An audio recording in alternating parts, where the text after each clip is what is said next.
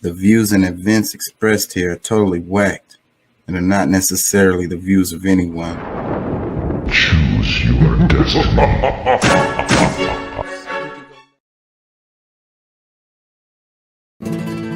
Dime qué tú quieres, papi. ¿Quieres que lo mueva para ti? Mueve, mueve. ¿Te gusta cuando me muevo así? Así.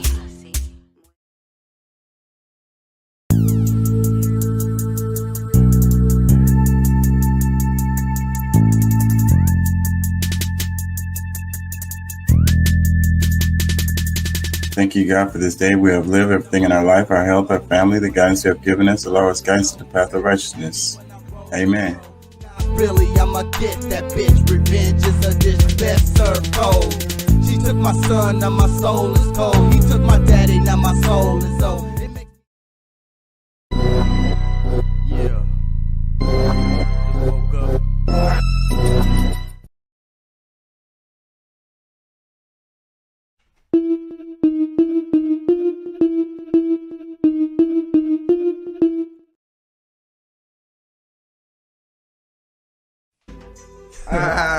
Yeah, man. That's hot shit right there, man. So what we gonna do? We gonna dub? King Chaka ENT. Y'all can check out the music on Spotify, Apple, and other services.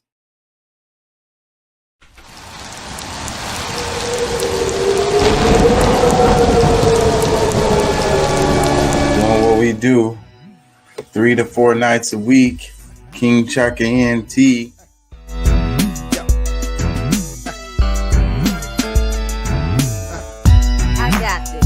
From the She back starts seat. shooting. Ow! That dude was like, ow. What was that? Outside the car, That nigga deputies' got body popped. cameras capturing the bullets flying through the air. We got shots fired couldn't up have been here. a straight We need shot. It had backup to be- immediately. Start Are you- EMS. Start EMS. What We got the a fuck? civilian. We got a civilian hit. The deputy. Looks like we got us another hit.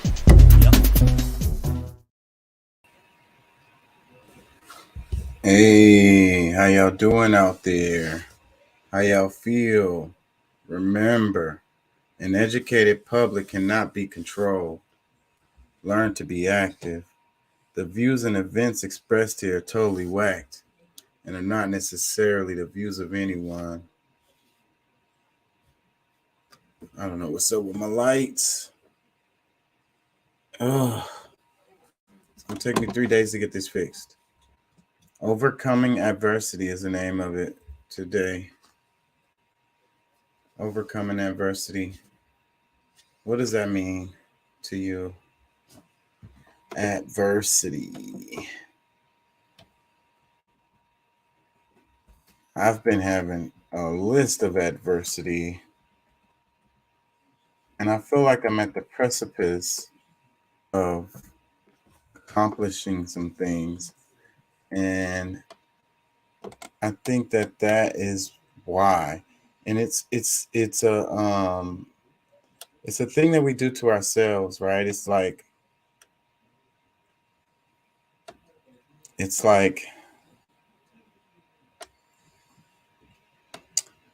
setting ourselves up for failure, being afraid of success.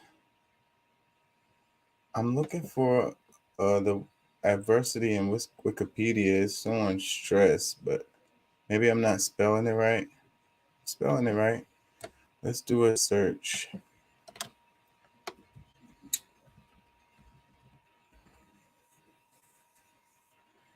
Dictionary: adversity, difficulties, misfortune, resilience in the face of adversity. Middle English, from French adversité, from Latin adversitas, from adverture, turn towards. It's like facing your issues. Yeah, it's 16 points in Scrabble. Guess that's not bad. Let's see, Webster's dictionary. Then let me share this. What the hell is going on with my screen?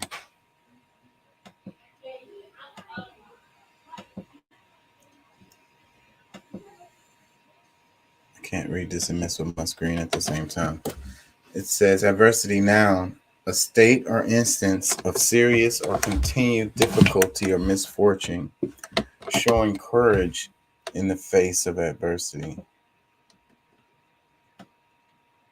And did you know adversity comes from Middle English adversite or adversite, meaning opposition, hostility, misfortune, or hardship, which itself is from Latin adversus, the source of adverse, which means bad or unfavorable, as in adverse criticism or adverse reaction to the medication. Synonyms: ill, mischance, tragedy, knock, misfortune, misadventure, mishap. Interesting stuff. It says choose the right synonym for adversity. Misfortune, mischance, adversity, mishap means adverse fortune or an instance of this. Misfortune may apply to either the incident or conjunction of events that is the cause of an unhappy change of fortune or to the ensuing state of distress. It says never lose hope in the depths of misfortune. Mischance applies especially to a situation involving no more than slight inconvenience or minor annoyance. Took the wrong road by mischance. Adversity applies to the state of grave or persistent misfortune. Had never experienced great adversity.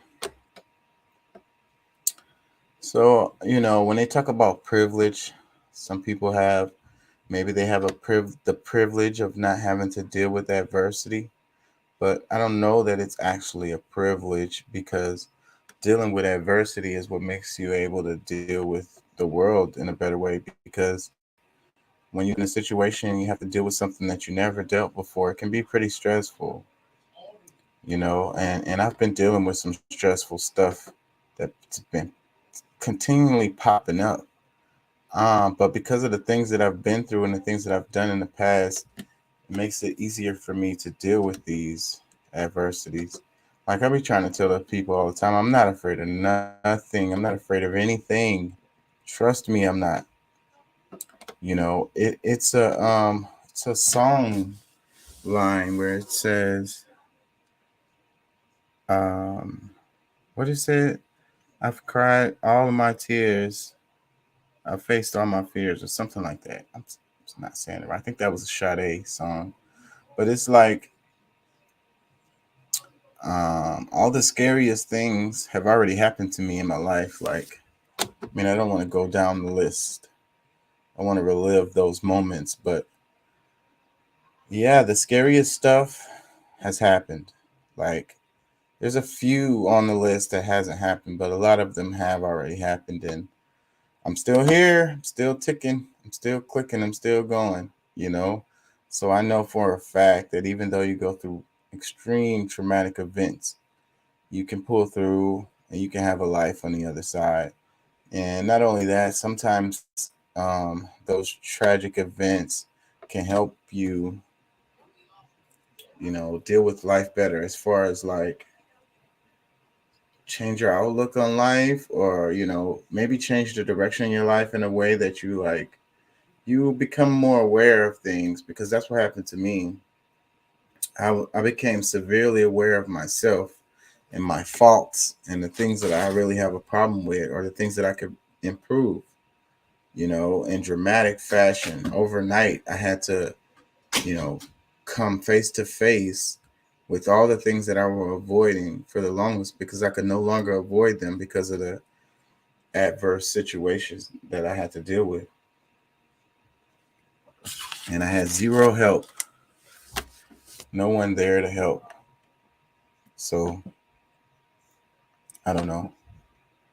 I don't know if it actually helped me, but I know it helped me to be able to see what I need to do.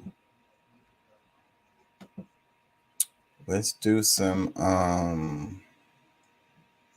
the screen is bothering me a lot. Let's do some Associated Press. A couple headlines. Barbara Walters. Am I saying? Barbara Walters news pioneer and The View creator dies. Oh snap! I saw some people talking about that. Dang, she was just on the show like recently. What happened? Barbara. This is by Fraser Moore. Barbara Walters, news pioneer, and The View creator died. So she was the creator of The View. Barbara Walters, the intrepid interviewer, anchor, and program host who blazed the way as the first woman to become a TV news superstar during a career remarkable for its duration and variety, has died. She was 93. I didn't realize she was so old. Freaking 93 is a good age to live. I ain't gonna lie. You know, hopefully I make it there. Seriously. I remember the news shows that she was on back in the days, but I didn't realize that she was the creator of The View. What's up, Pat? Who? Talking about Barbara? Yeah, that's what this article says. Barbara Walters, news pioneer and The View creator, dies. Yeah, I knew she was the creator. But she was on. Well, anyhow, rest in peace, Barbara. Yeah, I mean, I don't. R.I.P. She made it to 93. I mean, hopefully we make it there and beyond, you know? Yeah, That's almost 100 years. That's a pretty good amount of time. And she was working all the way up until the end, doing what she wanted to do in life. You know, was I'd say she? she had a pretty successful life. But she was up on the View. She was on the View, right? Until very, very recently. I mean, let me read the article. It says she wasn't on there recently. They had changed it. I don't watch that show, so I totally could be. You know, I thought she was on the Yeah, show. nah. Whoopi had been running the show for the last shit. I don't know how many years. Like, Oh, that shows how much I watch. Let me read some of this. It says Barbara Walters, the intrepid interviewer, anchor, and program host, who blazed the way as the first woman to become a TV news superstar during a career remarkable for its duration and variety, has died. She was 93. ABC broke into the broadcast to announce Walters' death on air Friday night. She lived her life with no regrets. She was a trailblazer, not only for female journalists, but for all women. Her publicist, Cindy Berger, also said in a statement, adding Walters died peacefully at her New York home. An ABC spokesperson did not have an immediate comment Friday night beyond sharing a statement from Bob Iger, the CEO of ABC parent, the Walt Disney Company. Barbara was a true legend, a pioneer, not just for women in journalism, but for journalism itself, Iger said. During nearly 4 decades at ABC and before that at NBC, Walters' exclusive interviews with rulers, royalty, and entertainers brought her celebrity status that ranked with theirs, while placing her at the forefront of the trend that made stars of TV reporters. It says late in her all the way back from the 80s. Yeah, I remember Barbara Walters. Let me read some more. It says, late in her career, she gave infotainment a new twist with The View, a live ABC weekday cafe clash with an all-female panel for whom any topic was on the table and who welcomed guests ranging from world leaders to teen idols. With that side venture and unexpected hit, Walters considered The View the dessert of her career. Okay. It says a statement from the show said Walters created The View in 1997 to champion women's voices. We're proud to be part of her legacy, the statement said. Walters made a headline in 1976 as the first female network news anchor with an unprecedented $1 million salary that drew gasp. Her drive was legendary, and she competed not just with rival networks, but with colleagues at her own network for each big get in a world jammed with more and more interviewers. including female journalists following in her trail. I never expected this, Walter said in 2004, taking stock of her success. I always thought I'd be a writer for television. Never even thought I'd be in front of the camera. But she was a natural on camera, and especially when playing notables and searing questions. I'm not afraid when I'm interviewing. I have no fear, Walters told the Associated Press in 2008. Is that it? I mean, before Oprah, Barbara Walters was it. Yeah. Yeah. I mean, if there was like a interview to be had with Michael Jackson, oh, it was Barbara. You know, Yeah. so yeah, she's definitely an icon. You know, I definitely appreciated her work. I think she existed during a time where we still had journalism. So I mean, I don't know of any I mean, you never know. She could have had some faulty fakeness in her and this, that, and the other, but I think she was one of them that wouldn't let nothing happen to Whoopi, especially when she had those different little comments that got her kind of in trouble. So I say she's stayed true to it as much as possible. Let's read a little more. It says, in a voice that never lost its trace of her native Boston accent or its substitution of WS for RS, Walters lobbied blunt and sometimes giddy questions, often sugar-coated with a hushed, reverential delivery. Off screen, "Do you like you?" she once asked actor John Wayne, while Lady Bird Johnson was asked whether she was jealous of her late husband's reputation as a ladies' man.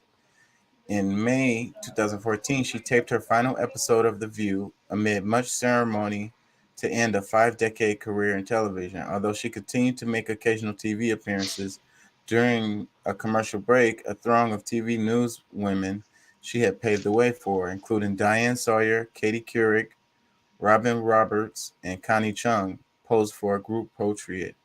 "I have to remember this on the bad days," Walter said quietly, "because this is the best."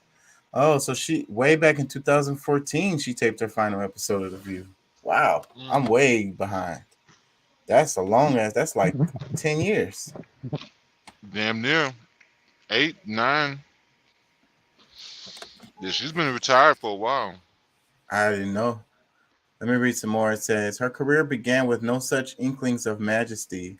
Walters graduated from Sarah Lawrence College in 1943 and eventually landed a temporary behind-the-scenes assignment at Today in 1961.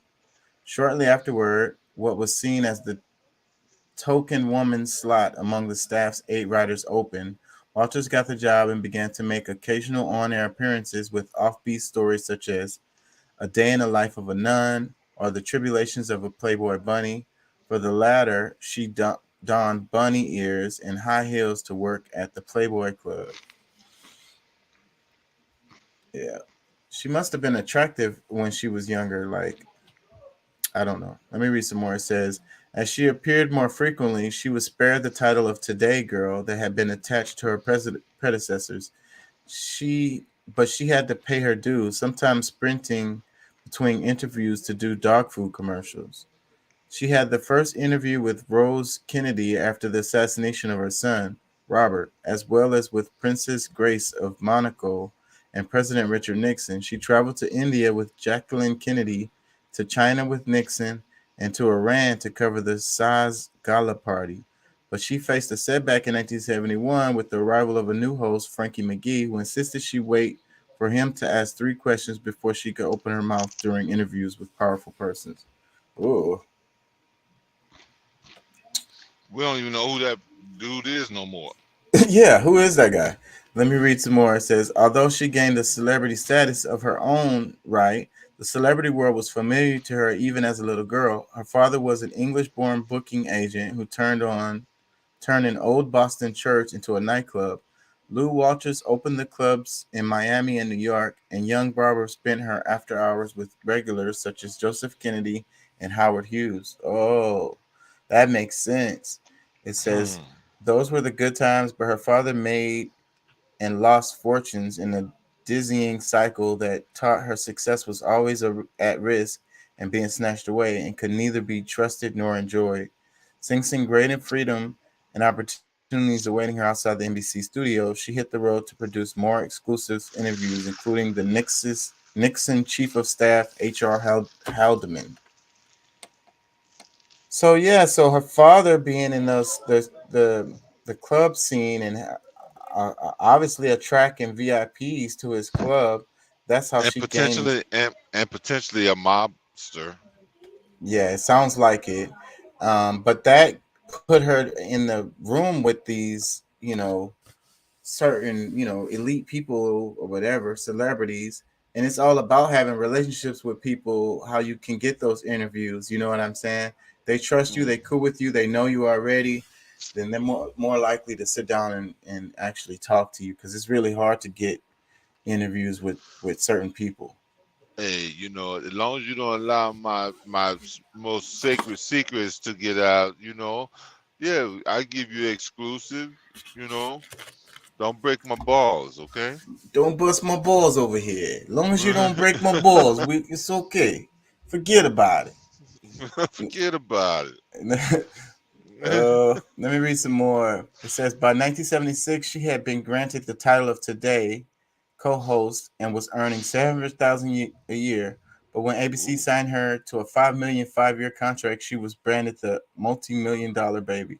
That's crazy. So in 1976, she was making 700,000 a year. 1976. 1976, and that was as a co-host. That's I was just a year old by then, but yeah, I mean, just think about it. That's shoot, that is A big lot money. of money is for then, and Yes, then for a woman. So because I wasn't even born yet. So yeah. yeah, so $700,000 then is probably damn near 2 million this now. I mean, man, more than that. That's probably like 5 million. That's a lot of money for Yeah, but 1976. yeah, like somewhere between 5 and 10 million. 700,000 back then.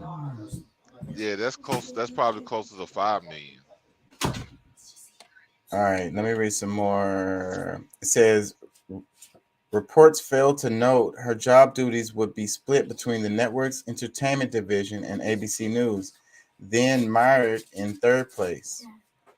Meanwhile, Harry Reasoner, her seasoned ABC Evening News co-anchor, was said to resent her salary and celebrity orientation. Of course, hater. Harry Reasoner. Like, do we know who this guy is now today? Who? Exactly. Let me read some Yeah. more. It says it wasn't just the shaky relationship with her co-anchor that brought Walters problems.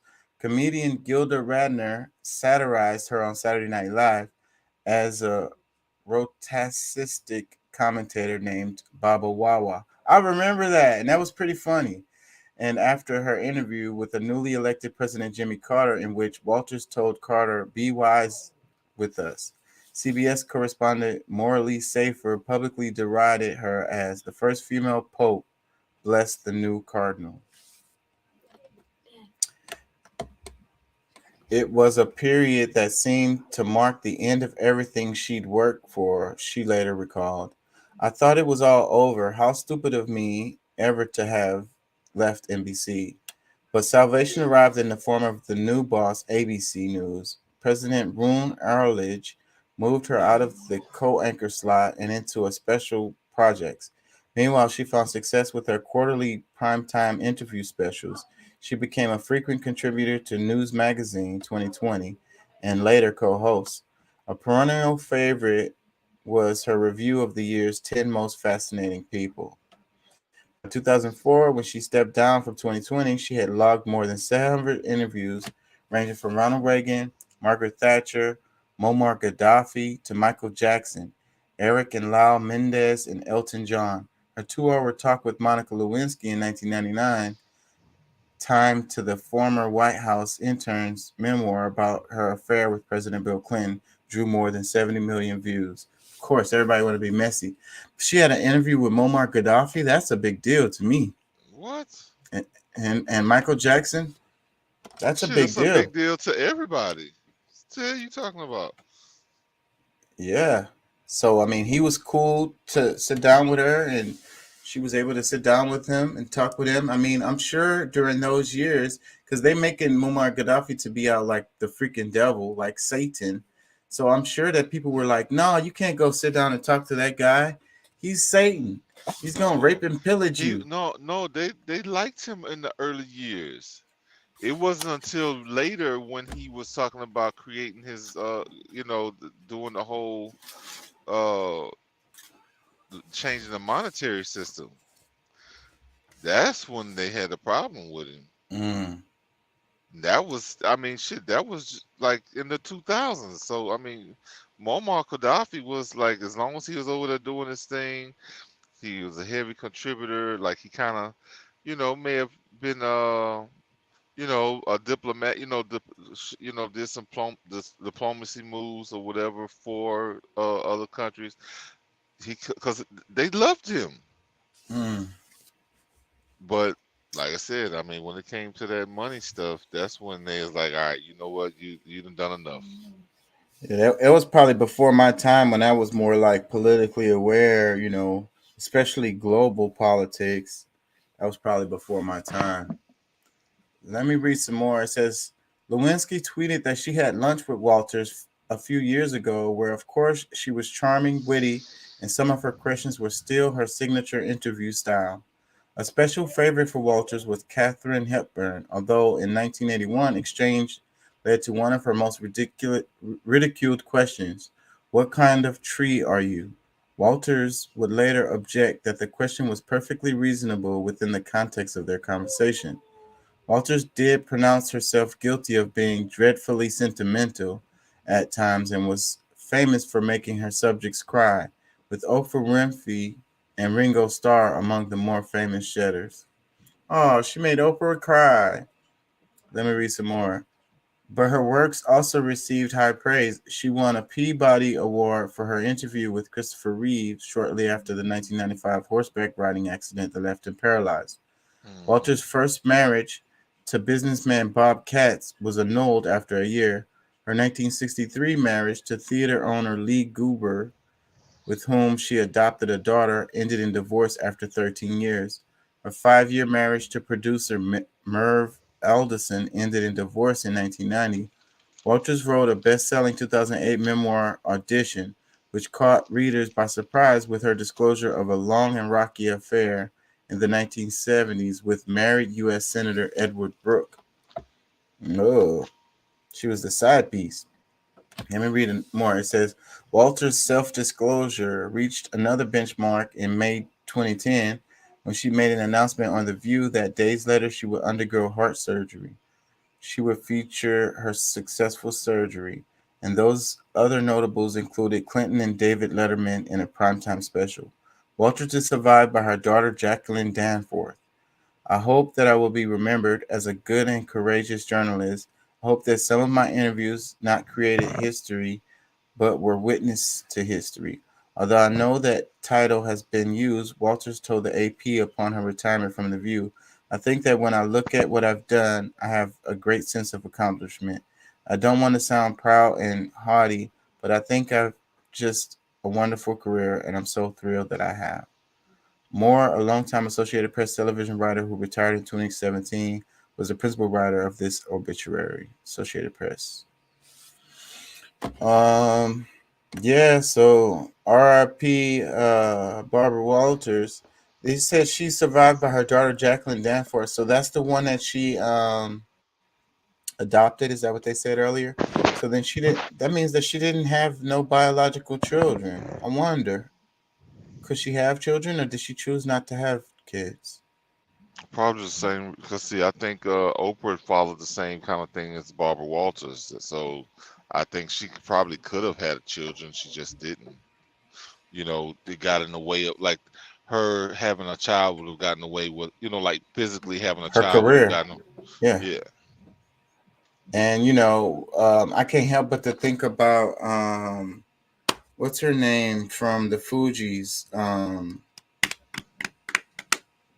the singer Lauren Hill, Mhm. and how when she had her son Zion, because they told her to not have that baby. It was a lot of pressure because she got pregnant with Zion right when she was the biggest she was like the biggest thing in the world really at that time. She was so huge. Mhm. And that's why in that song, I still play that song that she played off the Miseducation of Lauren Hill. And what's the name of it? Something to Zion, something like that. And she was saying in that song, she was like, they told me think of their career. Think of your career, they said. And she said, I chose Zion. I choose Zion. So, Mhm. and I think about how like her career never really rebounded. She never really came back. She only Not did that one album. not here in the States, but I mean I mean other countries are well, shit. She married a Marley. Yeah, but it's not like they was really rich. They wasn't. They was kind of struggling. Um, and she never did any more albums because she owed them like 4 albums or some shit. That's why they were suing her. That's another reason why she didn't have money. She was supposed to do I think 4 albums that she signed for at the beginning when she got the Miseducation of Lauren Hill album, but she never did anymore. Well, they did a little couple trickeries where they did like the what do you call it, like the deluxe edition of the album, and then they did like the live version of the album. So those counted as other ones, but she still didn't reach the I think it was 4 she was supposed to do, and so she still owes that to this day. I don't know how. Maybe she settled out of court, but it was a lot of money, so I don't know how she worked that out. Well, she's made music. It's just I don't think that because she still makes money because like I said, she's done albums under a different you know, through a different way, shall I say? Like, Well, I haven't heard nothing other. I haven't even heard. I've heard her on features here and there, but I haven't heard no albums from her. Nothing like that. And but I'm sure she makes money when she performs live. They can't yeah. take that money. Yeah. So it's like she turned her back on the industry, and then they call her crazy too. So it seems like she went crazy. At least that's what Well, they're saying. that's another Dave Chappelle crazy. You know Right. what I'm saying? That she didn't do what they wanted her to do. They probably were screwing her in the beginning and to start with, with how much they were gonna like paying her for the album, and it wasn't worth it. Like all right, look, I can live my life. I can be a wife and a mother, which most women aspire to be, no matter how much talent you have. Most like that's where a lot of people get their true accomplishments is through relationships with the close, the most intimate ones. So And that's what she wanted to be. She wanted to be like a mother and have a family yeah, and be there for the kids. Because if she had that career, that she would have been. she probably been more miserable, and I'm proud of her for doing what she I'm did proud because of her for her decisions that she made. Really, I am, because she could have been. She could have been like Madonna. She could have been like Beyonce or whatever. Like, but yeah. damn, it made me forget what I was gonna say. Her decision, um, is commendable. I would say. I'm a fan. I'm a huge fan of her, Me too. I love her. Like I mean, and she's she chose the other way. She chose life instead of Oh yeah, that's what I was gonna say. Lupe Fiasco, in one of his songs, he says, "I never intended my life being a collection of dates," you know, and he said, and to intellectually sedate. So it's like like you're on tour, you're touring all the time. And of course you're making lots of money, but you're not at home. You're away from home. I mean, it's probably well. cool to be traveling the world, but it's like you But know, you it's got, I can only imagine, but I mean, I would think that when you get to that kind of lifestyle, you don't even you're not a person anymore. You're a thing. You're a, you know, I guess you're still classified as a noun, but shit, I mean, you're more of a, oh yeah, are you going to the such and such concert? You know what I'm saying? It's not like, some people it's like, oh, Lupe's in town, or whoever blah blah blah is in town. But I don't know. I think, because when I was younger, I used to wish for all of that, and I think as the more I got older, I realized that I was blessed more not to have gone through that than going through it. yeah, Being because I don't know, famous and all. it's just being endless. Like he said, my life being a collection of dates. It's like, yeah, on this date at this time I'm gonna be here. At this date at this time I'm gonna be here, and it's just gonna be, and that's just my life, you know. Hmm. And that's how some people like some of his fans are gonna be like, "Hey, you remember October 9th, 19? I mean, or 2002? You were at the such and such, whatever stadium, and I met you." I mean, Like, it's no, I cool. don't. I'm sure. Yeah, no, I don't remember any of that, But I mean, because I'm sure it's cool to some extent, but I don't know if anybody really truly gets full value out of that.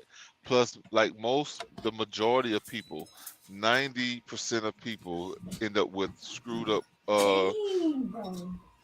contracts. So it's like they're out now touring. Yeah, they still make whatever that they've agreed. Make through I forget what you call them, the booking the agents or whatever.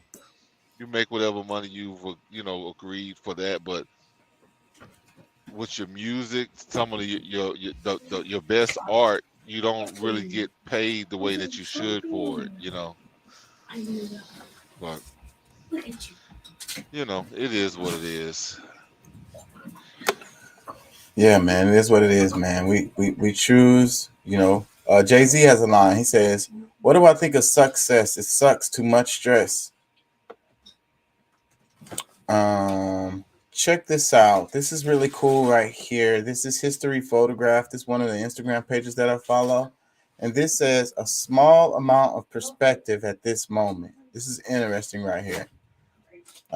There's some pictures. I think about child labor. I'm sure that's what they're showing here in these two pictures here. But they're gonna break it down. Let me see. Is it on the slides? No, it's not One on the of slides. like a couple of pictures back, like two pictures back, it kind of remind me of like the what's those young kids back in the day, Buckwheat and them. Yeah.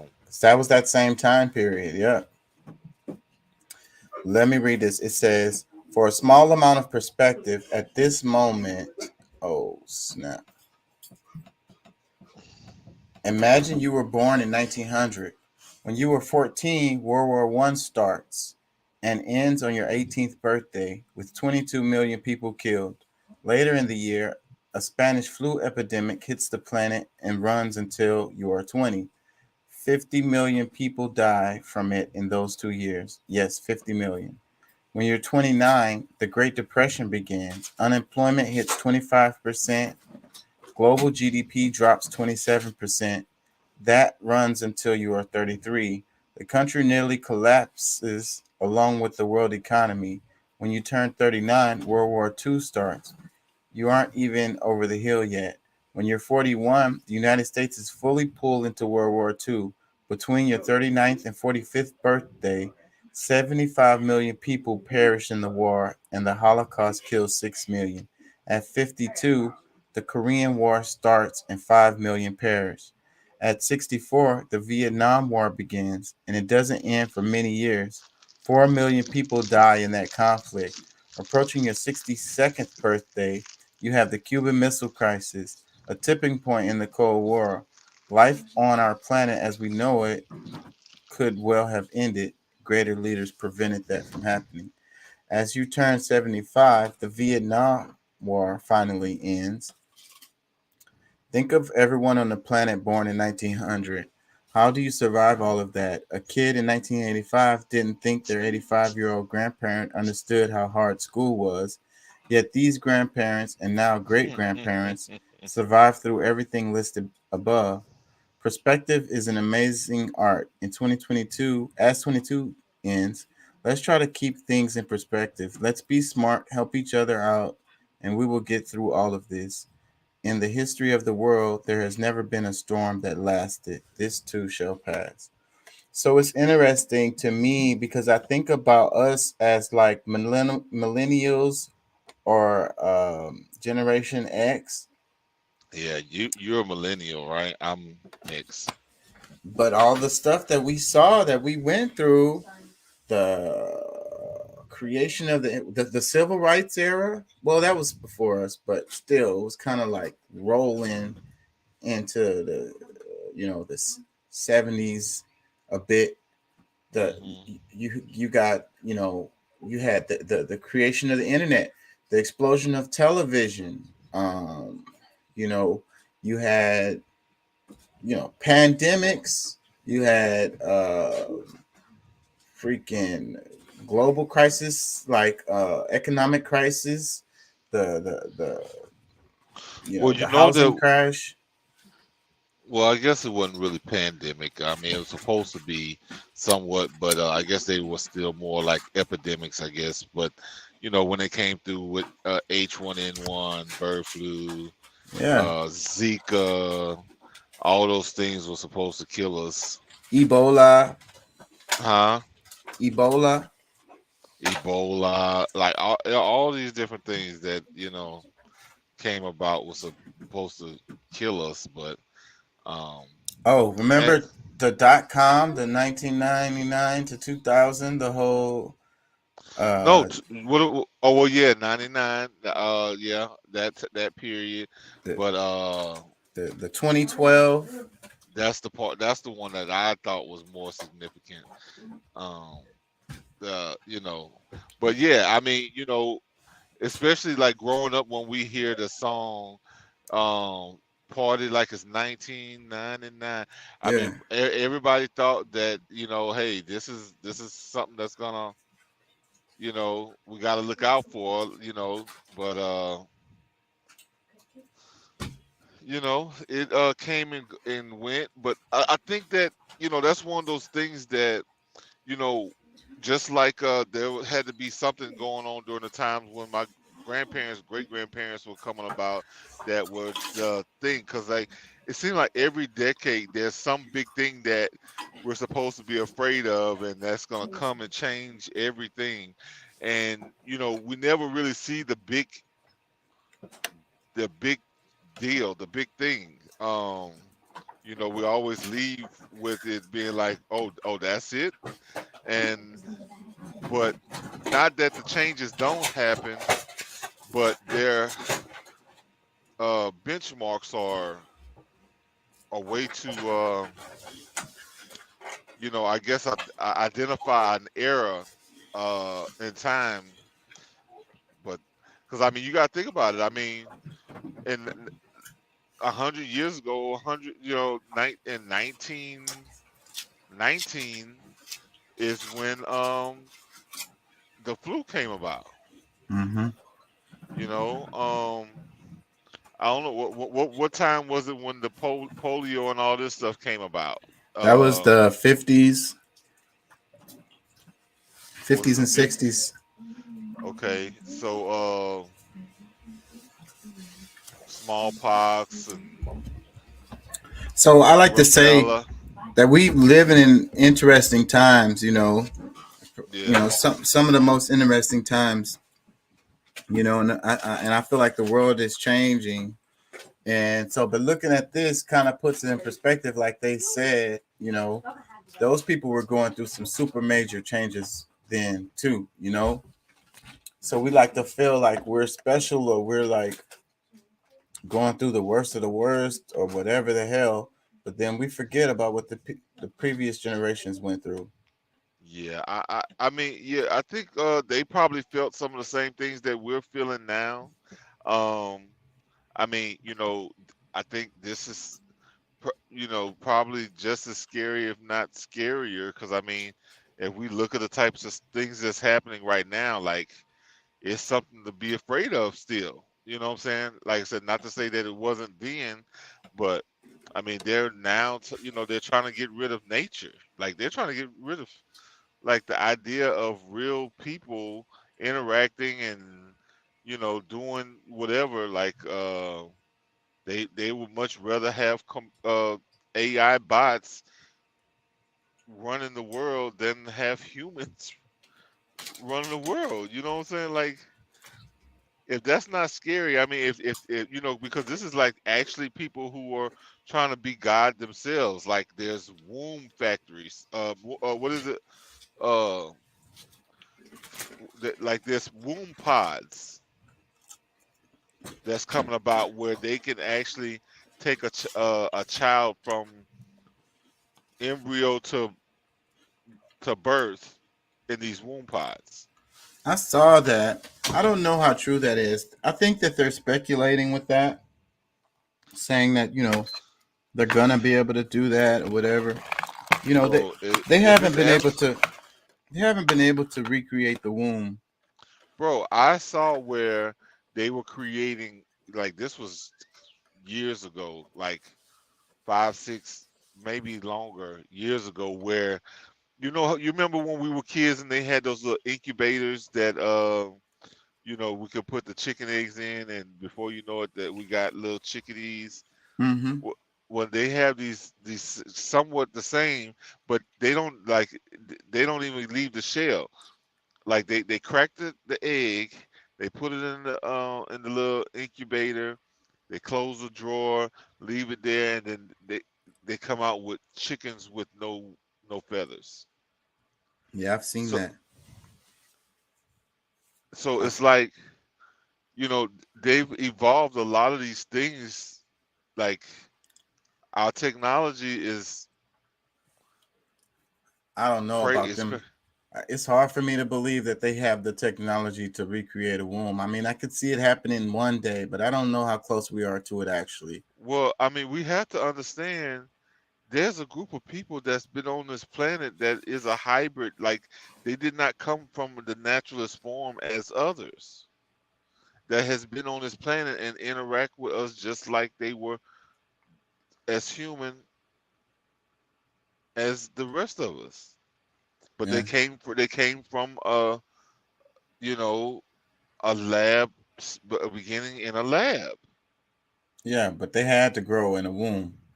Let me read I some comments. It says, hard times create strong men. Strong men create good times. Good times create weak men. Weak men create hard times.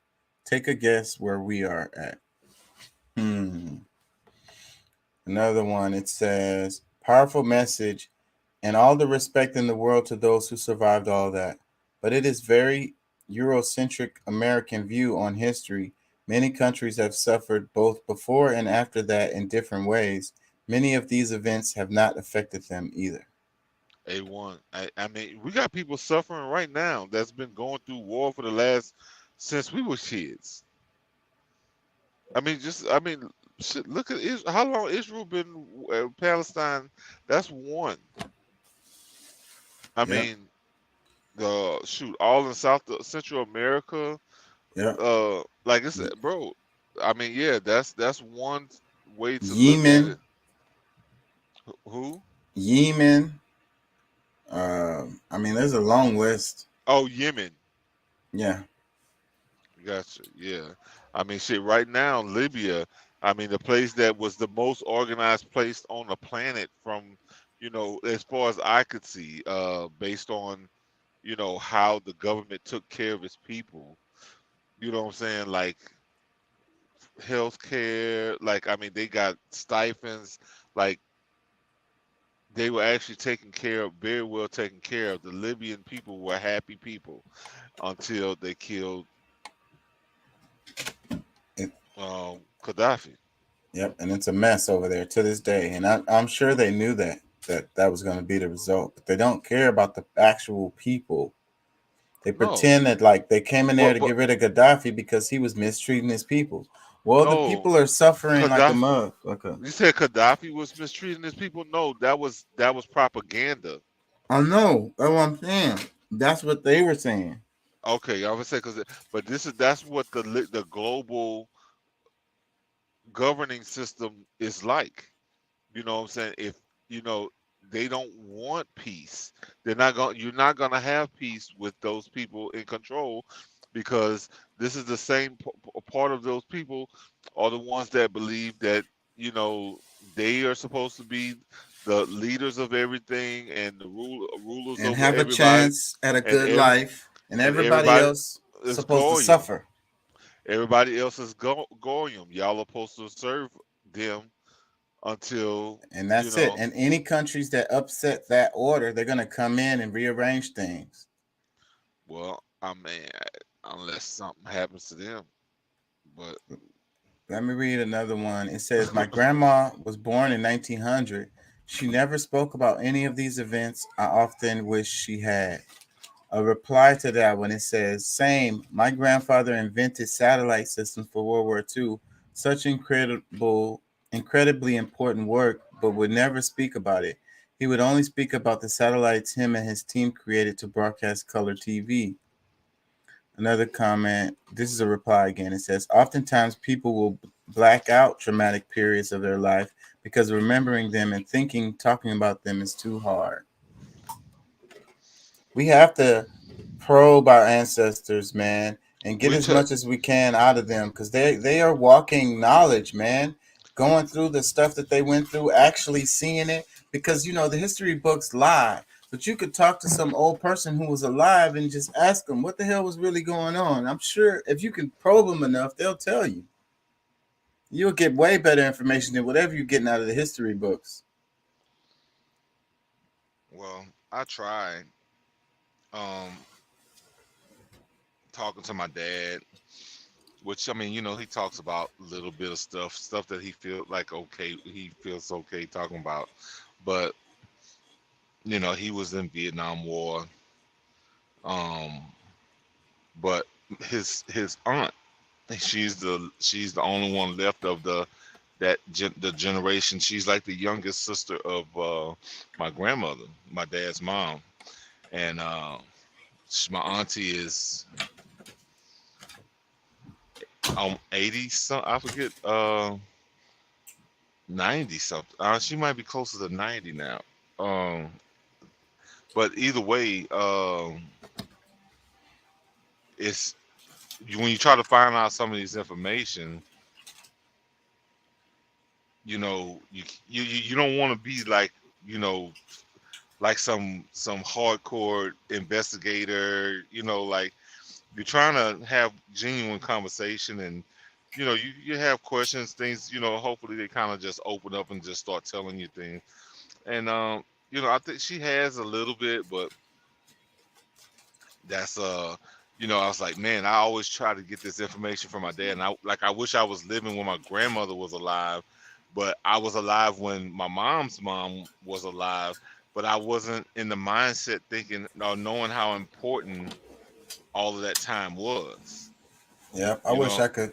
They be talking about who would you go back and talk to if you could go back in history, and my grandma is one of the ones that's high on my my list. I would love to talk with my grandmother, but my great grandmother, that's who my mom's grandmother is. I feel like just like some of the things that I felt when I was around her, I feel like she would be the one to really, because she was born in the 90s,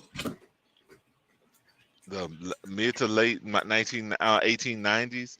So she saw the turn of the century. You know what I'm saying? She saw when the 19th. She was you know a young girl still, because let's see, my grandmother was born in 1920. um so but like she got married at like 15 or something like that. Some say 14, but the records show she got married at was it 16 or 17. But either way, um, I know she she was a farmer. She was she married my grandfather that was 20 years older than her, or maybe older. Mm. You know what I'm saying? So it's a lot of stuff there just to kind of get her perspective of what was going on at that time. Let me read this one. It says, and with all this in mind, imagine being born a Negro in 1900 and having to endure all of this. Plus, public lynching, segregation, civil rights movement, the model minority campaign, getting hosed and bit by the police and their dogs, Watts riot, Tulsa, Oklahoma, watching the American government dismantle black families, the war on drugs, redlining, etc. Yeah, it's a lot of stuff going on there. I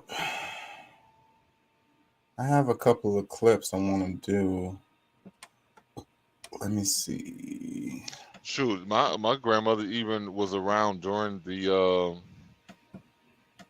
just think. I mean, she was probably in her 40s or something during the 60s. So when they had the riots, they were still having riots, and because I mean, if you really think about it, bro, like a lot of our history don't talk about it here in America, where they had a lot of slave revolts here in the country. So like, there's a lot of that stuff that was going on for a long time. I know. Yeah, I know. You said a lot of those diseases are man-made. No, you didn't say a lot of them. All of those diseases. I'm softening up his comment. My bad. We still can see it. You're not softening it up. Yeah, let's move on before we get in trouble. It says, here's the rundown of new California laws that will take effect in January 2023. This is interesting right here. So inmates can make free calls beginning January. State prisons, youth detention facilities, and city and county jails will be required to offer phone services to inmates free of charge. Senate Bill 1008 by Senator Josh Becker, Democrat San Mateo, prohibits government agencies from profiting on the provisions of communication services to inmates. I think that's a good thing. Bro, hell yeah. Bro, do you know how much money they spend? Like, bro, it's got to be like insane, totally insane what some people actually spend, and then you don't get much time on the phone. So like, yeah. So you got wives with husbands, and they got their kids on the outside. Yeah. Well, I mean, and they make phone calls all the time, and that shit is like a whole nother bill that they have to pay. I'm like, some of them probably like some people are going broke at home trying to stay in contact with their loved ones that's locked away for whatever reason. You know what I'm saying? Like, just trying to help them stay sane by being able to hear a voice from home. And they barely can afford to accept those calls. And I mean, shoot, the money that's being spent there should be able to go to a few extra meals. You know what I'm saying? Or so yeah, I think that's a good. Yeah, that's definitely, I think, a good idea. All right, so let's hear what's the next one. It says prosecutors can no longer use rap lyrics as evidence. Starting in the new year, courts will no longer be able to use a person's creative expressions, such as rap lyrics, against them in most criminal proceedings. Assembly Bill 2799 by Assemblyman Reggie Jones Sawyer, Democrat, Los Angeles, prevents prosecutors from using a creative expressions as character evidence against a defendant unless they can be tied to a specific crime or provides information otherwise not available to the public. Hmm. I like that one too. That's interesting. Yeah, I mean, because I'm like this. If they stupid enough to rap about stuff that they actually doing, I mean, to me, like, look, just make it entertaining. Look, change the dates and events and whatever the name, like whatever. Do something. Like, still be creative to some extent. Like, I mean, it'd be good if you're just be an entertainer instead of doing, still living a criminal life. But I think that's also going to have to play a part into uh, them getting fair deals. Yeah, and You the record label's not pushing them to make this kind of music. Because yes, I was watching a video about that. They were like, we make all these songs, but the record label picks up the songs where we talk about this stuff. 'Cause that's what they want. yeah, no, yeah, Um, they get plenty of enjoyment out of our destruction. and making money. So there Oh is a yeah, provision in there. It says, um, unless they can be tied to a specific crime or provides information otherwise not available to the public. So if you getting on your song and you're, singing about a specific ass crime that you did, with probably like the details of the person you killed and where it was at and all of that, right? like, yeah, They should it'd be stupid not to, and that's the point that I think. I was listening to a radio show on it's a popular radio show. I'm not gonna say who he was, but they were talking about they do believe that those lyrics should be used, especially if they, like if this is gonna, you know, bring peace to a family, them knowing what happened to their family member that passed away, this, that, and the other. Like, yes, they should use it. So, yeah, I think that's a pretty decent provision. yeah. Yeah. So let me see the next one. It says abortion, AB 2223. It protects a woman or pregnant person who chooses to end a pregnancy from prosecution, even if the abortion is self-induced or happens outside the medical system.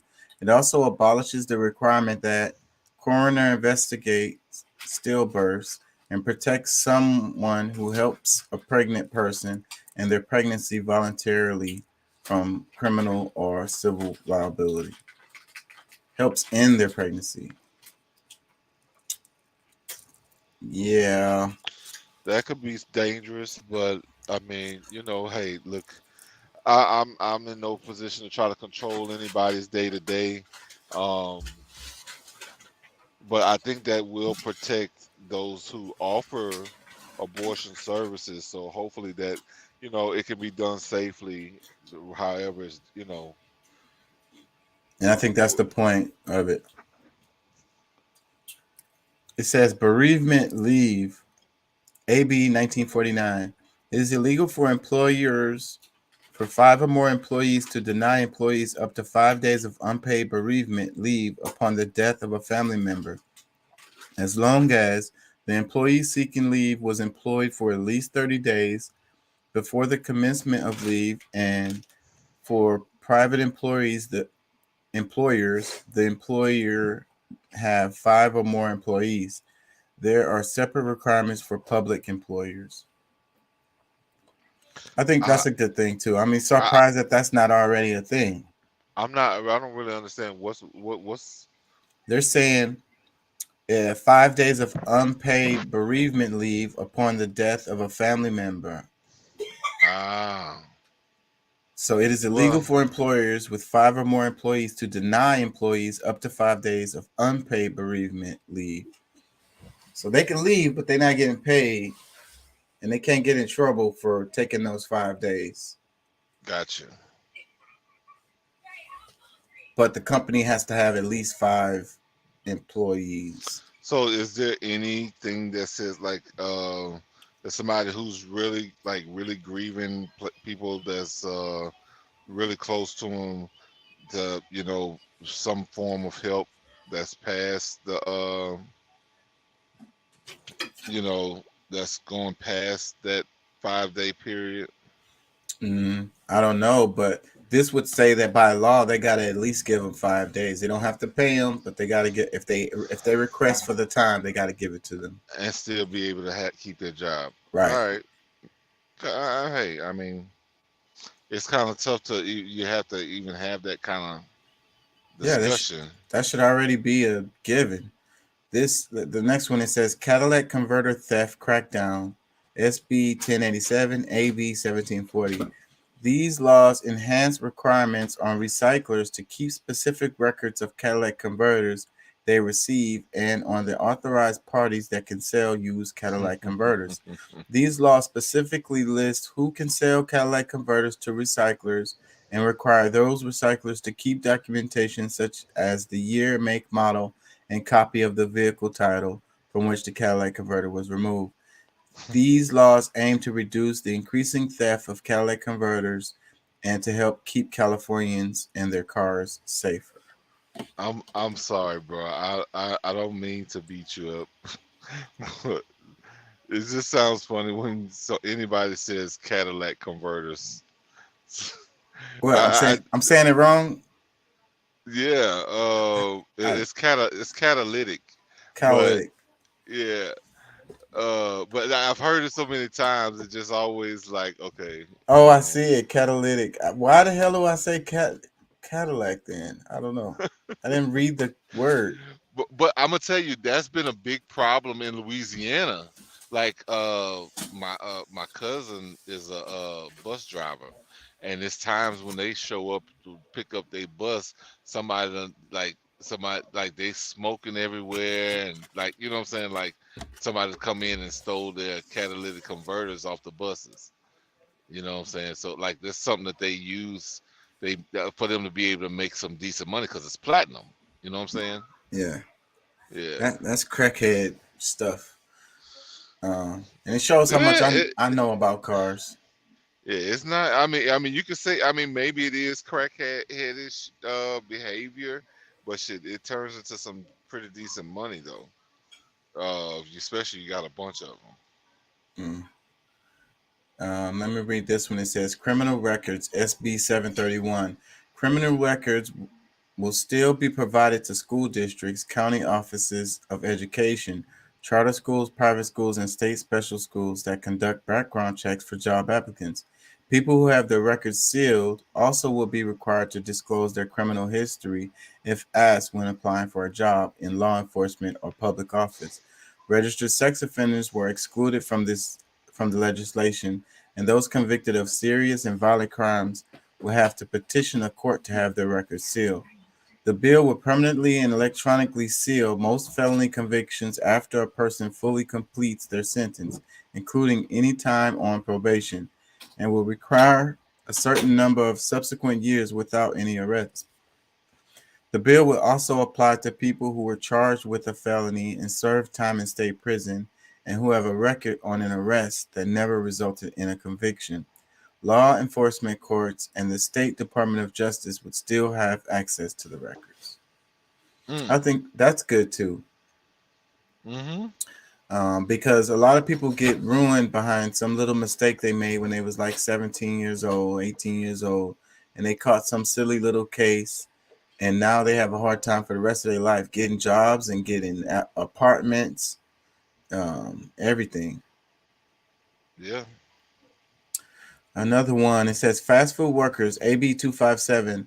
The bill will set up a 10-member council that will include worker and employee representatives and 2 staff officials, and that would review pay and safety standards across the restaurant industry. The council could issue health, safety, and anti-discrimination regulations and set an industry-wide minimum wage. The legislation caps the figure at $22 an hour in 2023, and the statewide minimum wage will be $15.50. The bill also requires annual cost of living adjustment for any new wage floor beginning in 2024. Okay. I don't know how that's going to work out in the restaurant industry, but me read this one. It says fur ban AB 44 signed into law in 2019. It makes California the first state to ban the sale and manufacture of new fur products. Lawmakers have given retailers enough time to phase over and make the changes necessary. The fur law bars residents from selling or making clothing, shoes, or handbags with fur starting in 2023. The fur ban doesn't apply to used products that those used for religious or tribal purposes. Wait a minute. The furs? Yeah, they're talking about fur. Also, as long as you're indigenous, you can still do it. I mean, I'm not into that, but I'm just saying, like, it's just pretty much they can't really set, because I mean, we have our own jurisdiction. We, have our own constitution and set of laws, so they can't really tell us, they can't really make law against it. You know what I'm saying? You still there? My bad. I had muted myself. I'm here. Yeah, I was like, wait a minute.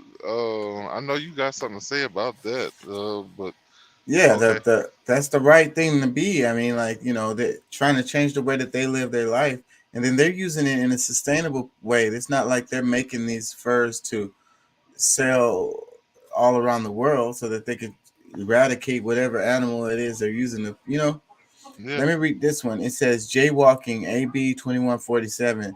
Pedestrians can cross the street outside an intersection or crosswalk without being ticketed as long as it is safe to do so.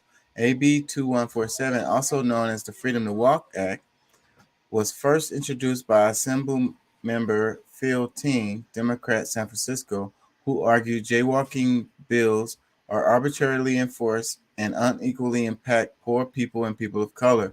The bill defines when an officer can stop and cite a pedestrian for jaywalking, specifically as only when reasonably careful person will realize there is an immediate danger of a collision. Mm-hmm. Yeah.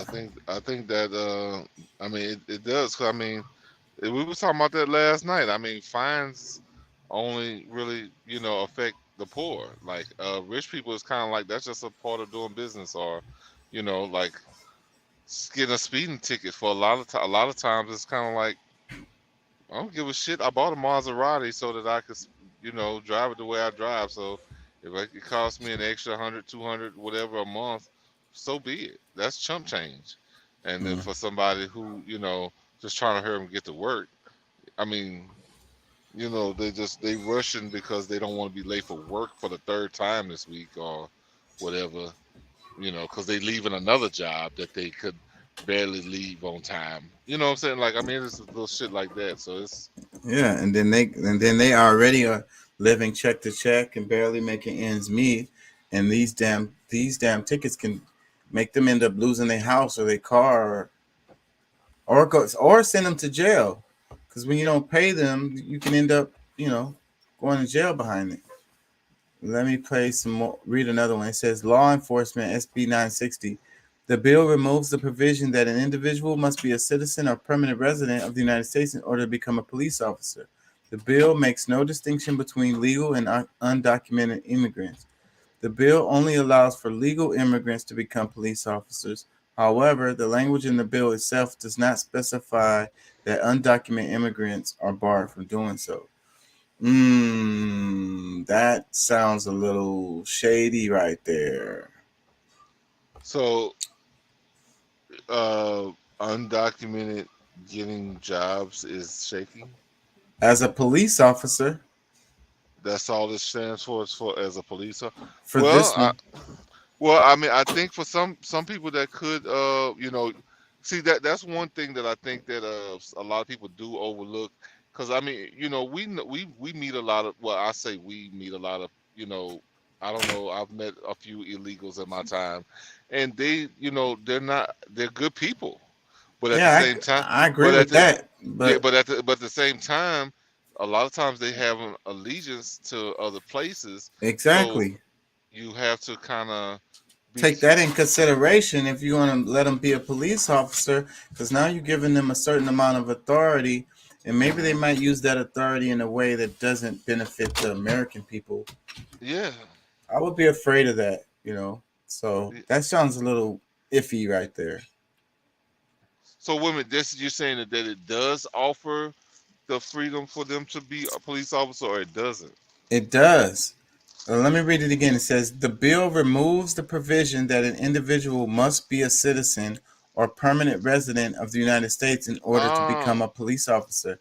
The uh, bill makes no distinction between legal and undocumented immigrants. The bill only allows for legal immigrants to become police officers. However, the language in the bill itself does not specify that undocumented immigrants are barred from doing so. okay. See, now I understand why you're saying what you're saying. Because I for a moment, I'm like, you don't think, because I thought it was the opposite of what you said. I thought they were saying like there was, making a special route, like people who are immigrants or whatever. Like, I mean, I think you need to be a special part of the process to becoming a citizen before you can take on a job like that, where you do, like, if you can, try to reprimand somebody over laws and this, that, and the other. I think that you should be like fully, I don't care if it's a year, the same year, whatever you want to be a police officer, blah blah blah. Like, you really should be a citizen. Like, you need to have given your allegiance to this country and these people. That's what I'm saying. That's what side I am on that one. And maybe that Yeah. doesn't sound like it's coming from the left, but that's where it No, no. is. I mean, I think it's fair. I know we both identify on because I actually am pretty down the middle. I just think, let's just be fair, and we have different perspectives, but I've really gotten to the point where, like, I don't really want to identify either way. I want us to identify as Americans, and you know humans, fair people. You know what I'm saying? Like, trying to righteous people. That's where I want to identify. So, um, whatever it's gonna take for us to get to a common ground that everybody can be, at least satisfied with, and be treated fairly. That's what I want to get to. Yeah, But because they got all these labels, everybody, liberal, conservative, libertarian. mhm. Uh, But see, but that's one of the crazy things to me, that being a conservative or liberal is actually like a political designation, I guess you could say, or like an identity. Because I mean, that's just like, okay, a human being. Like, I could be liberal and conservative at the same time. Like, yeah, just being a human. Like, I mean, there's some things that's like Chris Rock said a long time ago. It's like prostitution. Yeah, I'm a little liberal, but what was it? It was something else. Other way he was saying that he's conservative. So, like, just being a human being, you're not just gonna be one. Like, you're the main thing. Being a good human, you're not gonna be just one, because you're balancing between those those polarities. So, let me read this one. Mental illness, SB 1338. Governor Newsom signed the Community Assistance Recovery and Empowerment Act in September. It will let family members, first responders, and others ask a judge to draw up a treatment plan for someone diagnosed with certain disorders, including schizophrenia. Those who refuse could be placed under a conservatorship in order to comply. The new law will let a court order a treatment plan for up to 1 year, which could be extended for a second year. The plan could include medication, housing, and therapy. Under mm, care court, families, clinicians, first responders, and others will be able to refer individuals suffering from schizophrenia spectrum or psychotic disorders. Care court will be implemented statewide and will start with a phase-in approach. The first cohort to implement Care Court includes the counties of Glen, Orange, Riverside, San Diego, Stanislaus, Tuolumne, and San Francisco. I think that's good. I think that's a good start because I was reading something about here in Texas prisons about how like there's a problem in Texas prisons related to, you know, all of the mental health, and that it's actually creating a dangerous environment for the people that are in jail and the COs. And it's because the states and the governments, they don't want to deal with these people, so they just lock them up, and like that's their way of dealing with them. It's like, okay, these people are crazy and they're they're homeless and they're all in the corners and stuff, so just lock them up. That's our freaking solution. Well, listen, I mean, I think this, you know, I think what they're doing is all that's a conservative, what the consortium shit. Wait a minute, I forget. I didn't see the word how is that, but I kind of know what it is. Like, but I believe that that's a good beginning.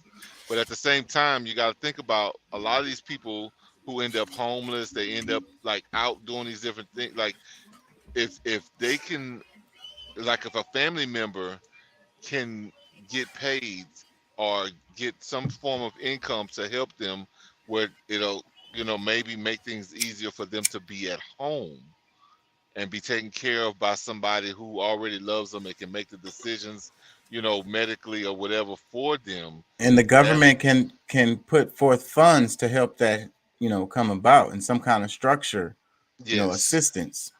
Yes.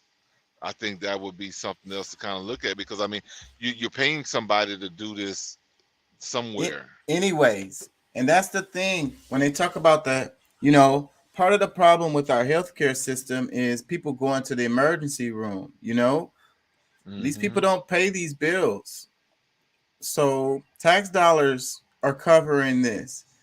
You know, so we want to act like we don't want to care for the homeless. It doesn't matter. We care for them anyway. Every time they go to the emergency room, we flipping that bill. Yeah. So pay for it on the front end because it's more expensive on the back end. Let me read this one. It says minimum wage SB3. The statewide California minimum wage will raise to $15.50 per hour for all employee sizes. In 2022, the minimum wage in California was $14 an hour for employers with 25 or fewer employees and $15 an hour for employees with more than 25 employees. Related, California minimum wage will increase on January 1st, 2023. However, employees in at least 30 cities are already paying a higher local minimum wage, and new increases took effect in some cities last July, with at least 6 cities raising their minimum wage higher than $15.50. Cities with higher minimum wage than the state include Berkeley, Emeryville, Los Angeles, San Francisco, Santa Monica, and West Hollywood. That's not enough. I mean, $15 an hour in Louisiana ain't gonna go very far. Doesn't go far. So I mean, you talking about California, bro?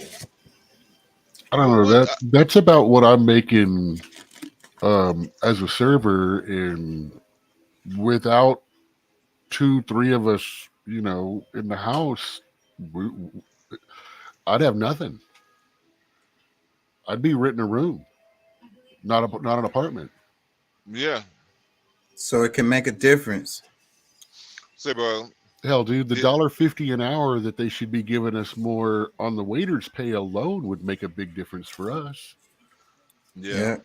You know, in 1994, minimum wage went to $4.25. They set the pay for waiters at $2.13 at that time, half of that minimum wage. And it's still at $2.13. In the 5 different minimum wage hikes that have happened between now and then, the partially tipped people have gone up, the student wage has gone up, and the minimum wage has gone up, but the server pay has not. at $7.25 an hour, which is what Texas is, servers should be making $3.62 an hour. No. No, Well, I'm just going by the way they figured the current well, things. Yeah, we should be making $7.25 an hour plus tips. That's what I think.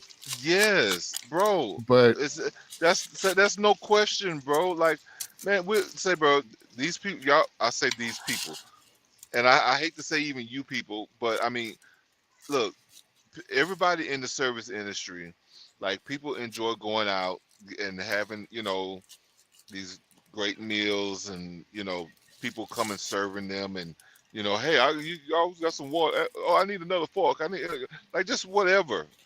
Like there's like nobody should be working any job that makes less than the really the minimum wage, honestly, like that. But I mean, if we're gonna throw in the option for tips, okay, $7.50.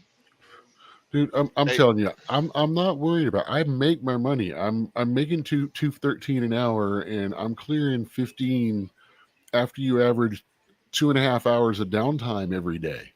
I'm still making my 15 an hour. Yeah, I make about 20, 25 an hour. And so, but still though, if I don't count my opening and closing, the time that I'm not getting paid, I'm making $20, $30 an hour. Yeah. But y'all see, that's the thing. I think that what upsets me is having to tip out. But wait, no, the part is, what about all the time you spend on side work and setting up and all of that? I mean, what people don't understand That's about why us, that's why I say I make $15 an hour and not $22 an hour, because it takes it down when I'm working. Because what people don't understand about us as waiters, the money that we actually make are the tips. And what's crazy about that is the company that we work for isn't really who pays us. The $2.13 that they pay is just to cover taxes. That doesn't really put any income on our payroll. Doesn't. That's why I say we need that extra $1.25, because taxes have gone up. We need that extra $1.50. Say, bro, look, that's the difference. I've had as high as a $2,300 tax bill at the end of a year because what my minimum didn't do. And I had another friend of mine that worked at High End. He had a $7,000 tax bill at the end of the year for what his didn't pay. Hey, bro, I'm gonna tell you something. I think all of y'all, even all the way down up to the cooks, even though that they do get a flat rate, and like I used to work those type of jobs. I know what it entails. So I promise you guys deserve more than that. And I know that y'all are speaking the way y'all do because y'all are kind of y'all in it and you kind of used to the setup that's there. But bro, y'all deserve more than that. I mean, just think about for the cooks, they're scientists. Like they have to have things perfectly.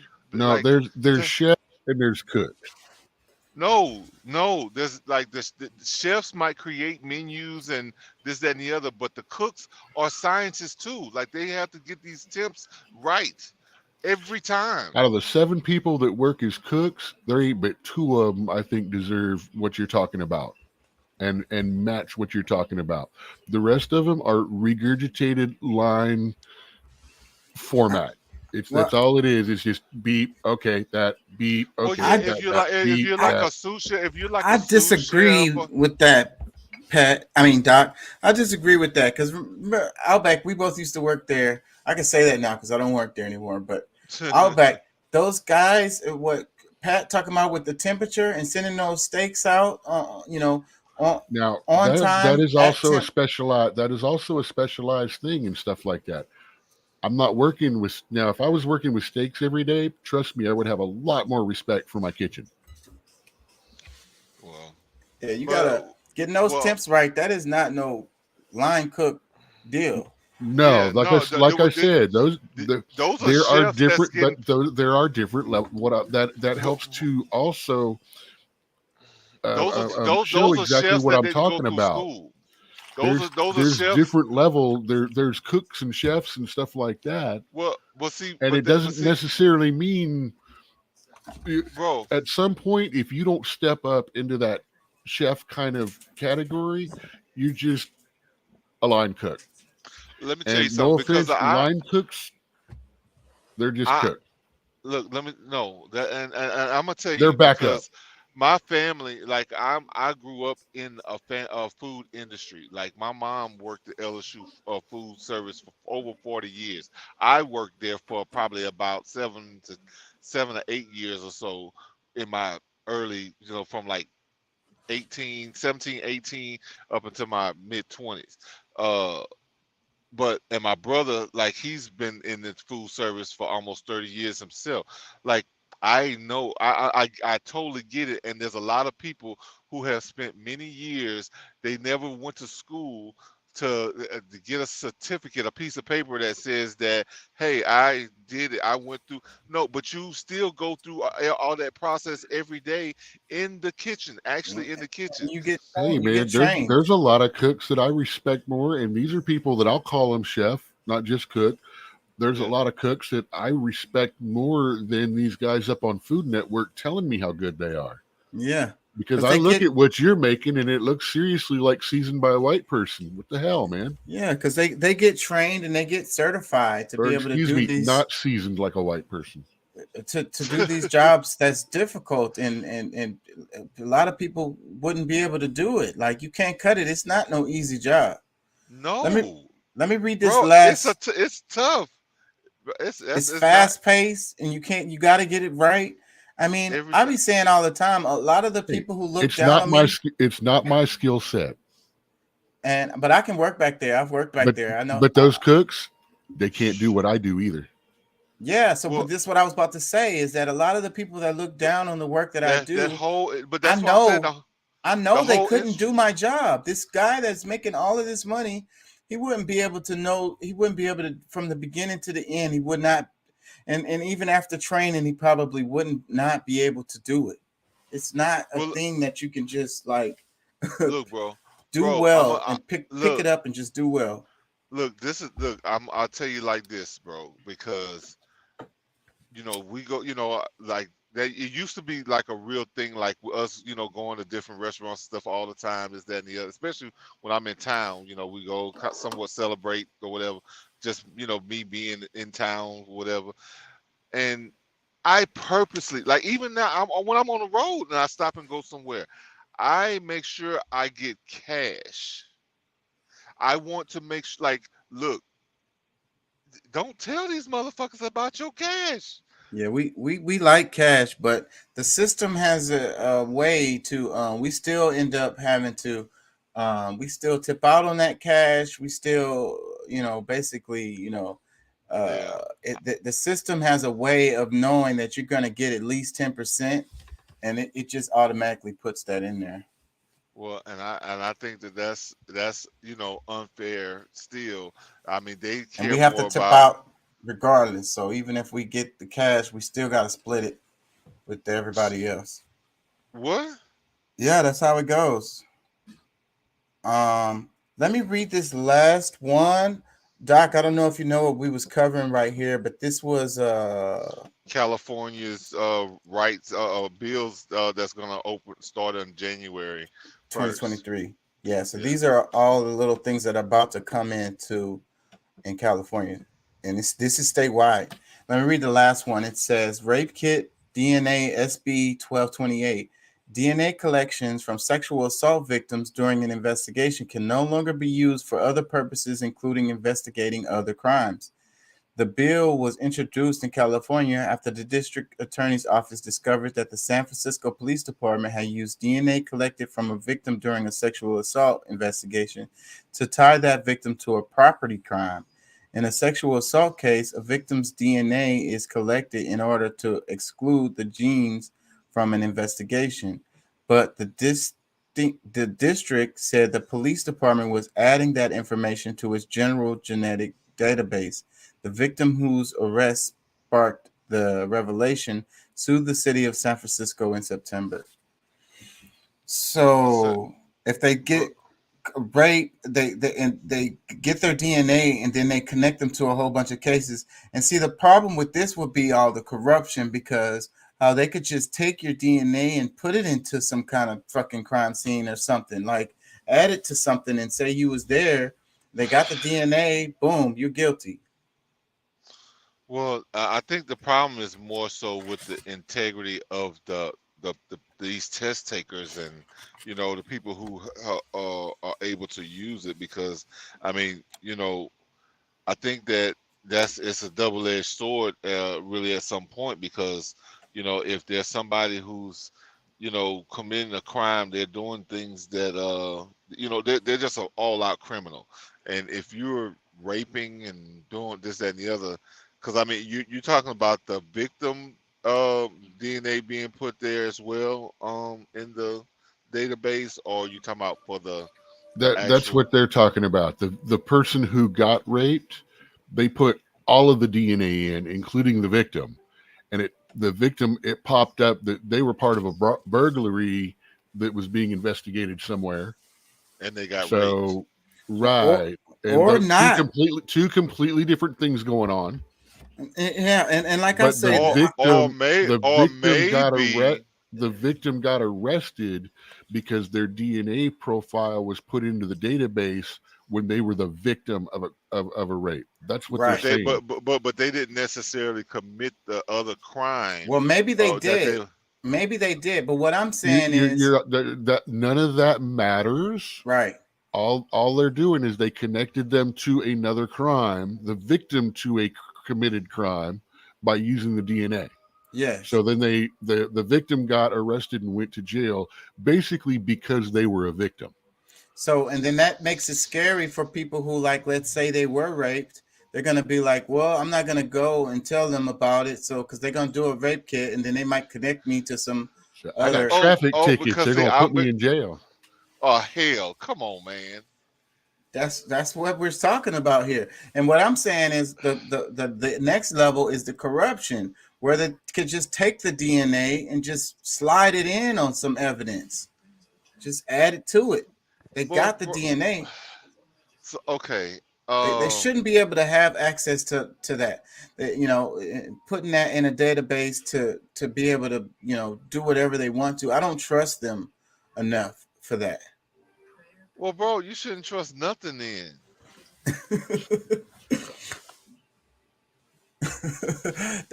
I don't trust them with people's DNA like that, like collecting it and putting it in a database. Dude, they've been doing it for 40 years. They did it 20 years before anyone knew about what was going on. But that's what I'm saying, bro. Like, picking and choosing. I understand, like, all right, people picking and choosing their battles, and whatever, but like, actually, like, things that you really like believe in, bro. Like, it's gotta, like, something's gotta be consistent, and just because because if they're a criminal, they're a criminal, and I think that they should be able. Because I mean, maybe the rape kit, if it's like it's an invasion of your privacy, like on that level, because you didn't commit a crime, and then they're using your information. They didn't catch you in that crime. It was a whole different situation. Like, let me just give you a scenario. You believe it or not, but this now you wanting the protection of you want the victim caught if that violated you, but if you violated somebody, you don't want them to be able to get any justice.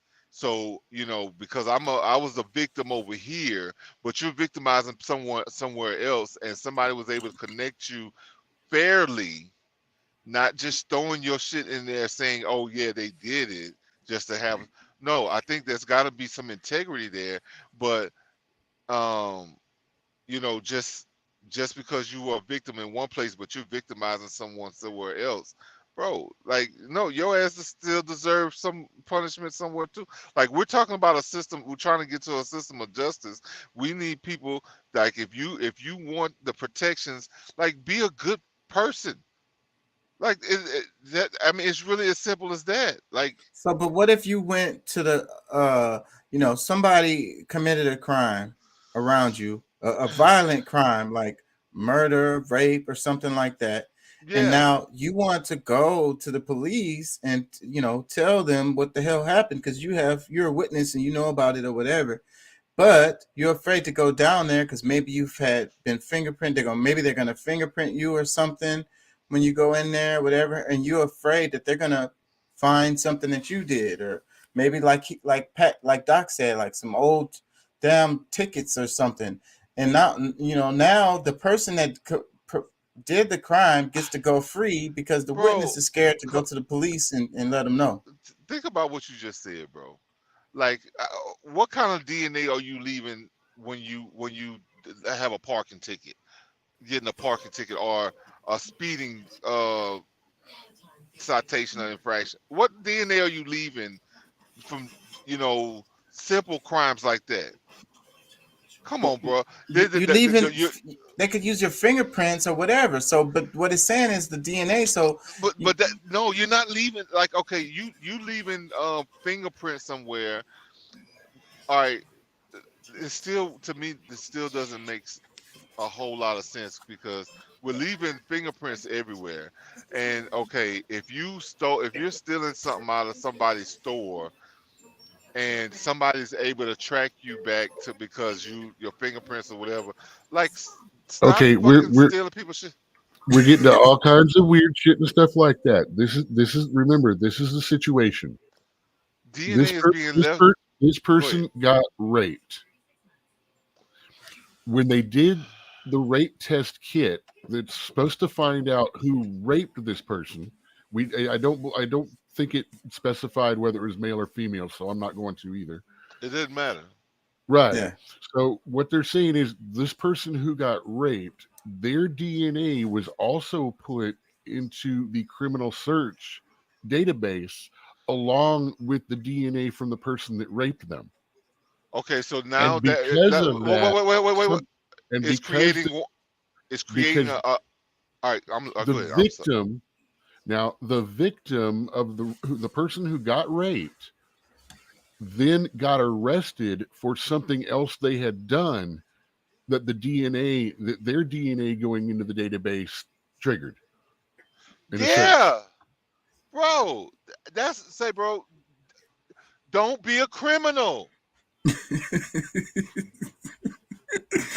But see, one of the biggest things about this is if someone has some strange fear that they might be picked up or something happened or they know something about something and are afraid, they're not going to go and report this. That's what I'm saying. That's another thing to stop them from coming forward.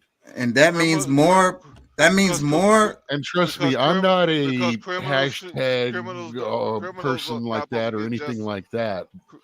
It means don't get justice. It results in more criminals, being free, and not being held accountable because the people don't want to come forward. But this person, okay, basically what the situation is that was not cool, but we're going to say that they need to go to jail for that, but it's the rapist that we really want to get off the freaking streets. I'm telling you, it's now the next person that gets raped that may have done a little crime or done something, off the mark, but not as heinous as rape or something like that. Right? Is not going to come. You're not gonna go, because they're not going to get justice for what happened. They're just going to get thrown in jail for whatever mistake they made. Exactly. I mean, this is why I didn't go get my friggin' license when I should have, is because I was afraid they were going to throw me in jail because I had to miss going because I had a warrant out. For missing a court date and something like that. Which I couldn't get to because I didn't have the car that I got the ticket for. And so what we're saying is the violent crime people are the ones we want. We want rapers, murderers. We want them, robbers. But listen, this is also not knowing the severity or anything about the crime. Look, trying to leave me out of the conversation still doesn't change the fact that you're a criminal. Still, like, if you know what I'm saying, and if you committed a crime and they were able to link you because now they're trying to save your life or give you justice, you should be willing to give justice to someone that you. Because I mean, it's not like they're trying to put you in jail for murder. Like if you stole something and you get like you're probably gonna get a fine. You probably it's not gonna be anything super serious. So Well, just hell, in deal that with case, why just don't we just go ahead and get DNA, start getting DNA when we get driver's licenses and IDs. That way, everybody's in the database. Yeah, and then we'll know for sure if anybody did, and we could just come pick them up. Look, Anyway. if you volunteering to give up DNA so you can receive justice from a criminal act on you, and they're able to link you to a stringer or even a single thing, it's just like, all right, you know what? I got caught because look, I want the system to work, but not, what I'm saying? You It can't will just look work. where They got that one robber. They got that one rapist. Of course, they lost the next 5 rapists Okay, so you because agree. no one's going to So come you- forward. Okay, so now you agree. And I don't like think you I s- actually followed that. You But even- considered a win to arrest that victim and one time. I consider that a loss Bro. when it stops 5 other people from turning around And raping and killing somebody stopping else. 5 other But see, rapists out. you're throwing in other scenarios into one. Like, look, somebody, because everybody's not a criminal. Yeah. Well, but So like I this said, is how many people is this really affecting that just so happen to But be it's about a committing doubt. crime? It's Somebody about who's causing that doubt, causing that fear of the Oh my police, God. causing What? this, Okay, okay. I Well, might have tickets out. I might well, get arrested. if they Most people okay, will not have anything to do with the cops or be around them if they think that they're going to end up in jail in any way. yeah. okay, but to see the whole thing is, if you want to be, if you want justice, you can't be out creating, injustices too. So like that's the thing. Like if if you're committing crimes, you worried about getting locked up that much, don't call the police. I mean, you got to accept the fact that all right, I live a criminal life too, and So you're looking for the karma just so happened to came back around on me. If So they you saying these people should just do street justice? Did I Deal with say it on that? their own. That's what it sounds like you're well, saying.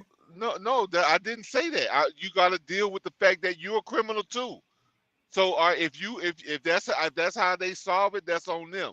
But what I'm trying to tell you, if you get raped, if somebody killed you or attempt to kill you, and they left some DNA that you can use, and it gets mixed in somehow that comes back to a crime that you actually did, deal with the crime that you did.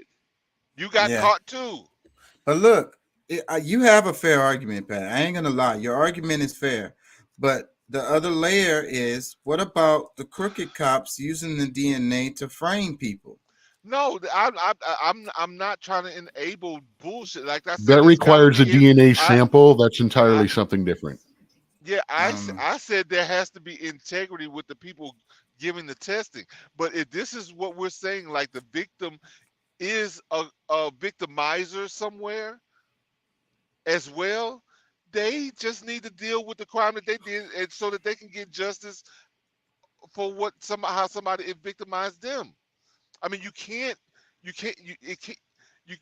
have the cake and eat it too. But see, you're also in the assumption, which I've been staying away from, that they're guilty and in their I'm DNA. not. It just Well, linked no. it to an investigation. Now, if they didn't do anything wrong, and all of a sudden now they're linked to this investigation after they they should got have- raped, why but they would you should have think a case. anyone would trust the cops? Next Well, thing, I mean- I go to the cops, I got raped, and now all of a sudden see, I got cops but- looking into me. What the fuck? But that's the thing. You see now that's the goalpost move. Like you've just shoved the goalpost another 1,000 feet. Like a No, whole this, nother this a whole I'm nother staying hurdle. in mind. Okay, I'm not. Go ahead. I'm saying it stops people. This links into stopping people from wanting to come forward after this. Yeah. Well, that's I didn't assump- change the. I that- did not change the that's the goalpost. assumption. You have been going on the assumption no. that they are guilty of a crime. I No, have I'm said we not. don't know about that on that. You've been saying the whole time, if you're If- guilty, if you're guilty. I've been If you're saying guilty. the original statement, the wording from Not what we that were they reading. are. I've never said that they The are original guilty, statement but from if- the wording that that I've been trying to discuss was that they were linked to an investigation. But see, but that's the thing. Linking is not guilty or not guilty. Listen. I think what you're missing. And you've is been the going off on as if they are guilty, but what if they are not guilty? That it just links them to They- something. Well, that's the To thing. an, now all of a sudden they got raped, and now they got cops crawling up their ass Well, see, but that's the thing. for something else. I Double am saying- victimizing. Okay, but no, but what I'm saying is, if they didn't do it, like they shouldn't be able to link them to another crime. They're not leaving evidence somewhere else because their DNA is just in the system. Well, that's just it. Their DNA's in the system because they're a victim, not because they are under investigation for a crime. Okay, so let me because Okay. First of all, let me ask this. it's a HIPAA violation. Second, No, it's not. They offered it. They offered this. No, they information. did a rape kit. In a rape kit, the DNA is not supposed to have anything to do with the person that was raped. It is supposed to be a test of the semen and seminal fluids left in the thing. Yeah, the person who did the raping.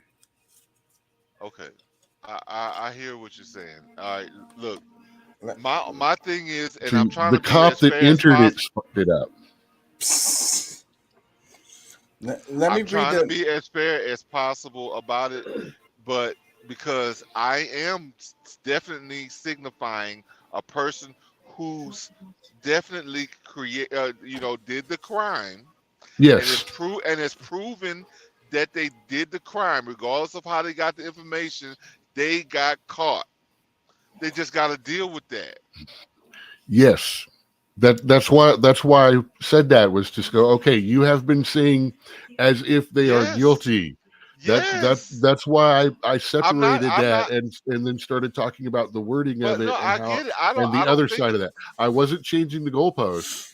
I was doing the other side. I was doing the other side of the line. Okay, but I mean, the not guilty side. Y'all know me by now. Y'all know I'm not saying, oh well, lock this person up, whether they're guilty or not.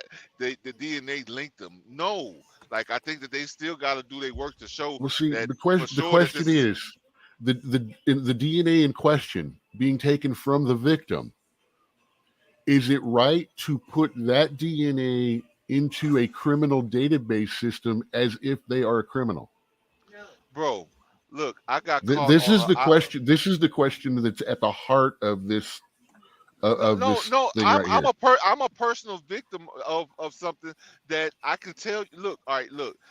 I end up going to jail because I end up with a subpoena for a traffic violation. So I end up they booked me into central booking. I had a little fine that needed to be paid, but now my picture is now on the in the records to be used as how they have the people standing up in line. Yeah, like it's a mugshot, and other crimes happen. You in the book. Now my face is there as a potential person for any crime. So time passes after that. Somebody robs a Radio Shack. They are looking at these pictures and say, oh, wait a minute, I think it's him. So now they're looking for me because they believe that I'm this person that did it. And that's not my MO. I'm not a robber. I don't do any of that. I fucking sell weed at the time.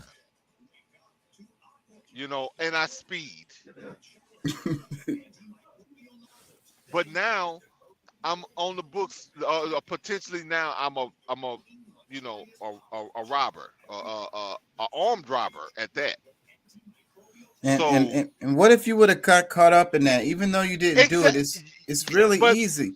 The person but that's came what I'm in, saying. they stood on the lineup. Yeah, it was him. It's like they don't even barely remember and shit. Like, yeah, it was that dude. Yes, but And but then the you go to the jail. officers that interrogated me, they asked me questions for about 4 hours or whatever, had integrity, and they knew I didn't have anything to do with it, and they said we're wasting time with this guy because he didn't do it. We need to go find who did. But I'm still not like just because of something that I didn't do. Like I'm in the system now. That's just something that I have to deal with now. So it's gonna be hard for you to sell me on this because like this shit didn't happen to me where I was potentially going to jail for 5 to 10. Mm. Let me Dude, read the. I was investigated for armored car robbery over a short story I wrote and sent into a crime magazine. They used my plan in it, the robbers, and like a week or two before the publication came out, and FBI was up my ass and everyone I knew.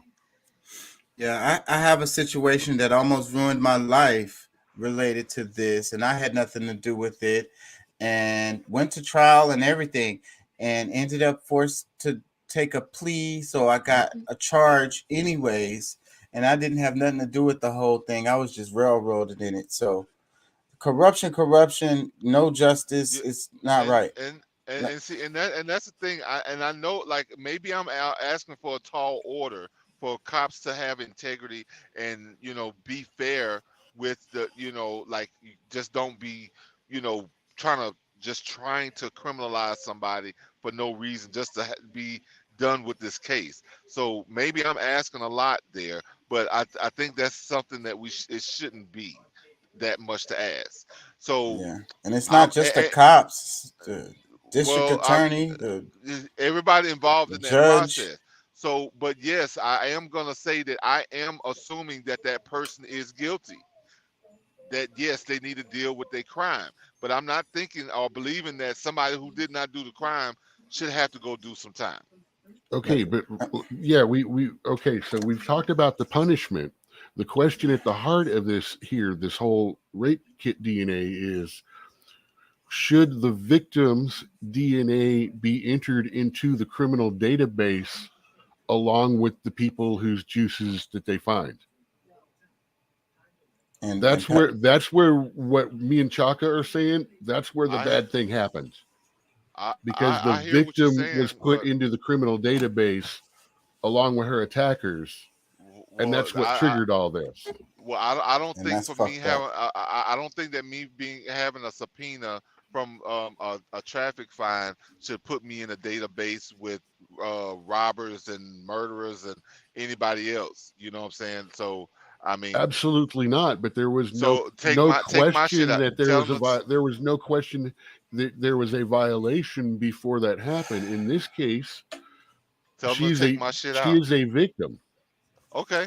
Well, Yeah, that's what I'm saying. So what we're saying Anybody, is, if it's a relatable crime but that this is your stuff is there for, something that you actually did, they got your fingerprints, they got this, that, and the other for, you know, a traffic fine. They can only put you in the books with other people who commit those same crimes, not murderers and rapists and whatever. You know what I'm saying? Like oh no, that. yeah, there needs to be separation and all that stuff too. I completely agree. Yeah. That's that, and that's what I'm saying. But I mean, if you're, in regards to how they get the information and they can link you, and you are the criminal, like I just think that, I mean, you need to just accept the fact that, all right, look, they need to go on and find this person that raped me too. You know what I'm saying? The person that I robbed is But now that's going to getting stop justice. people from I want coming forward. okay, but let me that's not gonna stop that person, because a rapist usually is a serial rapist. They're not gonna rape one time and be like, oh, that was great. That was a great experience. I don't need to do that no more. No, they're rapists at yeah. the So, but core. what if every person they rape is somebody who's afraid to go to the police? and they just keep on going on target raping them. people. Man, They bro, target y'all- them. Hey, it's like, I know this person, you know, does some drugs or Yeah, is on probation or I something hear like you. that. I'm I gonna know. target this one. And Well, look, I hear what And you're then they're not going to saying, go to the cops but because, well, you know there, what's going to there was happen. a case but of this that's gay too guy bad. who got raped. Honestly, that's too He bad. went to the cops and told them about the rape, and they arrested him for sex trafficking. And he spent 5 years in jail because he was sex trafficking. because he got raped and went So to the they cops so and told them. so oh hold on. So they wrongfully put him in prison. You know, I've heard about that, but I've never actually seen that. There's a case. It was a case. The guy was interviewed. I think I covered it on the show. They went to go rat on somebody else for a crime, and he ends up going to jail for a crime. Yeah. Well, he was. He Oh, was. he just a, clicked out. He was. He just crashed out. Well, I want to move on anyway because we've been on this way too long. But the guy was a sex worker. You know what I'm saying? That's what he did. So, but some guy raped him, and he went to the cops to tell him, and then they arrested him. You know, for prostitution or whatever. Let me I want to read. I really want to move on from this. We've been on this way too long, but let me read the caption because we didn't read the caption and Can the you hear me? comments. Yes. Well, because I'm sorry, and I know you want to move to the next one, but I have to ask. Like this person, he goes and tries to turn in somebody else for a crime, but while he's there, they put him in jail for a crime that he actually does, and that's wrong. Or did they trump charges up on this guy just because he was there? All right, you know what? We're gonna put you in jail because we need somebody to. No, the guy was a sex worker, which is illegal. But he got raped, and he went to the cops to tell them about the rape. They didn't bother looking for the rapist. They just locked him up for being for prostitution.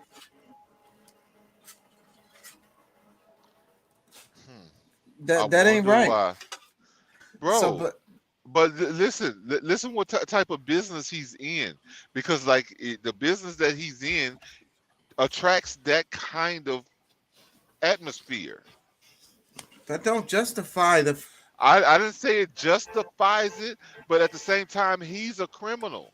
So, you know, I don't agree. I don't think that sex work should be illegal at all, anyways.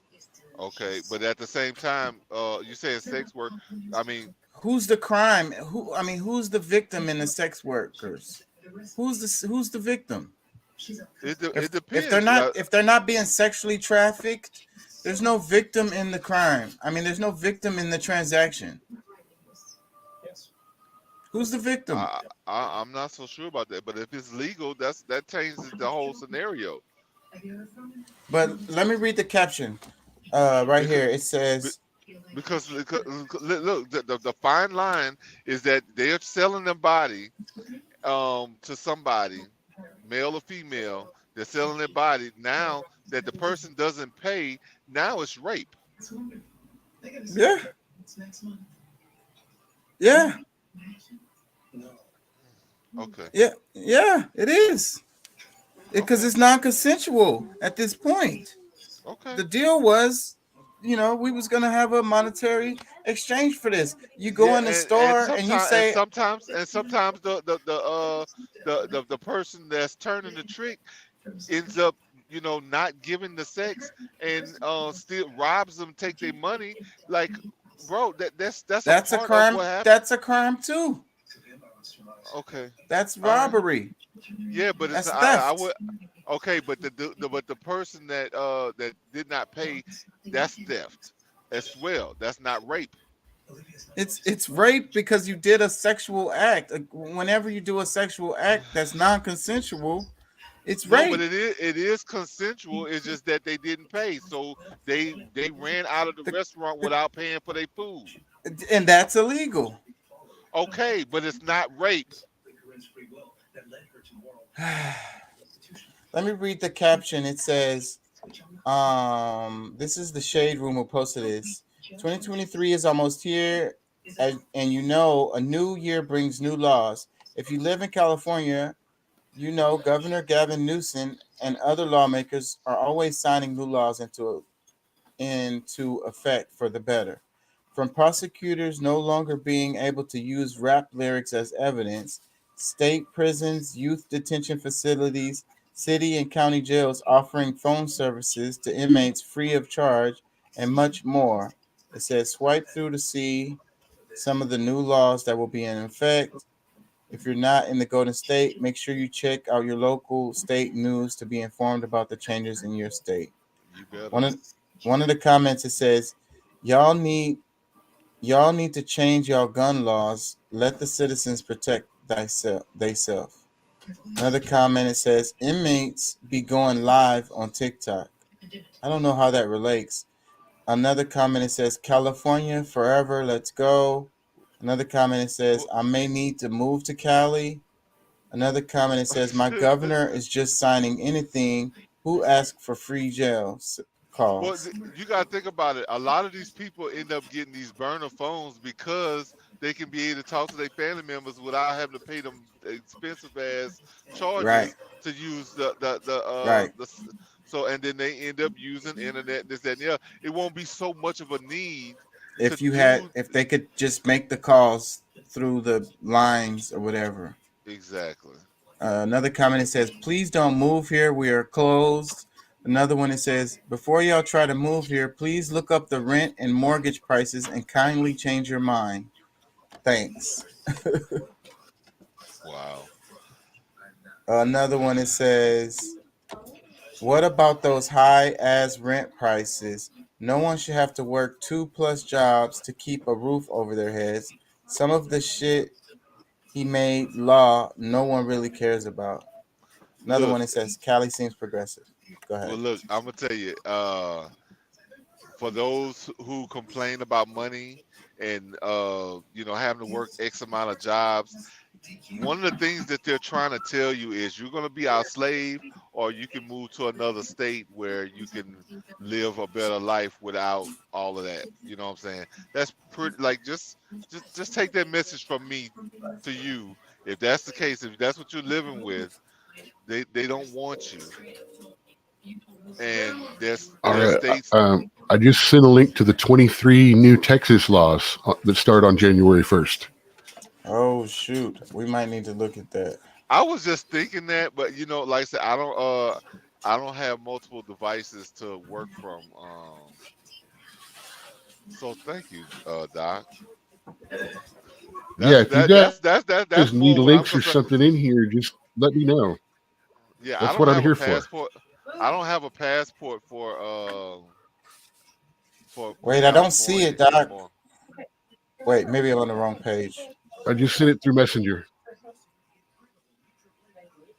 Through the group or through just straight to him? My regular Facebook page. I think I'm going to it. Yeah, I got it. See, I got multiple Facebook pages and that be throwing me off. The Messenger is different depending on the page. Yeah, I got it. 23 new laws go into effect on January 1st in Texas. Let's go ahead and pull that up because I was about to move on to the next topic, but this is good right here. Am I going to be pissed off? Am I going to be pissed off? Are you talking about the Texas laws or are you talking about the next topic? It's too many new liberals in Texas, bro. Yeah, but still, this is a solid red state, even though a lot of the population has changed. Bro, it's not. Don't stop it. They've been talking about flipping Texas forever. It has never happened. Well, it hasn't happened in a long time. It's been close, but I get concerned because, like, until Beto starts doing stupid shit, he had a great fucking chance to win. When he shows his incompetence or his, how I guess petty he is, a lot of people just like, yeah, all right, whatever, try again. I just think that regardless of he had a D next to his name, and that was the real problem here in Texas. They're religious about being an Well, R, I'm glad. and then they I'm tell their glad. kids to be R and their grandkids to be R's. Y'all But better there's a be but R's. there's a bunch of new people. I'm not an R, but I still kind of do believe a lot of the stuff. Like I believe in the Republic. Like I really just couldn't imagine too much different because Louisiana used to be, and now with it being more Democrat, like I'm totally dissatisfied with a lot of shit that's going on in Louisiana. But So here's the title of the article is 23 new laws go into effect on January 1st in Texas. Legislation includes property tax relief for disabled veterans, places of worship, and nonprofits providing housing. Well, that sounds good. Let's see what that is. Okay. Austin, the 87th Texas legislation passed hundreds of bills in 2021. While most went into effect in September, there are 23 more bills that become law in Texas on January 1st, 2022. The new laws range from, wait a minute, 2022. That's not right because we are already in 2022, bro. So this should be for 2023. 2023. I'm gonna read some of it anyways. The new laws range from a tweak to the exemption on homestead taxes for 100% disabled veterans to a requirement on large cities to hold an election before reducing all reallocating funding for law enforcement agencies. One allows nonprofit organizations that provide housing and related services to people experiencing homelessness to claim property tax exemptions on multiple locations instead of just a single campus. Another provides an extension from 6 to 10 years of tax exemption for places of worship that are expanding or constructing a new facility. Here's a look at 23 with descriptions provided by the Texas legislation. I don't like that about the churches. Like they get to not pay. What do you say? They get to file all these exemptions. They got 10 years just because if they're building, they can use all kinds of.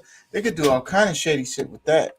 And a lot of this right here sounds like it's all for like rich people claiming property tax and exemptions on multiple locations. How many of us have multiple locations to get exemptions on? Man, you say, bro, like get pissed off about most corporations, like because that's what's going. Like, don't be upset about that. I mean, because you'll be upset every day, all day for if you really understood what was going on with all these other organizations. This one says HB 111. What is that you just sent, Doc? Is that the new one for 2023? Okay, let's go to that because these House Bill what? House Bill 11. But Doc just sent me. I think he sent me the updated thing. Okay. Let's go to that instead because that's actually old. The one we was just about to read.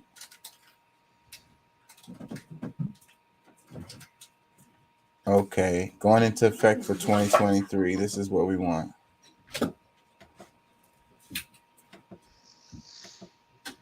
One second, y'all. I mean, and based on what we just read for California, that's not too crazy. You know, compared to Yeah, people say California is crazy and they be passing crazy laws.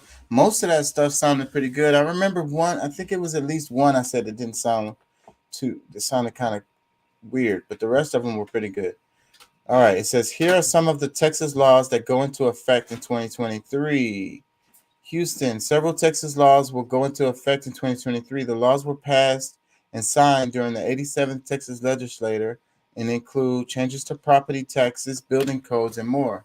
View the laws and their summaries below. Note that some of the laws listed below went into effect in 2021, but are included here because they have sections that will not take effect until 2023. Okay. House Bill 3774 amends the Civil Practice and Remedies Code, Code of Criminal Procedure, Estates Code, Family Code, Government Code, and Local Government Code. Among other provisions, the bill does the following. creates 10 district courts, 5 statutory county courts, and 1 statutory probate court, and 1 criminal law magistrate court.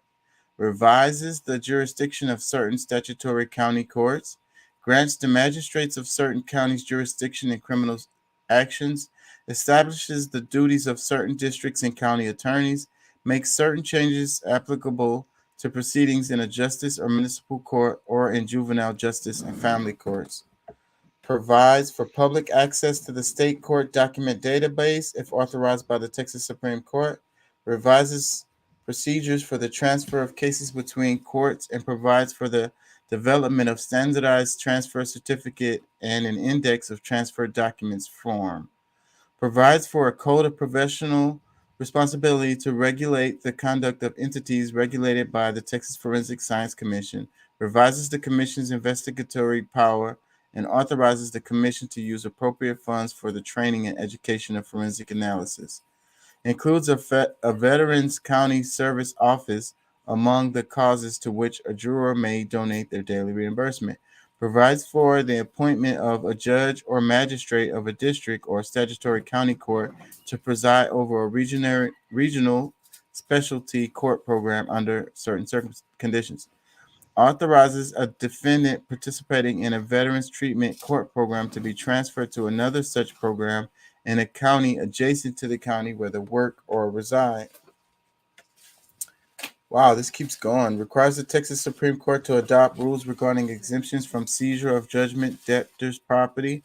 Provides for the protective order registry to include protective orders for victims of sexual assault or abuse, stalking, or trafficking, and for the removal of certain vacated orders from the registry. Making certain changes regarding the regulation of court reporters. Extends the deadline by which the state's attorney must answer an application for or writ of habeas corpus filled after final conviction in felony case without the death penalty, and provide alternative methods for serving a copy of application for such a writ on the state's attorney in community supervision cases. Earlier, it was talking about more courts. That really sounds good because, our courts are so congested. I think we have one of the most in the nation. Harris County, I want to say, processes more people than, I think there's only 1 or 2 jurisdictions that do more in the nation. So, and all the money that we spend, people shouldn't be in jail just in processing, waiting to go to court, because there's so many people that they're freaking sending through the same place, So I think they should have more courts. Hopefully that's what that means. Yeah, because it's probably an overload to some extent. There's more crimes, I guess, supposedly that's or allegedly that is happening all over the country. So that's probably why they are opening more courts, because they really based on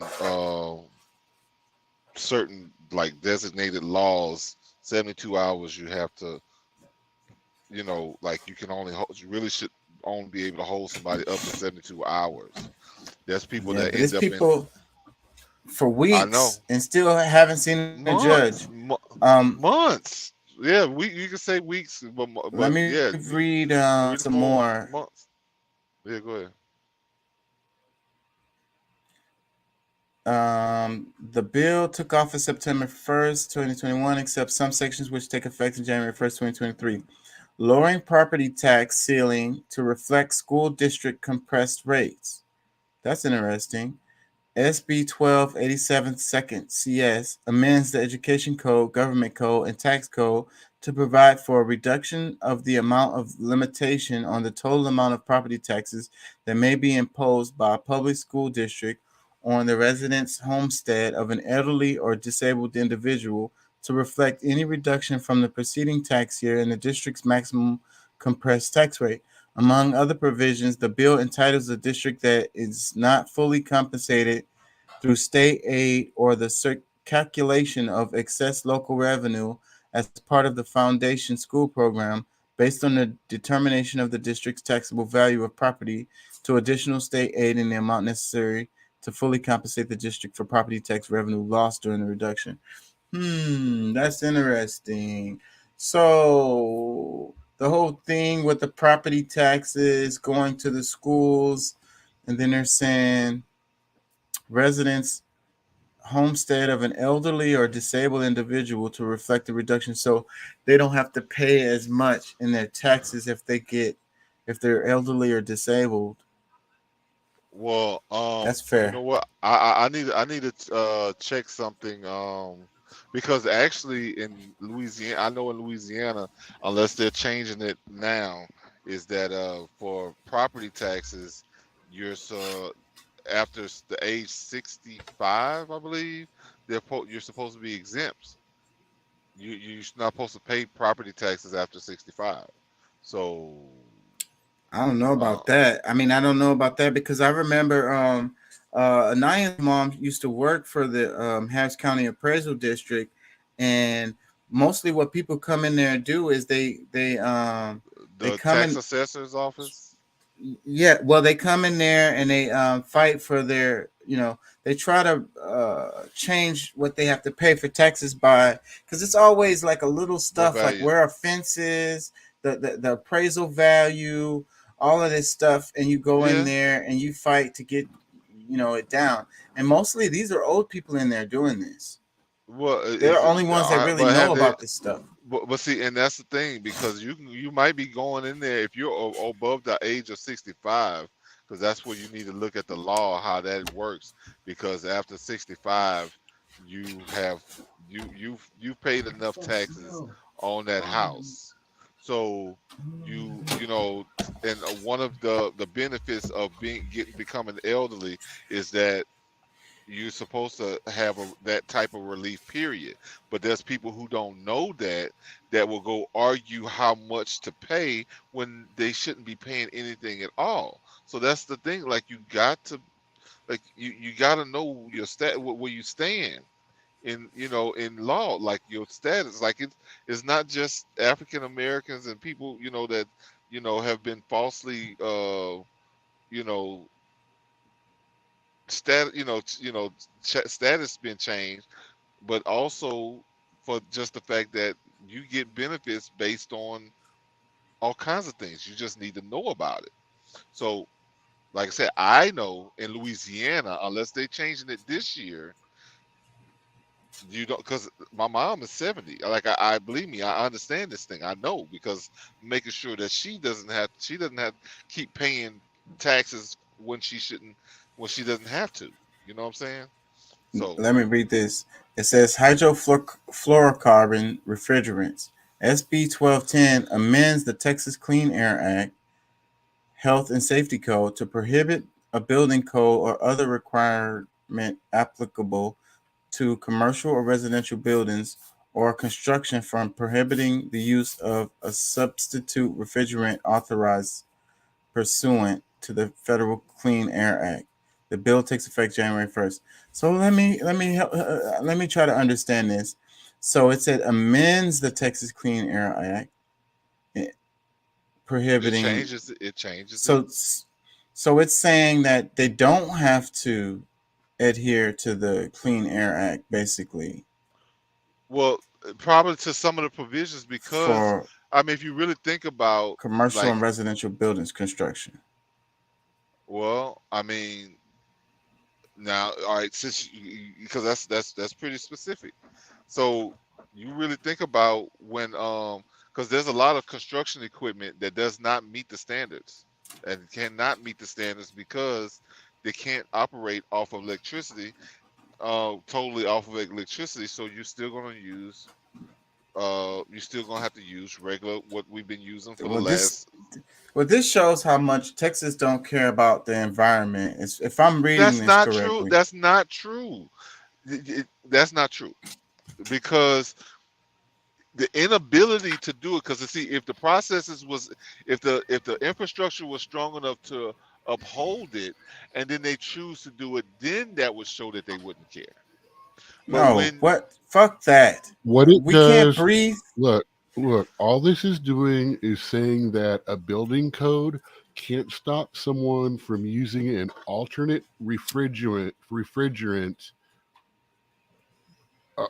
authorized to the Federal Clean Air Act. It's saying that if it's okay with if it's within the Federal Clean Air Act, they can still use it. It stops the building code people from letting them use an alternative one that's still government approved. Okay. So Yeah, then it that's took good. about 5 reads through that to put that fucking together.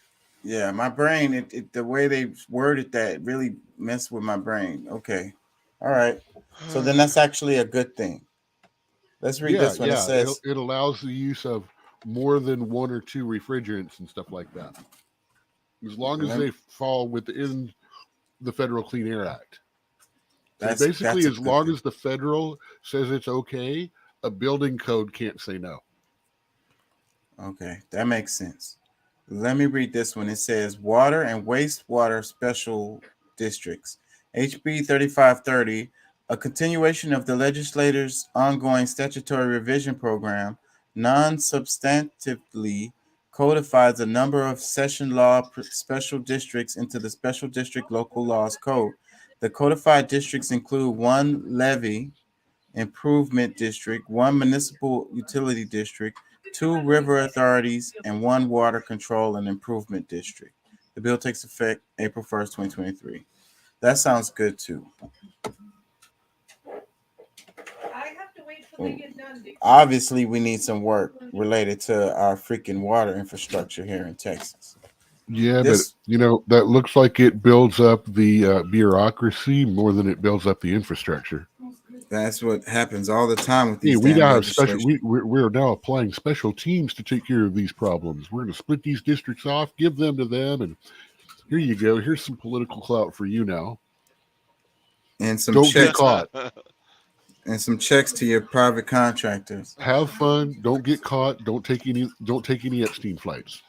I thought I was the conspiracy theorist.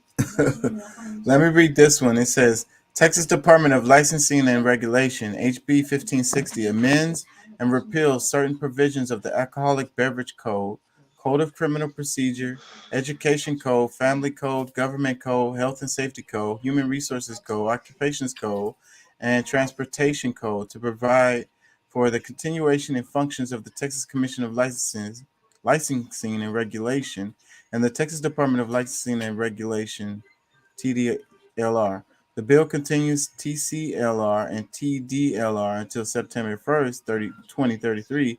The bill, among other provisions, postpones the sunset review of certain programs transferred to TDLR until 2032 and 2033 review cycle. The bill revises provisions related to complaints received by TDLR, includes a provision requiring TDLR to post an additional statistical analysis of those complaints. The bill also requires TDLR to conduct risk-based inspections. In addition, the bill transfers certain duties related to continuing education programs from TCLR to TDLR. That was a bunch of It lingo. Seems to be about transparency. On for who?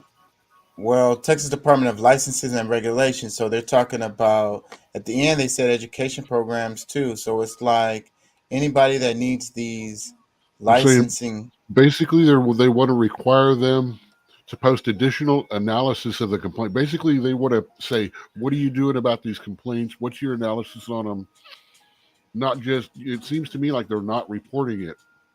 So that must be the issue. Like they're withholding information. So it's forcing more transparency. Not necessarily withholding information. I'm sure it's available if you ask or something. I mean, they can't technically keep it from you, but that doesn't mean it has to be easy to access. Yeah, that's complicated right there. Let me read this one. It says, related to a summary of a rule proposed by state agency, HB 1322 amends the government code to require a state agency that files notice of a proposed rule with the Secretary of State under the Administrative Procedure Act to publish its own website as a summary of proposed rules written in plain language in both English and Spanish. I don't know if I get that. This one, it says Public School Finance System and Public Education, HB 1525, amends the Education Code and Government Code to revise aspects of the public school finance system and to provide for certain temporary funding allocations, among other provisions. Regarding the local share of funding, the bill revises the property values base for calculating the maximum compressed tax rate, clarifies the 10% deviation rule, and requires the Commissioner of Education to reduce state aid or adjust the limit on the public schools district's local revenue level to offset any revenue generated by a district's tax office that does not comply with applicable law. The bill provides for the enforcement of the prohibition on levying a district maintenance tax at a rate intended to increase a surplus for purposes of paying debt service. The bill excludes foundation school programs, funding allocated to a district from the available school fund from being used to offset the district's recapture amount, but permits the use of the district's other Tier 1 and Tier 2 funding for such an offset. The bill revises the basis on which certain consolidated districts are entitled to incentive aid. That's another one that has a bunch of the legalese in it that don't know who's getting screwed in that. Before I forget, I would, if you don't mind, can you share both the California and the Texas 2003 to my messenger? Okay. Let me read this one. Adult High School Charter Program. SB 1615 amends the Education Code to rename the Adult High School Diploma and Industry Certification Charter Program as the Adult High School Charter School Program and to expand the scope of the program for a sole charter granted to a single nonprofit entity charter holder to regulatory framework for similar charters that may be granted to additional entities. The bill limits the number of adult high school charters that may be granted within a specified initial period and creates an initial enrollment limit for newly chartered programs. Senate Bill 1615 revises the requirements for an adult education program, instructional model, and for associated training and services. The bill, in addition to revised specifications for the program accountability framework, requires the Commissioner of Education to adopt a separate accountability framework for an adult education program located in correctional facility and provides for transitional performance measures for both frameworks. The bill authorizes the revocation of charter for certain repeated failures to meet performance standards and revises applicable provisions related to charter eligibility and expansion amendments, appropriate secondary exit level testing, and program accountability. The bill raises the age at which a program student becomes ineligible for foundation school program from 26 to 50 years of age. That sounds good. That actually sounds good right there. So you can be older and you can still go to those charter schools, and I guess the government is going to help with the funding of that. That sounds good.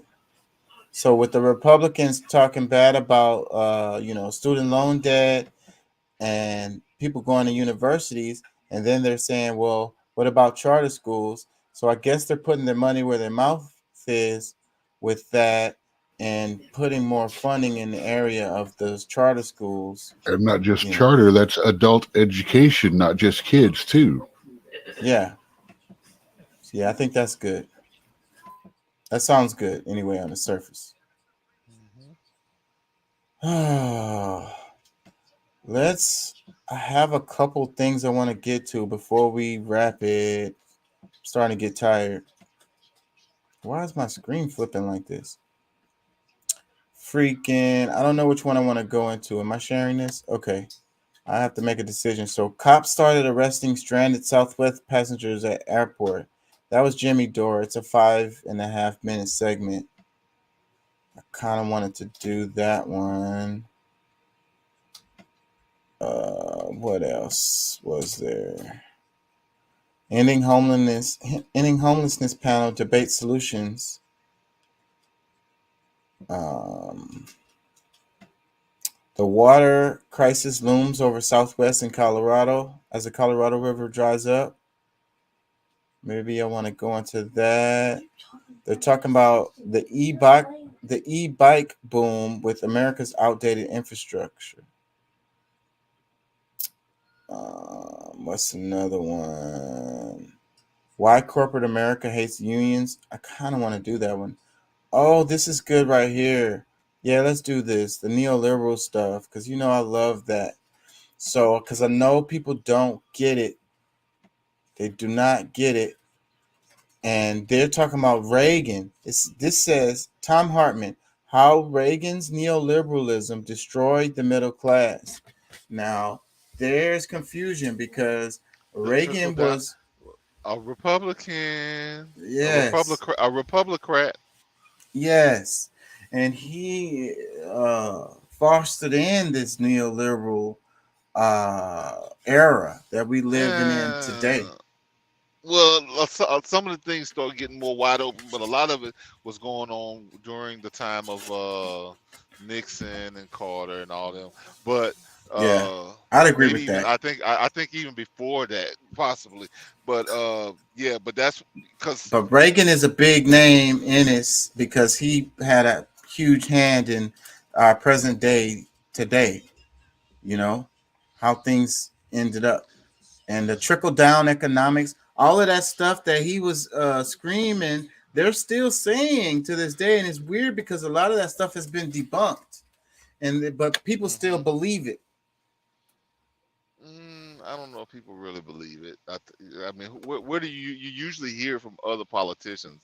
You don't hear the average person talking about some freaking, so, unless they're pissed off about how this idea was supposed to work or something like that, but. Well, I would say, especially on the right, because they love Ronald Reagan. And, they felt like he's a super successful president. He got a lot of stuff done. And, Did he? Revitalized stuff like related to crime, related to the austerity measures we was talking about in the show yesterday, the debt, all of that stuff. He's the golden boy. Lowering the debt, all that stuff. Well, the debt was paid out when what's his name was in office, but then they told him, yeah, you're not supposed to say that. When what's his name? Clinton. Clinton says, we're in the black with the, this that pretty much you don't owe anybody. They say that you're in the black. You don't owe anything, which is true. It was most likely true, but because they're trying to hold the citizens accountable for something, saying that's the whole thing. Like, we got to get people out of there. That's Well, the debts weren't gone, but for the first time in many, many years, and a lot of it has to do with Reagan's policies too, because if you look at the time span, Reagan took a shit ton of money out of the things he's the one that started the 401k plans and stuff like that, and saying, if you take your money out and put it in the bank, we're not going to give you any taxes on it until you take it out of the bank or until you spend it, until you close your account. And that's why, that's the basis of the 401ks and stuff like that. Well, but they also ended pensions and for on a wide scale, because governments and some top corporations might have some pension programs, but for the most part, you still was privatizing a lot of them ended pension plans and went to 401k matches and stuff like that. Yeah, but that's not what I'm talking about. What I'm talking about is 20 years later, people start pulling that money out of those accounts and they're getting taxed on it. And Clinton's White House, Clinton's policy and the policy of the one before, or a couple of the presidents before, had the pay-as-you-go program, which means if you introduce a bill or a law or anything like that, or money going somewhere, you have to say where the money is going to come from or how it's going to be raised within the budget. And he ran a balanced budget that was actually creating a surplus. Yeah, but he also... and then we started bombing countries in the Middle East right after that. Yeah, because that's what the neoliberals do, because that's what makes money. But he also gutted all of social programs, started digging in all those social programs. You know, anything that Yeah, and benefits his logic with the kids and the people. that was that is a state. The state should be handling that. They should be using the money. The government shouldn't be. The federal government should be taking care of the big stuff. Little stuff like that should be in the big hands stuff like of the. He also put lots of money into the national park, the federal reserves and the national parks, though. But listen, okay, yeah. My thing is, He was a federal national guy. He said, "Fuck the states. The states can come to us when they can't handle it themselves. That's what the government's supposed to be about." Yeah, but they're still collecting a bunch of money. Exactly. The least amount of interference possible is the way but that's Reagan not tried to run his government. But see, what they're saying and what they're doing didn't match. Right. Because they're saying that they're gonna, like, okay, states' rights, but they don't leave enough budget for the states to be able to do these things themselves. That's what I was about to say. Because how can like one state cure homelessness across the nation? The federal government could do that. But the state, no, they can't. No one can cure homelessness because there's always going to be people running out there and not giving a fuck and not wanting to be responsible and not wanting to try to live. Other countries have done I'm it. okay living out here. No, other countries have forced homeless people off of the street by gunpoint. That's how they do it. Or they make sure that the reporters don't see it. Is that your proposition? And force them where? They arrest them because it's a crime to be homeless. And that's what they're doing right now, all around the place, even in California. No, they're not. They're letting them throw themselves into encampments and kill each other and freaking waste away. Let me read the caption. It says, host of the Thom Hartmann program, Thom Hartmann weighs in on his new book, The Hidden History of Neoliberalism, How Reaganism Gutted America and How to Restore Its Greatness. So let me play some of this. And y'all stop me when they make comments that y'all want to comment on, because this kind of goes pretty cool breaking this down. In his newest book, The Hidden History of Neoliberalism, How Reaganism Gutted America and How to Restore Its Greatness, Thom Hartmann breaks down how the United States transformed into a neoliberal oligarchy and why it's time to correct course. Author and host of the Thom Hartmann program, Thom Hartmann joins us now. Welcome back to Rising, Thom. Good morning. It's great to be here with you both. Thank you so much for inviting me. So my first question is this. It's called neoliberalism, right? Like the liberals definitely played a role in this. Talk to us about like why and how that happened. How did the Democrats end up embracing so much of this at the same time as the Republicans? That's so interesting. And that's the point that I was trying to make with everybody when we talk about neoliberalism, because it has the liberal in it and you automatically think of Democrats, but it's not just the Democrats on the neoliberal stuff. But it is mostly them. And the ones that have an R by their name are really Democrats in disguise. So you're saying Reagan was a Democrat in disguise? Yes. Dun dun dun. He was a Democrat when he was running the Writers Guild. Before, when he was doing the first couple of times he ran for president, he ran as a Democrat. He couldn't get in until he ran as a Republican. Dun dun dun. Let's play his answer. Well, there's kind of two pieces to this. First of all, the European definition of the word liberal is different than the American definition. And the guys who invented neoliberalism were, with the exception of Milton Friedman, all Europeans. And so in Europe, when you say liberal, what you're really talking about would in the United States be described as libertarian or conservative economics or Reaganomics or trickle-down economics. And they wanted this to be the new and improved version of that, thus neoliberalism. But you're absolutely right. It was the Reagan Revolution that imposed neoliberalism on the United States. But Bill Clinton was, just fine with that. In fact, he doubled down on it by signing NAFTA and declaring the end of the era of big government and the end of welfare as we know it. And so we've had 40 years of neoliberalism brought to us by both Democrats and Republicans. And now for the first time in those 40 years, we've got a president, Joe Biden, who's actually pushing back on neoliberalism, pushing back against it, which is really a good thing. I don't know that I see Biden actually pushing back on neoliberalism. He is definitely not. He is definitely not. If anybody was pushing back on it, it would be Trump, because neo is really just saying like worldwide, like this is like, you know, like multi governments, like you know, many governments that's coming together. No, he is part. Cause see, and I wanted to also address the part about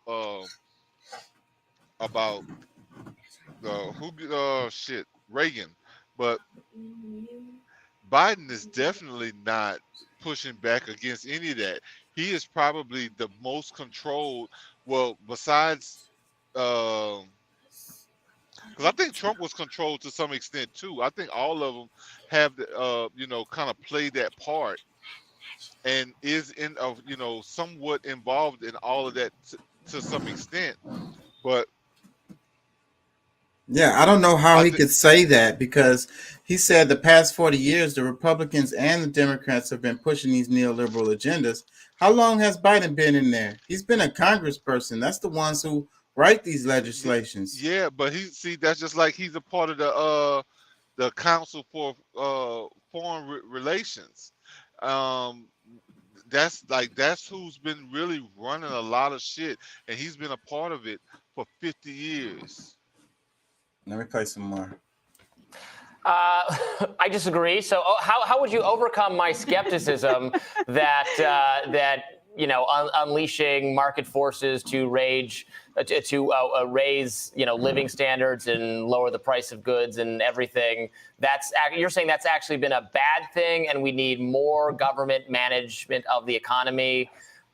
Is that what you mean by liberalism? Because the word neoliberalism gets used by a lot of people on the left in like a boogeyman context to refer to absolutely everything they don't like. I think even you would agree that it's a very, you know, broad painting being assembled by that word. So what do you mean by it, and what am I missing for why it's been so disastrous? Well, first of all, neoliberalism doesn't unleash market forces. Market forces are like football, right? It's a game that people play with money. And if you play that game with decent rules, just like, you know, the NFL does with football, then the game works for everybody. And that's what we had before neoliberalism. That was basically Keynesian economics. We went from having fewer than 10% of Americans in the middle class in 1930 to 65% of Americans in the middle class in 1980 when Reagan came into office. It's now down to 45% because the, quote, government interference that actually produces a middle class. A middle class is not the normal state of capitalism. Read Dickens. That's the normal state of capitalism. And that was America in the census of 1900. The average American income in today's dollars, family income is $4,300. 95% of Americans were poor, dirt poor in 1900. And so what neoliberalism has done with so-called free trade, which is basically let corporations go anywhere in the world for the cheapest labor possible, by radically cutting taxes on the morbidly rich, which allows them to accumulate massive amounts of wealth that they principally invest in instruments that do not churn, that do not perpetuate the economy, that do not stimulate the economy. What we've seen is a collapse of the middle. Oh, and you know, the neoliberal battle belief that labor unions are an inappropriate interference in the so-called free market, and when in fact all they do is balance somewhat the power relationship between employers and employed. These neoliberal principles have gutted the American middle class, and frankly, you know, Biden and many progressive Democrats in particular are calling for an end to it. I think it's a good thing. So here, why does he keep saying that? That's the only part, because everything he's saying is true except the fact that Biden plays more into it than anybody else. And how does he keep putting it bothers me to put Biden in the same breath with progressive. Like, don't do that. Please. Bro, and then he's saying it with a straight face, but he knows he's lying. Look at his eyes. Here's my question. I totally agree with you about everything you just said. I don't think that in the middle class is unlike Robbie. I don't think it's a naturally occurring phenomenon of the market. I think that the shift from a market economy based on, production to one based on finance has been disastrous for the middle class. I totally agree with everything you're saying, offshoring, NAFTA. My question is how come you don't give President Trump any credit? He was the one who got rid of NAFTA. He started a trade war with China, put tariffs on all of this stuff. He really jump-started a return of manufacturing. To me, he really was the first one to take an axe to the sort of handshake agreement between both parties that enforced this neoliberal order since 1980, like you said. Well, how come he doesn't get any credit in this story? What you got to say? Question. Yeah, I mean, it's I'm glad that somebody's trying to keep him honest, because he's definitely a liar. Because I mean, he's correct in what the neoliberalism does in a whole, but who he's trying to accredit to it, because see, the whole idea is he wants to keep the system that's going the way it's going. He's wanting it to stay that way, so he's trying to get people to feel more confident in the systems in which and that's how you end up with a platform like this and able to come out with a book and have it sell and make money, is that you say some truth in there, but then you guide the people into a direction that's gonna screw them, basically. Vote Democrat. Yeah, because shamefully, we have to admit that American people because they're not dumb. They're not but they're not as attentive or able to see the intricacies that's actually happening as they're happening. And they can't really discern this stuff. So then they defer to somebody like this, who seems really educated and known about the topic, which I'm sure he is, but at the same time, you have to understand, right? It's part about being successful, because I be talking about the Democrats or the neoliberals, if you will, how powerful it is, So you want to make money, then you want to be saying this kind of stuff that he's saying. It's gonna make you money. Yeah. Let me play some more. Well, actually, in my book, he does. And I think it's an important point. I mean, I wouldn't say he was the first to take an axe to it. Bernie Sanders has been singing this song since 1980. Yes. Along with a lot of Democrats. Sherrod Brown, for example, has been in the Senate for a long time, and he's been arguing against trade deals and things like that. But yeah, Donald Trump, wait. this is one of the reasons why he became president in 2016. Go ahead. Let me say this, because I know he's going to have me somewhere saying something else in a few minutes. But the whole thing with Bernie, because one of the reasons why he hasn't gotten the nomination is because of trying to be him actually wanting to be righteous and actually fix it. Because I think that if it would have been between Bernie and Trump, it would have been a totally different thing. Bernie would have mashed him. Yeah. Bernie would have won. And even Trump would have been like, damn, I don't even know, should I shouldn't even run. Well, he would have ran. He was running anyway, so it was gonna end up being but then they screwed Bernie and put Hillary up there, who nobody likes, and that's how you get Trump. Well, if Bernie would have mashed Trump, he would have murked him, without a doubt. So too. Yeah, I think so too. But see, the thing is, because I still believe that the Democrats have a hold and a control over Bernie. But that's the one thing about Trump, why they really, it's they talk bad about him and try to do everything against him to try to keep people from even trying to have them to even consider him as a good option, is because that he goes against all of the bullshit that they've been going with for the last 40, 50 years. He tried to make America profitable. And the neoliberals aren't on board with that, because they want to make the corporations profitable. That's what I'm saying. And the corporations have no allegiance to the different nations. and Bro. they don't care. Bro, I'm gonna tell you, for anybody that's in business, even at the level of myself where I'm, I run my own little business or whatever. Like, bro, I've seen it like when Obama in office, which it wasn't quite as bad as it is now. But like when Trump was in office, bro, everything skyrocketed for us. Like, I mean, I'm talking about, shoot. Like right now, I own my own business, but I make minimum wage for a truck driver. And you feel like that's Biden's?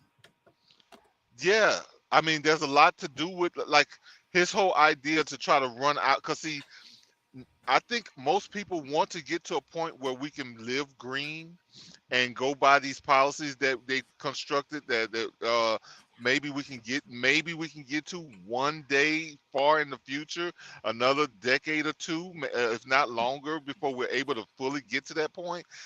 You don't make things like, you don't start selling your fuel to another country and you don't utilize it for yourself. You sell off all of your fuel to somebody else. They get good clean fuel, and then we have to go buy fuel from another country, which it's way more expensive to do that, and all of the cost goes to us. Like, because it benefits the corporations. It's really simple. Their decisions that they make benefit the corporations, and they use the federal government as a piggy bank. But see, that's what I'm trying to tell you, the difference, because corporations and the people could prosper at the same time. But that's not what they want, because the corporations profit even more because they have more control over the people when the people are struggling, and they're willing to accept low wage jobs to try to get by. Well, see, the whole thing is that there's a total agenda that he can be controlled on.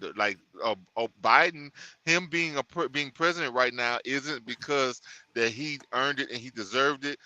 I'm not even gonna go into all the other little nooks and crannies of it, but because he could be, the establishment has shit on him and can control him, is why they want him in office. He was totally picked because they know what he was gonna do. They know they can rely. It's like, that's our guy. Do whatever he's told to do. We got our guy in there. Don't worry about it. We got our guy. Yeah, in most cases, they always have their guy in there. Right. Republican or Democrat, it didn't matter. When Trump was in office, he had a different agenda because personally, he has a personal affinity to America. Like, he has businesses all around the world. He benefits from the same type of things that they do, but at the same time, he also, for whatever reason, he can, and he's like, for you to tell black people this, well, quote unquote black people, like they're appalled and they can't believe that you're saying something like this. Is like blasphemy, because they feel like he's the evil guy on the block because he keeps calling them out, and like it's the media and the brainwashing. It's the brainwashing of the media, and because they're controlled by the same people that Biden is controlled. The neoliberals. Let me play some more.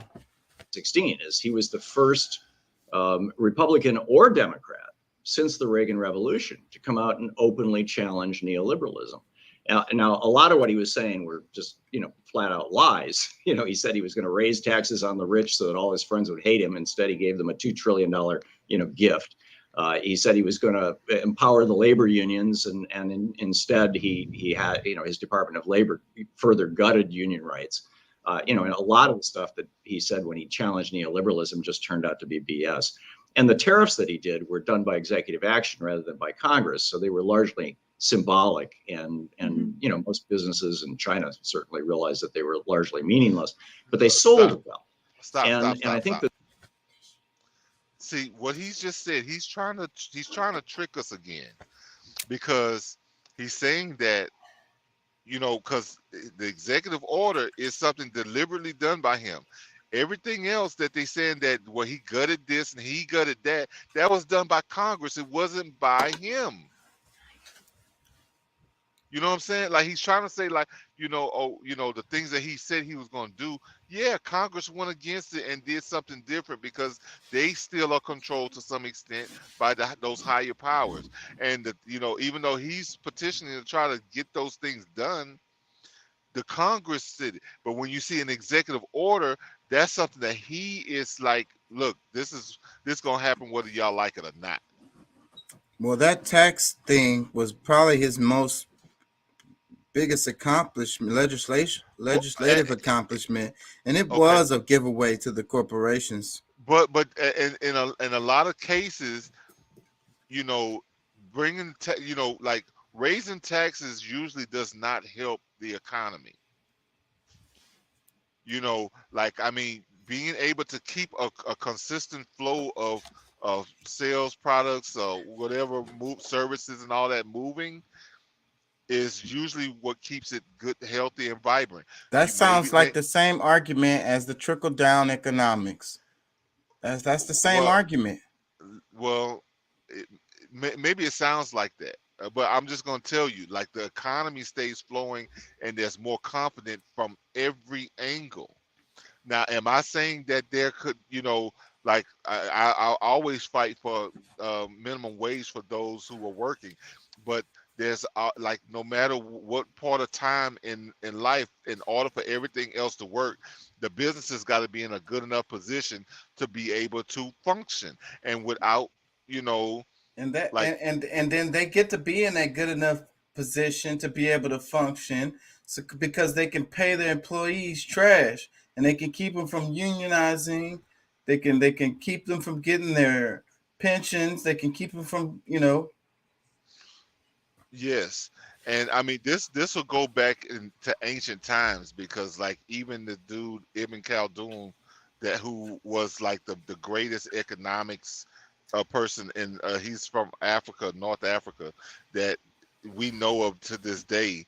Like, that's just the way it works. And like right now, how we're seeing, inflation going up, supply chain going down, interest rates going up, everything going up, like everything is collapsing. And with that happening, guess what? We're losing more. Everybody's losing. Everybody is losing. So in order to, like, you got to understand business more to really, like actually paying attention as the flow is happening. What is happening in government that's changed these things? What, like, when you're able to attach these to specific moments, you can see that, how it's affecting your daily life. Let me play some more. That's, as you point out, that's proof that Americans, even Republicans, are sick and tired of neoliberalism. And the big challenge that Joe Biden has right now, as he calls it out, is that there's still a bunch of Democrats that are promoting neoliberalism. Joe Manchin inserted a provision into both the bipartisan infrastructure bill and the Inflation Reduction Act, requiring every penny that the government spends on those two pieces of legislation to go through the hands of a for-profit corporation, which is pure neoliberalism. And that was brought to you by a Democrat. So, there's a struggle within the Democratic Party around this right now, as there is in the Republican Party. You referred to free trade kind of derisively a minute ago. My understanding is that, like 5 or more of economists, not just neoliberal economy, but even under like a Keynesian worldview, that free trade is absolutely beneficial, mutually beneficial, lowers the cost of goods and therefore makes everyone more prosperous, allows for middle class. There was no middle class, prior to capitalism and free trade and some of those things coming along in the last, 200 or so years. If you say, right, you could still have a social safety net or think there should be more of a social safety net, without thinking that the government needs to manage trade or prevent free trade or something like that. I mean, the consensus is it not true that the economic consensus around those policies being good, like it's more robust than the consensus around climate change being real? Or yes, because those are all people getting paid by that system working in that way. And it's really not free trade at all. You know what I'm saying? What was the other part he said? It's not real competition either. We got monopolies all over the place. In each sector, it's only a couple of companies that do the whole thing. You know what I'm saying? So how is that competition? And then the free trade thing, they call it free trade, but it's not when it's not. You know, like the NAFTA agreements where, you know, they can grow mangoes in Mexico for real cheap and then sell them for a lot over here in the States. You know what I'm saying? And you know, everybody is losing as a result of this, what they calling free trade. It's not helping, you know, making it more vibrant. See, that's the disguise. That's what people lie. You know, like, well, I say people like what they are lying about it, but free trade is a good term to use to try to keep a system going that is not necessarily beneficial to the average person. It's for certain people, because what we're saying free trade, you know, when one person can own 10 different corporations that work together and act as if they're buying from, you know, well, not acting as if, but they're buying from themselves from different, you know, under different names, which allows, which allows the perceived notion of free trade. And when you do that, those smaller farms in Mexico, now they can't compete with these big, huge ass corporations. They have to sell their mangoes at a higher price because they can't compete with that big company. So they get stomped out. And that leads to more monopolies. And that's the reason why, like, those little mangoes that you get from Mexico, they're always odd shaped and kind of ugly. Those are the best freaking mangoes you ever want to have, right? But those, pull one out the fridge now. But those don't come from the big companies. Those come from the little farms. You know what I'm saying? Yeah. So boom, you can't compete. Your mango is sweeter, but it's ugly, it's misshapen, and ours are bigger, and they're all the same shape. And then we have deals where we can sell them in Mexico and the United States at the same price and price out your mangoes. Yeah, and still be profitable. A number of things, or it's just as strong. Like, are all those experts getting that wrong? Well, first of all, it's not all those experts, and if we just did all this based on polling, we'd probably still have slavery. But because there was a time when all the authorities in America were saying, "Gee, that's the way it should be. That's the way it's been for 10,000 years." But bottom line, I agree with you that trade is a good thing. Trade brings lots of benefits to all kinds of countries. And that's why in 1791, George Washington reached out to Alexander Hamilton, his Treasury Secretary, and said, come up with a plan to build an industrial America. And Hamilton in 1793 laid this before Congress, which adopted virtually all of it, his 11-point plan. It was called the American Plan. And that plan included tariffs on imported manufactured goods to give a price advantage to domestic manufacturing companies. Price supports, encouragement for the export of manufactured goods, subsidies to industries that Hamilton and George Washington believed were essential for America, particularly defense industries, but also what back then it was called technology. And that American plan stood until 1981, and it built the most vibrant economy in the history of the world. And in part, it built the middle class as well.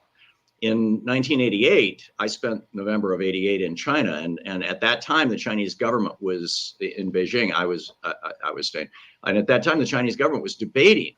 The Maoism has collapsed. What do we do next? And there was one faction that said we should follow America and do neoliberalism, and there was another faction that said no, we should follow what America first did with the Alexander Hamilton American Plan, and adopt that and have a protectionist trade policy. In other words, we'll aggressively engage in trade, but we'll do so on our terms rather than the terms of whoever's the biggest player in the world.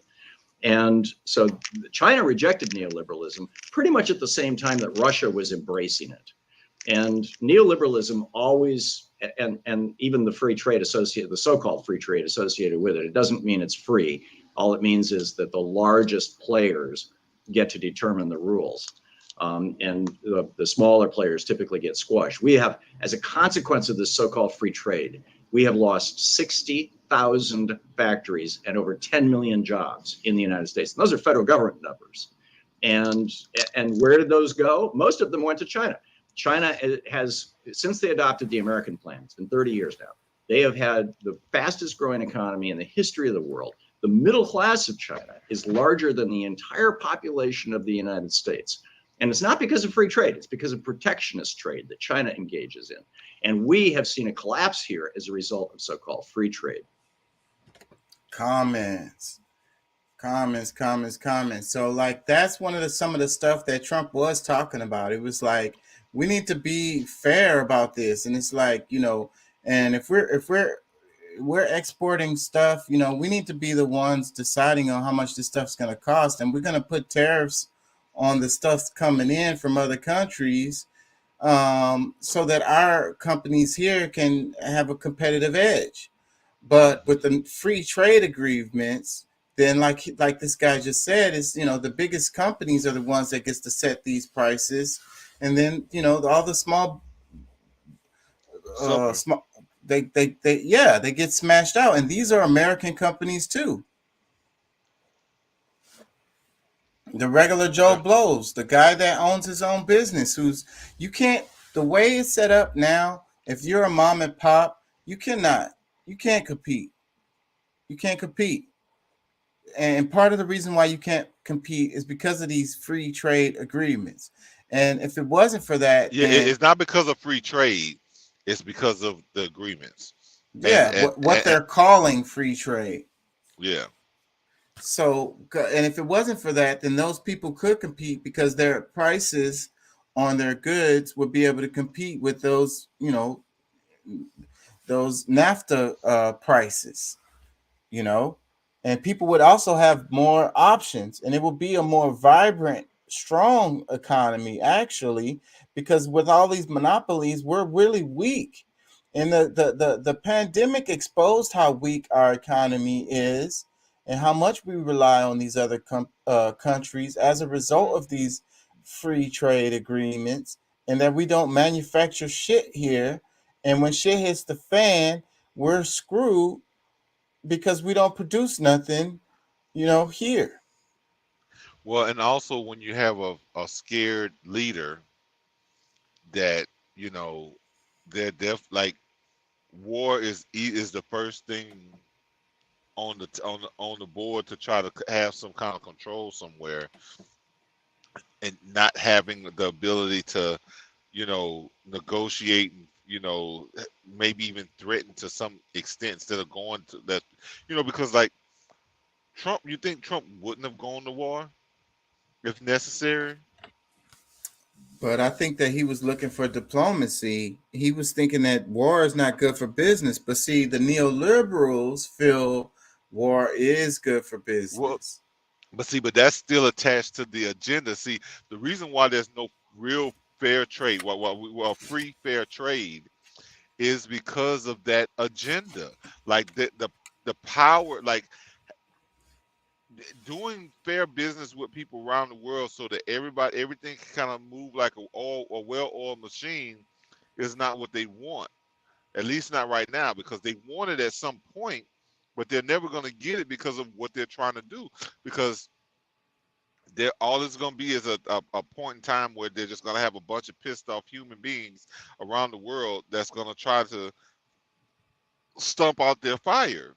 But if you can be fair and, you know, actually get to a point to where everybody can benefit from the systems that they have in place in their region, then we can see that, you know, things can actually work together. Like that's the whole thing. But a few people, you know, based on the ideology of a religion that makes them feel like they're superior than everybody else, is the the root problem to what we're dealing with right now, because those people feel like everybody else besides them is goyim, is trash, is, you know, you're not the same as them, which is, I mean, it's, of course it's a lie, but I mean, you know, however, all the systems that's in place and all the things that's working the way they're working right now, the reason why that a few people own 90% of the world is because of that bullshit. Let me read a couple comments real fast underneath the video. The first one, it says, "This was an amazing segment. Almost feel sorry for Robbie's brain." Another one, it says, "No better than Tom Hortman to give Robbie a needed hit of reality. That was just awesome."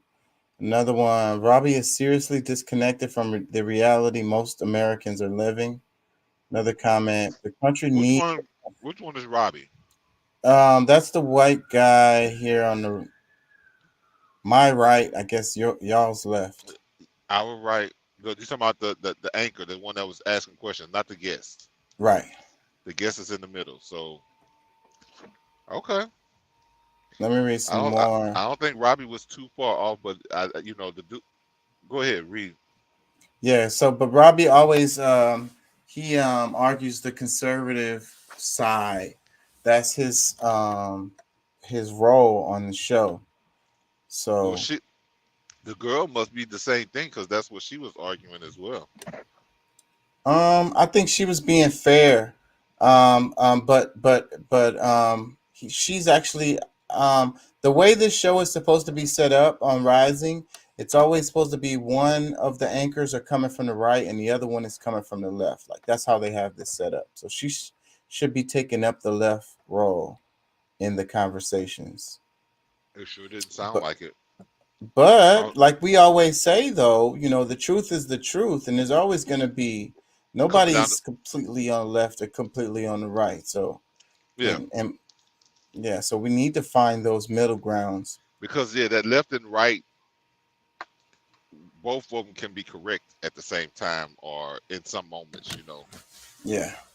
Another comment, it says, "Sad part is that Tom believes that Biden is trying." That's what I said. Another comment, it says, "Tom rocked in this one. First time I've seen Robbie with deer in the headlights look. Loved it. Name one regulation." Robbie's response, "Minimum wage, environmental impact policies. So you want a dirty environment and an impoverished workforce." Gold. I don't get that. I'm not sure where that came from. Let me read another one. It says, "Labor got expensive because the employer cast raised the prices in the company store to the point they needed a living wage to keep up." Another comment, "Always love to see Robbie schooled on economics and libertarian myth busting. I will say he takes in good humor." Let's play some more.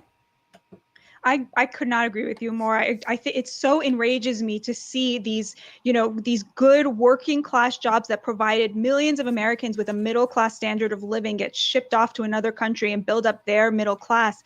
I guess my question to you is, so how do we turn the boat around? Like, what do you hope to see in the coming decades? Do you support the CHIPS Act? Is building another fab a good idea? Do you see, you know, the return of manufacturing as something that is a potential reality? I mean, do you see the return of unions as a potential reality? 6% of Americans employed in the private sector are in unions now. I mean, that to me seems like a really, like, that we need something else, because that's not coming back. Where do you stand on this? The CHIPS Act, that's really interesting that she mentioned that. And we've been talking about China a lot.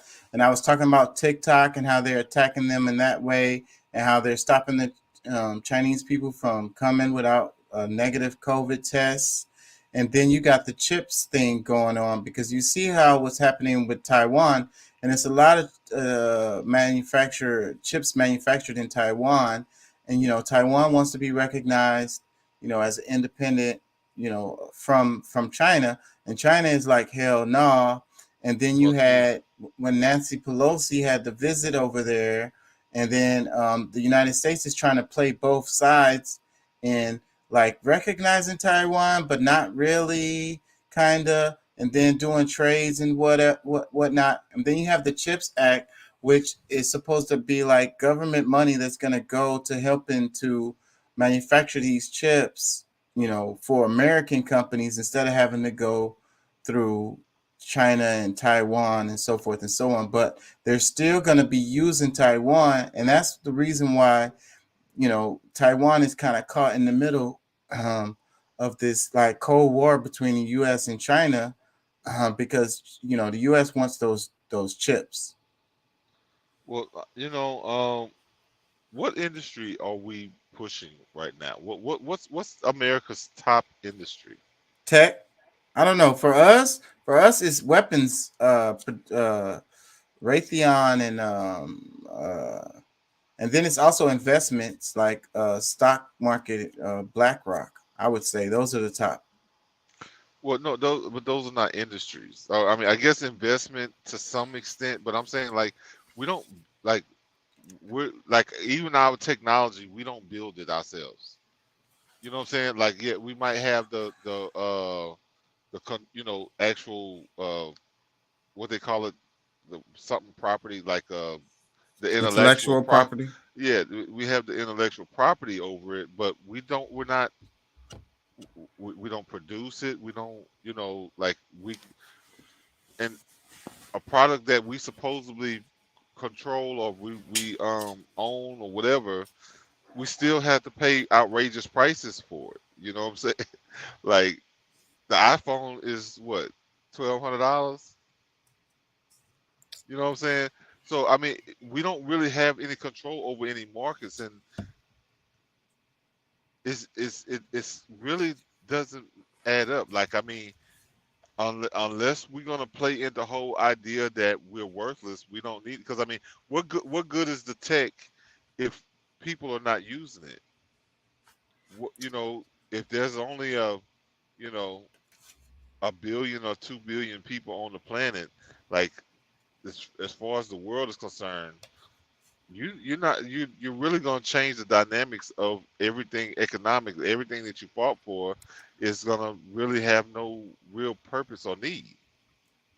Well, I would say that people are using tech more and more and more and more. Freaking Facebook, bro. No, they're using that. No, see, listen to me, because you're totally right. Yeah, we are using tech, but we're using tech to the point of non-existence. Like we're using tech so much that we're pushing ourselves out of usefulness.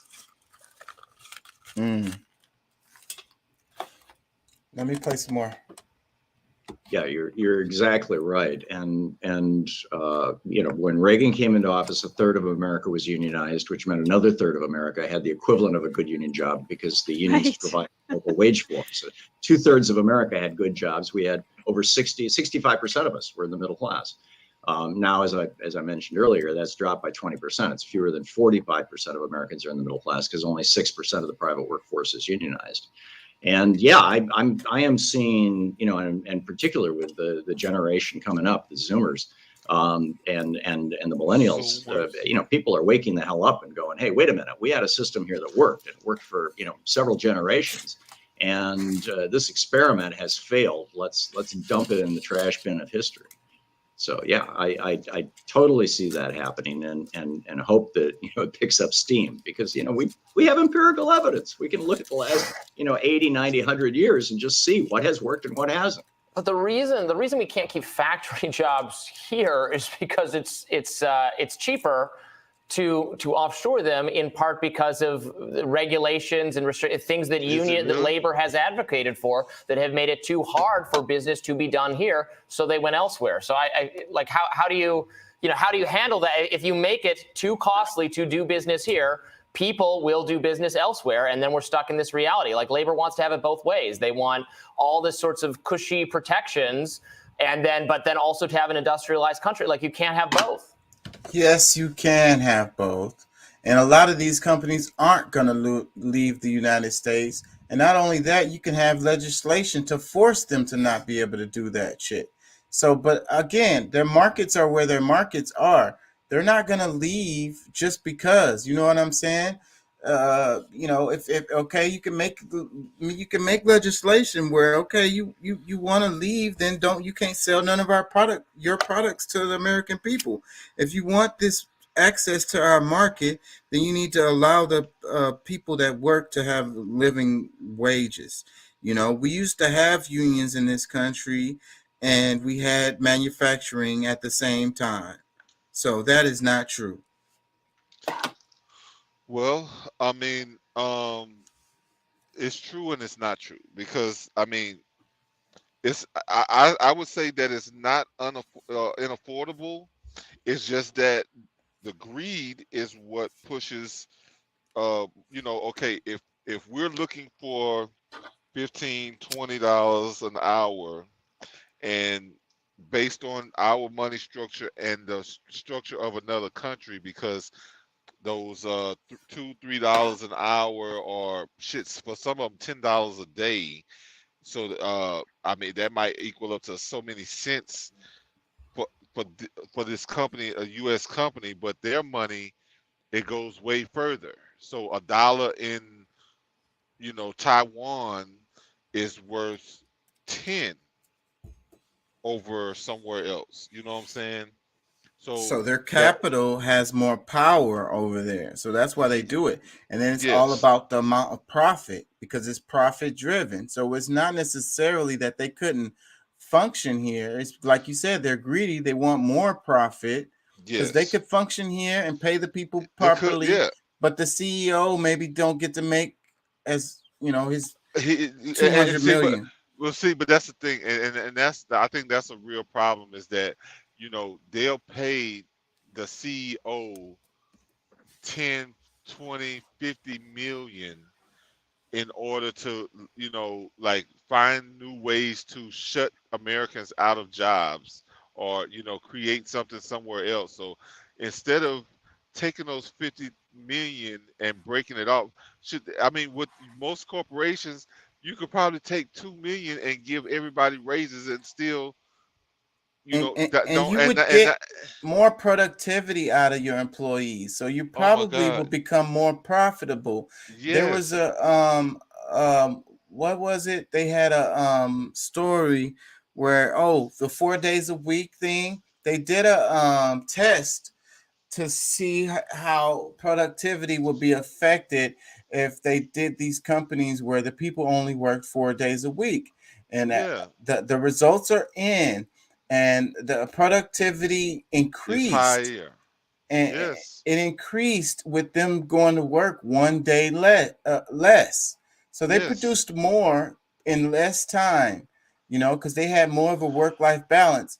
And a lot of these companies that were involved in that test decided to keep it going because it's making them money. It makes more sense, and it's better for the employees. So a lot of times what's better for the workers is better for also the what's company. better for the company. Yes, and but that's the concept that goes unrecognized by someone on that level because you know a lot of people that like they have kind of separated themselves from that brand of people, if you want to say, like they're they've kind of risen and themselves above. and where does it end, this exponential growth?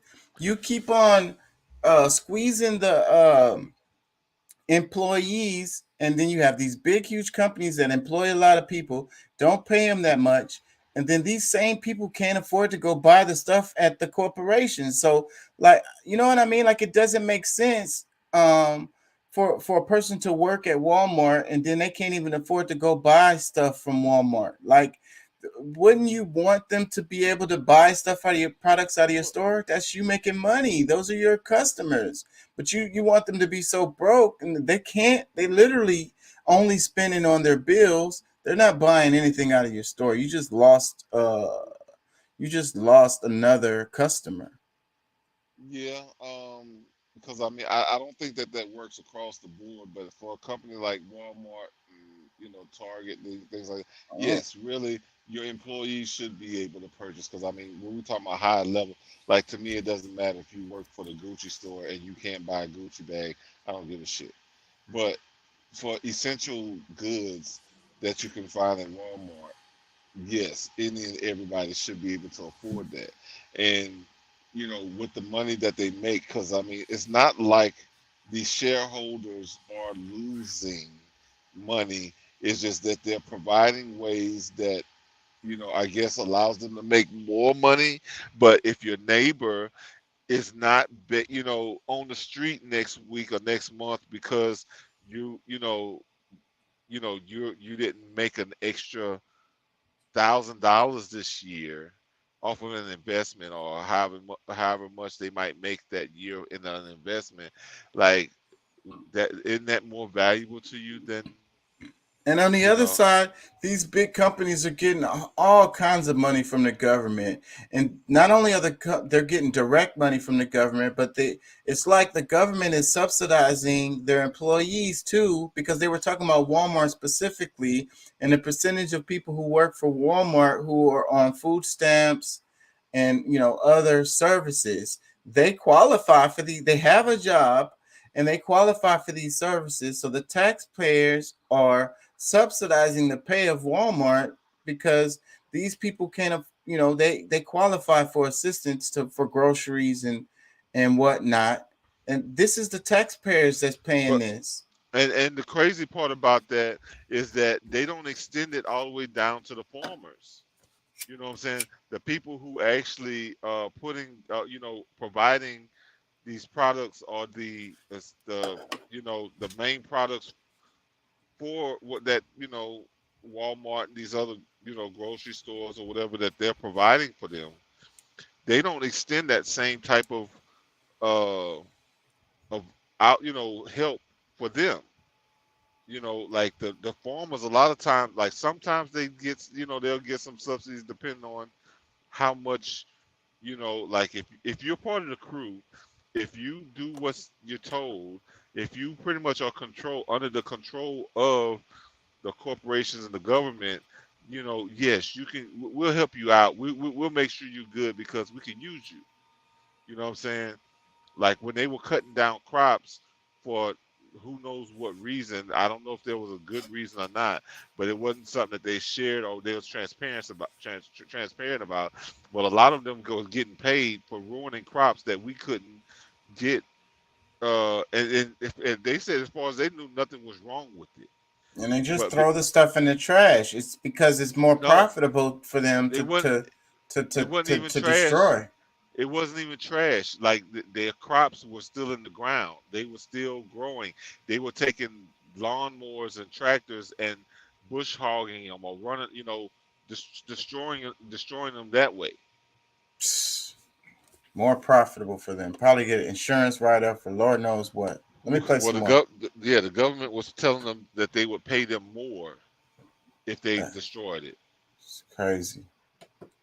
Are you suggesting that America should say, okay, we're going to take part of this country, let's say Louisiana, and turn it into a prison camp and force people to work for nothing, and we're going to allow child labor here in order to compete with China? I didn't say anything about forcing anyone to work. You said you want the jobs here. Let them be here then. Get rid of some of those restrictions that make it that force companies. What? That's moving the goalposts because, bro, like, see, that's the whole thing. Like, they're trying to make it like, okay, it's got to be the same rate that they're paying over. Because one thing overall, if you're receiving subsidies or all these different things that kind of play into everything working together, even us as taxpayers would be willing to pay more if the money is staying in house.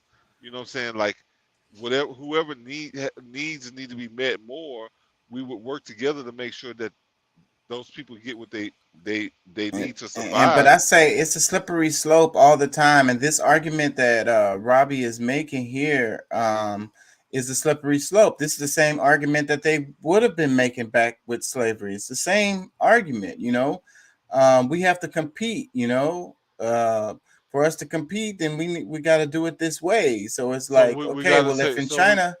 China, they having slavery, child labor, or whatever, and so then if we don't have that here, you got all these regulations to keep the companies and force them to do all of this stuff to be fair to the workers, then then you can't complain that they want to move the jobs overseas. So, and this guy is, I mean, he went extra, but it's slippery slope, like I say, sliding in that direction with this argument that Robbie is making here, that could say, okay, well then let's just bring back slavery. Then that way we could compete with China.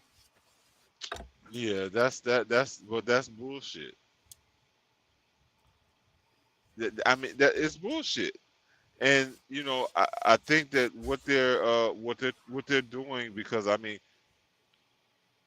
they're screwing with the minds of the people to make you feel like that's the only way for things to be right, as if like it's either slavery, or we give the jobs to other people that we're gonna make slaves, like, or that we can we got to exploit somebody.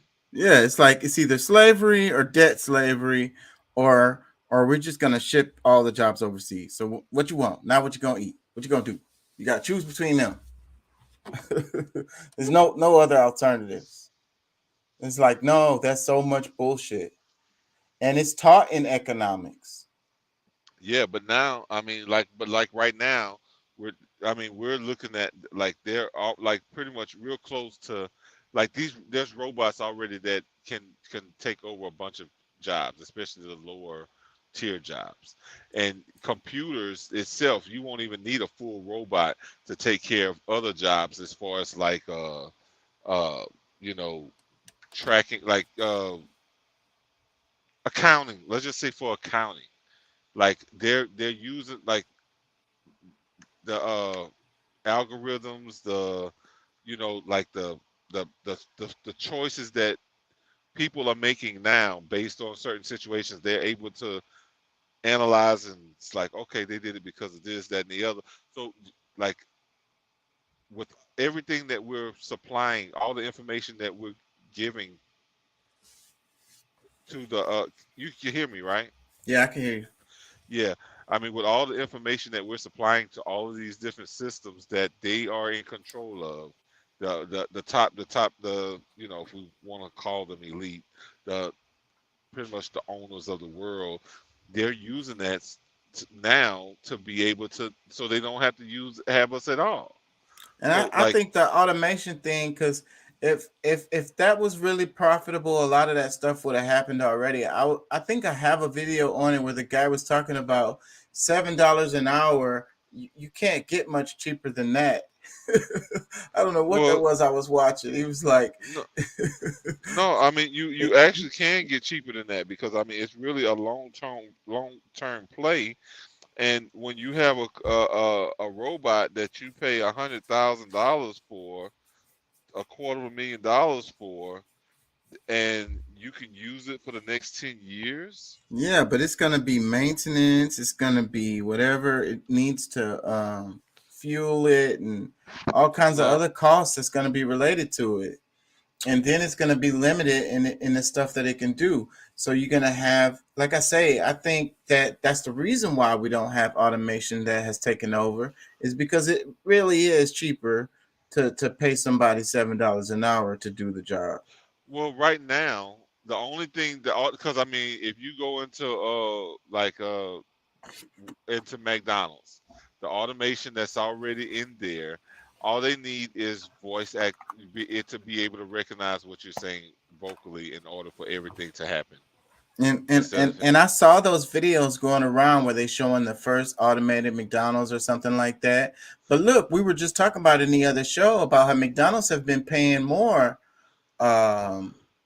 lately, even here in Texas. And but decrease their staff too.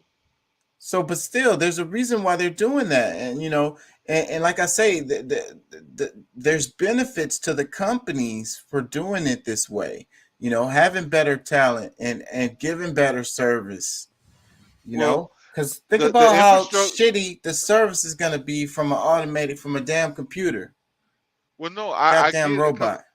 but see, and I hate, I don't want it at all. I really wish that, these people that's in charge that's spent so much money on this, instead of spending it back with us, just humans who could use it, they spend all this money on everything else to try to erase us. And they're gonna train us to go along with this. It's kind of like the self-checkout lines in the grocery Yeah, stores. It'll yeah. probably be like that at the McDonald's, where it will be some parts of the order that you would have to do yourself, like the robots would do most of it, but you have to go in there and, like, I don't know, Well, grab your no. fries or something. Well, bro, no, And no. people are just gonna be okay with make their own drink or something. Like, I'll just make my drink. I mean, it's not a big deal. No, bro. Look, I worked in a plant. Look, bro, I'm gonna tell you, like, the automation has been like operating a long time, especially in manufacturing, and like the conveyor belts, like all they need is like like everything can, like the trays from being washed and sanitized, put up and used for if you're gonna like all those things are already, it's capable already. It's just that they haven't done it. Like it's That's why I like say I think they haven't done it because it's actually cheaper to pay somebody. And then you have these intricate parts related to a lot of those jobs, even in the factory jobs in a warehouse or whatever, stuff that's just kind of like, you have to finagle, and that's that a robot is going to really struggle with. well, and like I said, I think because of the price of what it will cost up front may be the delay, but at the same time, over time it will cost them less, because even with maintenance, like it's still gonna cost them less than it will be to pay us if we want to work for them for 10 years, 20 years. Like and then that's the thing, they don't have to worry about turnover. Like people quitting and this and being sick. I, I All don't those think things. I don't think so, but there are some parts that I've seen the automation go on because my mom's dude, he was a machinist his whole career.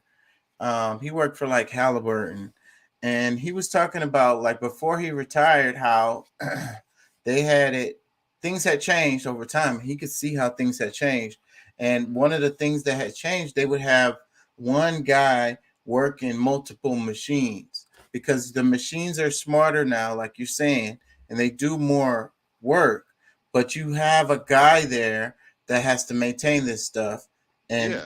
keep an eye on all of this stuff, and making sure that everything is going right, and make on the fly repairs and stuff like that. And also, Well, he said what he was saying was it was really dangerous. That's what he but, said. The way but that they listen, do it now is way more dangerous because the one person is trying to deal with these multiple all machines at the yeah. same time. And I believe he's correct. But that's the thing. And one of the reasons why I think that, like, people really need to pay attention to these bills, and why, like, they sneaking bills underneath our nose in the dead of the night, and not giving everybody a chance to look through everything, is because, like, them setting up the infrastructure to be able to, because see, like, some of these things that they're trying to get budgets passed for is things that's going to eventually erase you from the economic base. And again, who's going to be buying your products if you freaking have one guy working in your freaking whole department? Somebody who's learned to operate, because I mean, like, because it's going to be a bunch of people that's going to starve out, famine out, uh, or be deleted by bad decisions or whatever that you might make for believing in their system. But there's going to be people who, like, there's a bunch of people who make a lot of money sitting right at their house, that, what I'm saying, where you still leave your house to go try to make a few dollars, and they are making hundreds of thousands a year, 400, 500,000. So you're sitting gonna at have home. the peasants, the lords, and the kings and queens. But the peasants is going to still be making hundreds of thousands of dollars. They're going to be And doing like struggling. well, I guess that just depends. I mean, because honestly, the smarter people are going to just say, all right, you know what? I'm separating myself from this BS because, like, I don't even really do the McDonald's and all that other shit, but I've seen these systems. I go in the truck stops, they even have the self checkouts now. But my plan is to definitely grow my own food. You know, maybe even raise some. You know, I want bison or buffalo, but you know, some cattle and have different things that I can actually raise on my own. Go back to what my great grandparents, my grandparents and great grandparents did. That's what I want to go back to, so I don't have to be worried about all of their systems. Let them do what they're gonna do. Hopefully, it fails, but you know. But Let the me more let the let more me we let support it, Robbie. go Yeah, ahead. we're supporting it, and that's the problem. So, like, I think that the future is going to be within the system. You're going to have pockets of people who are, you know, like autonomous zones, like they had in what was that time during the Well, COVID. but that's one of the reasons why the cities are going to be more designed for that, and those who are in the rural areas, they're going to have their space to exist too. Let me let him wrap his argument. Companies to move them overseas. Well, those restrictions are things that inhibit child labor and forced labor. Yeah, we should. Why do you want to get rid of those? I do not want to get rid of restrictions on forced labor. But you're saying you want to bring the jobs back. But no one on the left is willing to do the things we need to do to bring those jobs back, which is to actually make it easier to build factories and have factory jobs here. I don't think that's ever going to happen, by the way, because I don't see any of the regulations that need to be gotten rid of to have that happen ever happening. So we're going to have the jobs overseas. Name one. What's that? Name one regulation that is causing manufacturers to go to China rather than manufacture here in the United States, outside of the requirement that labor has to be treated fairly here in the United States. I mean, name one. A minimum wage, environmental impact policies that prevent you from building anything. Right, so you want a dirty environment and you want an impoverished workforce. I don't think Americans want that. But you were saying, I mean, the left was saying you want these jobs here, and I'm saying that's what it would take to do it. So if we're not willing to do that, we're going to have those jobs elsewhere. We should just do the same thing China does. We should make it difficult to import manufactured goods, and we should make it easy to export manufactured goods. This is what we did prior to 1980, and it worked. And it's what China's been doing since 1993, and it's worked fabulously for them. It was actually started, this whole idea was originated in England in the 1500s by King Henry VII. It was called the Tudor Plan. And when Alexander Hamilton came up with the American plan, he simply cloned the Tudor Plan, which had built England into the largest industrial power in the world. And like I said, in 30 years, it's now turned China into the largest industrial power. Next year, their GDP is going to surpass ours. But both those plans did involve a much greater, like a liberalizing force. I think we're getting tripped up maybe a little. Massive government interference in the marketplace. Well, but it was less government interference in the marketplace than they had before, right? It was a directional of less government in the market. China has been growing like a weed because they have significant government involvement in the marketplace. The government protects domestic manufacturers and promotes export of manufactured goods. We abandoned that in the United States in 1981 with neoliberalism, and then Clinton doubled down on it with NAFTA and the WTO, and then George W. Bush tripled down on that by granting China in 2001 most favored nation status. And the results of those things have been, like I said, you walk into a Walmart and find one product made in America. That's not how it should be. Sam Walton's slogan back in the 80s, they had big banners on Walmarts, 100% made in the USA. That's long gone. This is the result of government policy. It's not magic. It's not the marketplace. I don't know why should we care if it's made in America or elsewhere, as long as it's more affordable because it's made elsewhere because of the. Oh my God, is he really making that argument? And look, Pat, I heard what you were saying. Another Republican, and then we're talking about neoliberalism, And, what I'm saying, that's another Republican that's really a Democrat. okay. Remember, the Bushes ran with Reagan. You know, like they were on like they have the same ideology. So that's what I'm saying. Like, I can't believe this guy is trying to argue from the conservative side and saying that who cares if it's made in China? Like, come on, bro. Like, wake the hell up.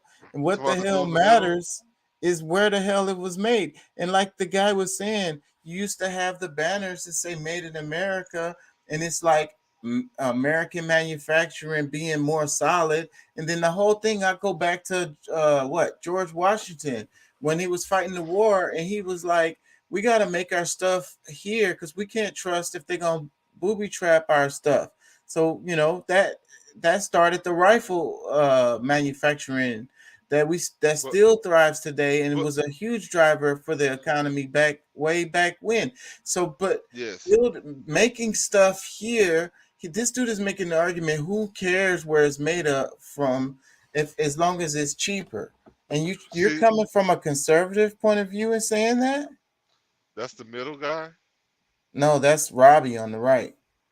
Let me play this again. This is the result of government policy. It's not magic. It's not the marketplace. I don't know why should we care if it's made in America or elsewhere, as long as it's more affordable because it's made elsewhere because of the policies here. But we're going around in circles. Because we'd rather live in a wealthy nation than an impoverished nation. I'd rather live on a wealthy planet.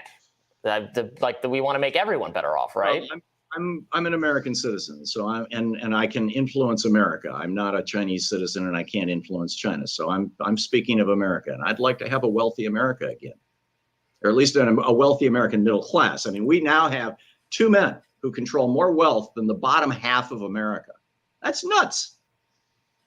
Well, Thom Hartmann, thank you so much for joining us. Yeah, I think Robbie's arguments were hollow as hell. Yeah, that was bullshit. But you know, I agree with this guy in the middle with most of, you know, pretty much everything that he was saying. It's just that I think he's misguided about who actually is focused on getting to that. Because he said in his book they did give credit to Trump, but for whatever reason he thinks that Biden is actually on that same train. That's malarkey. Yeah, craziness. The Jimmy Dore segment is short and kind of funny. I might want to go into that.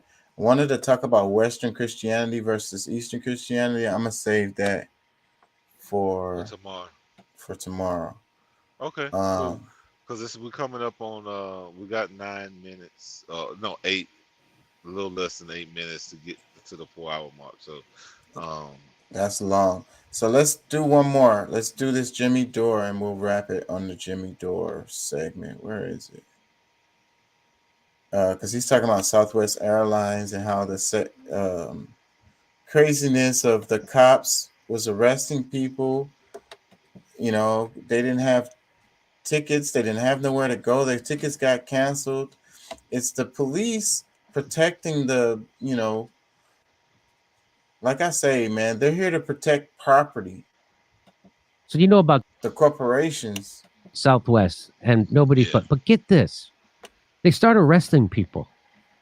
Did you see this, Kurt, that Southwest started arresting people?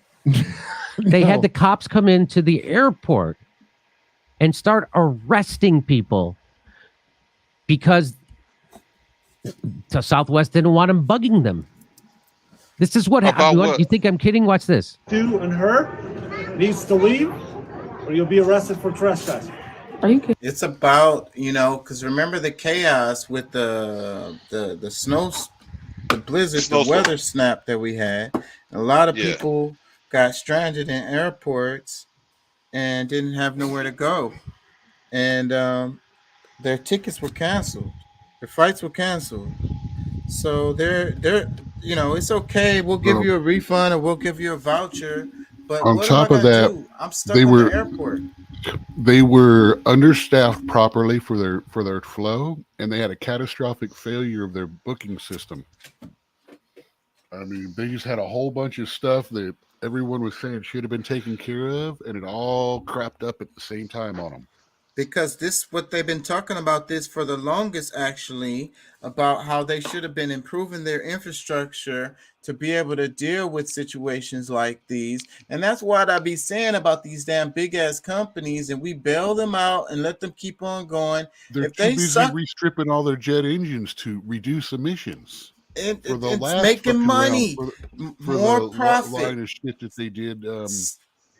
Stock buybacks. That's why they doing that shit. And it's a cutting corners, and they make more money. So, but at the end of the day, what I'm saying is companies like this who do all this stock buyback, cutting corners, their service sucks. They should go out of business. You know that we support a lot of these freaking airlines, and some of them probably wouldn't even be able to continue to be in business if it wasn't for the money they're getting from the government. I agree. So screw them. Let them go out of business if they don't freaking know how to freaking do their shit. They need to, snowstorms, weather snaps, this stuff happens. But you can't let your whole thing completely collapse, leave people stranded in airports with their bags in whole other cities, and then get mad at them because they're mad at the situation and have them arrested because you screwed the shit out of them and left them assed out and didn't have no plan for this situation. Yeah. Yeah. you filming that? They're standing in line. They're standing in line. Their flights are canceled. They don't know what to do. Southwest, instead of helping the people, called the cops. Wait, they didn't put him in a hotel by the airport like the last time I got stuck on a Southwest?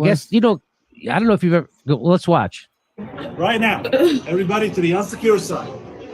The ticket counter will help you with any questions you have. Go. Yes. You have no ticket. You don't need to be in the secured side. Let's go. We have tickets. The ticket just got canceled. We're not here for that flight. What a layover. Like, there ain't no like. We're not. Okay. We're not even They here can't go for this nowhere. They can flight. go to jail. So now the cop is like, what are you trying to get to? What in the F is a cop doing at the airport harassing people whose flights just got canceled? This is what you're paying your taxes for cops to come help a corrupt corporation arrest their customers? Yes. Yes. Yes, of course. And this cop couldn't be but happier to do it. Couldn't be. He doesn't show up going, I don't know what the fuck they sent me here for, man. Can we just look on the bright side? It was nice of the terrorists to stop attacking us so our officers have more free time to harass the Isn't that customers. nice? Yes. So are you guys everybody here trying to go to Tampa? I don't know. No. We didn't ask everybody. She's like, are you all going to Tampa? What are you, a flight attendant? What are you doing? You're a cop and you're asking people their travel plans? What is he doing? And he knows he's being filmed. Where to go? Yeah, that's my wife. I got nowhere to go. So now he's going to people in line. What can I do for you? I thought you were a cop. Are you a ticket agent for Southwest? Did he think they were loitering? Right? Okay, so are we just going to be kicked to the curb or You can't kick us out of the airport. Like you said you're going to arrest you for trespassing, Yes. for being at a ticket counter for a If you don't flight. have a valid ticket and you're on the secured side and refuse to leave, you will be arrested. We do have tickets. We have Okay, valid where's your tickets. They're tickets just to? not to Washington, D.C. or Phoenix. All right. Well, if your ticket is canceled, you no longer have a ticket. You understand that, right? Because they rescheduled. No, they don't. They tell you to go to We are the told ticket at the counter. counters that we have to see a CSA. We were told Right now, Southwest is calling us because you guys are congregated right here, and they're trying to close that gate. So we're not And we're congregating, telling we're in you- line to get information. So Yeah, now that's what you're supposed to be in line for information. So that's really weird that So what the cop is doing is I just do whatever Southwest tells me to do. That's what he's doing. Southwest called me to tell me to arrest you because they don't want you congregating by their desk anymore. Well, They want me to arrest you. They canceled your tickets. They want me to arrest you. I'm so glad we didn't overreact and pass a bunch of fascist laws after 9/11 Yeah. that made this possible. So now he wants to arrest. He's going to arrest people who just got their plane. This is what this cop is doing. Instead of helping people, he's again going to oppress people at the behest of a corrupt corporation. Okay, well, we're telling you, your information is at the ticket counter. Please go to the ticket counter. So you're saying The ticket counter.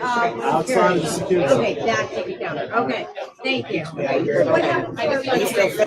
Do you have any more information regarding your trespassing?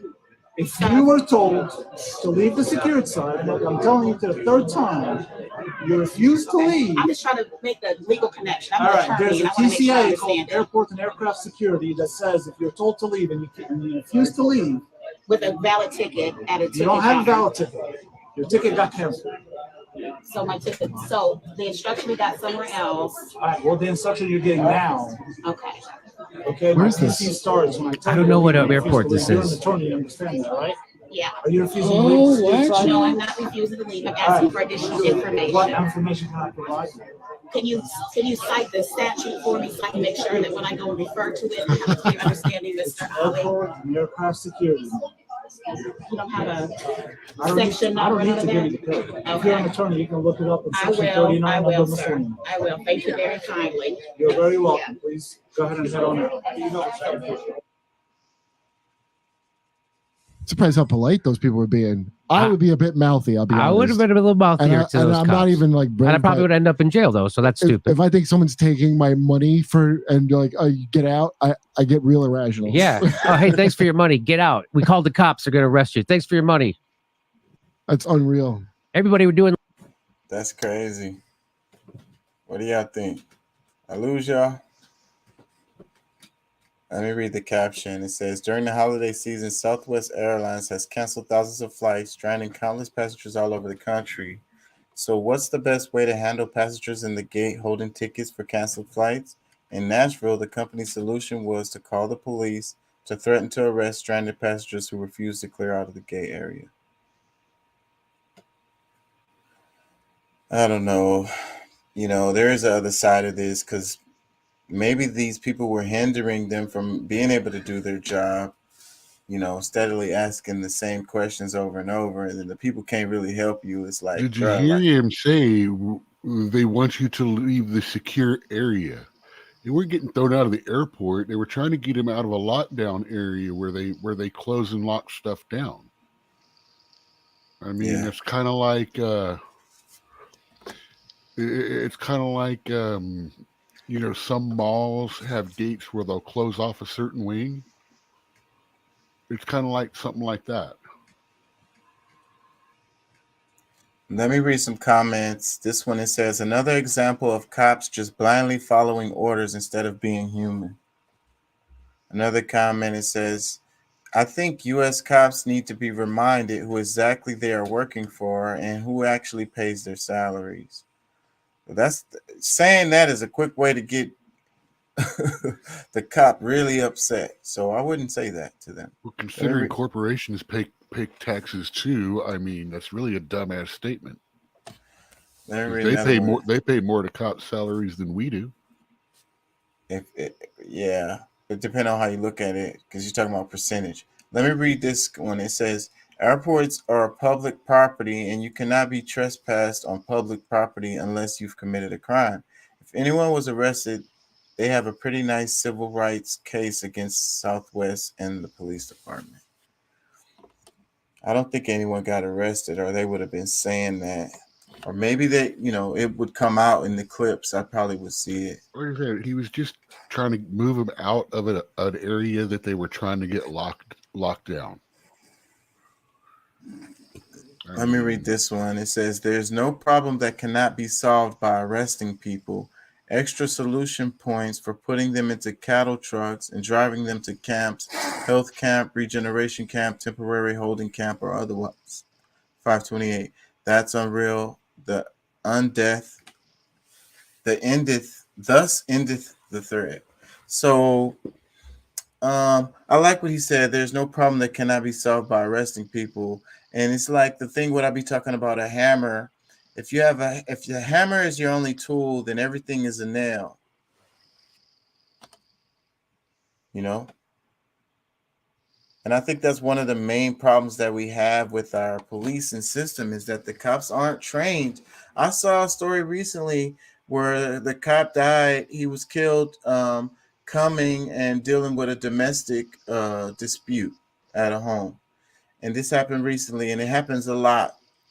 And I think that, you know, like that's one of those situations where the police may not really be qualified to really deal with those kinds of situations. You know, I think that when the people say that defund the police, it gets a bad rep because I think it's branded bad. But if you broke that up a bit and had different types of units come into scenes to deal with specific types of situations, like if it's a domestic Defund the police gets a bad rap because that's exactly what it meant until 2 or 3 months later when everybody started pulling out, oh, no, we just need restructure. Well, I think the media gave it that defund the police thing. It was just a catchphrase that and it works so well to divide people. So, but what I'm saying is, if it's like a mental health situation, then you need to have someone who is qualified to deal with that situation to show up. The cop shows up to all these different scenes and have to deal with all these different things, and they're not qualified to deal with those things. They're not trained. They don't understand. They don't know what the best moves would be. You need to have the right people showing up. You know, do a dispatch better, you know, when you dispatch the call to the proper unit, not the one that's just because of the jurisdiction, but based on what the call was. You get what I'm saying?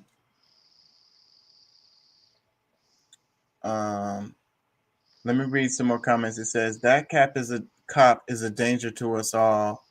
Another comment, it says Southwest just did irreparable damage.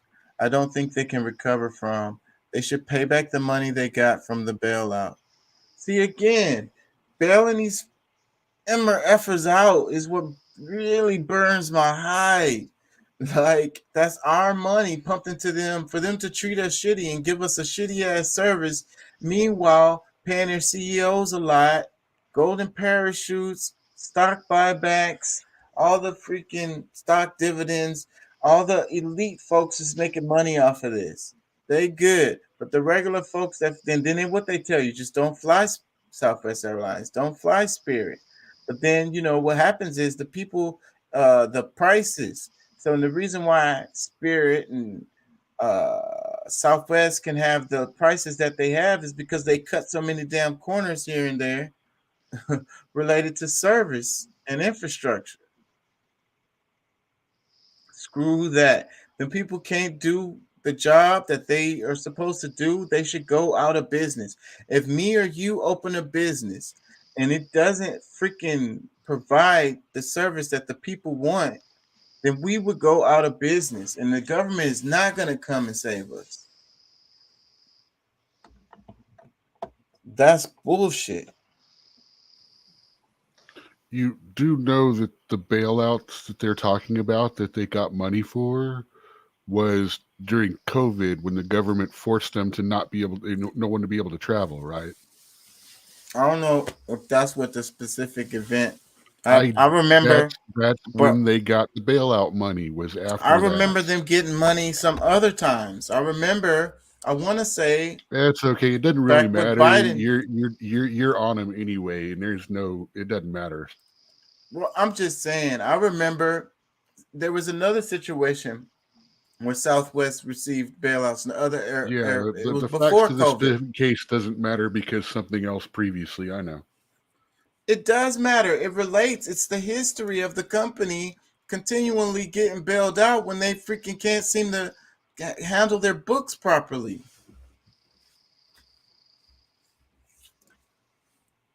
They're not doing a good job.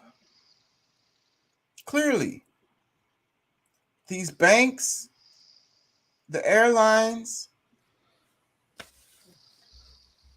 Like So I said, what? you obviously don't have the specifics about what you're talking about right now. I mean, you're saying, "Oh, I seem to remember," but the money, the bailout money that they got was after the pandemic, when they were forced to not be able to operate. So, yeah, a bunch of shit. You know, I'm not saying anything about how it's not a fucked up situation, but all those mom and pop I'm not going to say places. it wasn't the government's responsibility in a way to not help them keep floating. All those mom and pop places didn't get money to be okay after they made them close for the pandemic. SBA loans, all that stuff. There's a whole lot of stuff that was done. There's a whole lot of stuff that the business just didn't there. Well, why did all of those restaurants go out of business?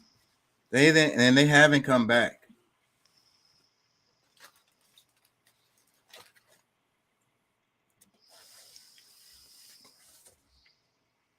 It's not fair. Like I say, it doesn't matter what I say or any facts I bring up. You're going to shoot it down anyway. Yeah. You know, I'm coming from the left. I got to defend my position. No, you got your mind made up. I'm tired.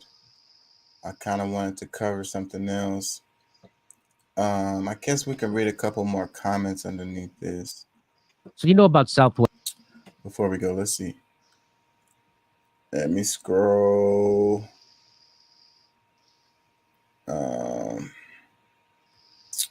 Did I read this one? Airports are public property and you cannot be trespassed on public property unless you've committed a crime. If anyone was arrested, yeah, I read that.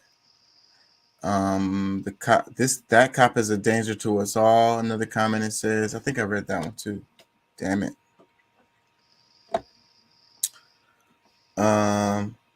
It says, this is one of those moments when people need to surround them and let them know who is in charge. Whatever, dude. You're talking about somebody getting shot. Another comment, the error made by the cop that may be persecuted is that he tells people that if their flights are canceled, they do not have tickets. They do have tickets, and that's a contract of carriage until the tickets are voluntarily refunded due to the cancellation, or until the airline provides compensation and alternate travel per the contract of carriage. These people very definitely have tickets, and they are under contract by the airline on terms. But again, I think in that video, because I think it is not really being fair, because he was talking about that specific area, and then they were trying to take care of business over there. And then if you got a bunch of people crowding around it and they can't do what they need to do because these people are mad and they're just answering the same questions. So, and I also saw how the internet was kind of blowing up some of this stuff too.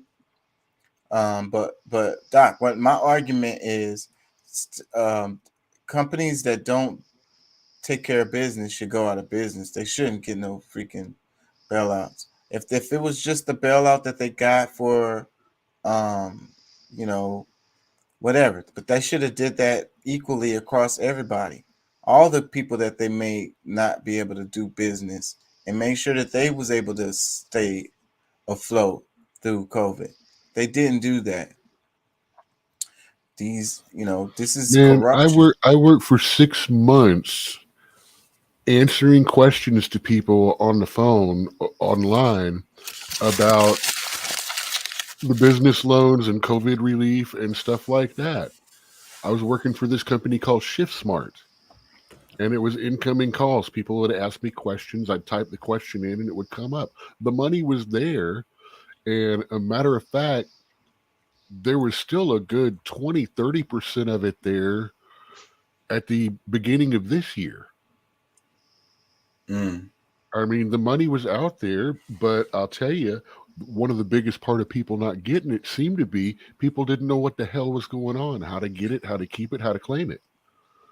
What they had to do, how much they had to spend They had to spend a certain percentage of it on employees. That's how our system and works. stuff.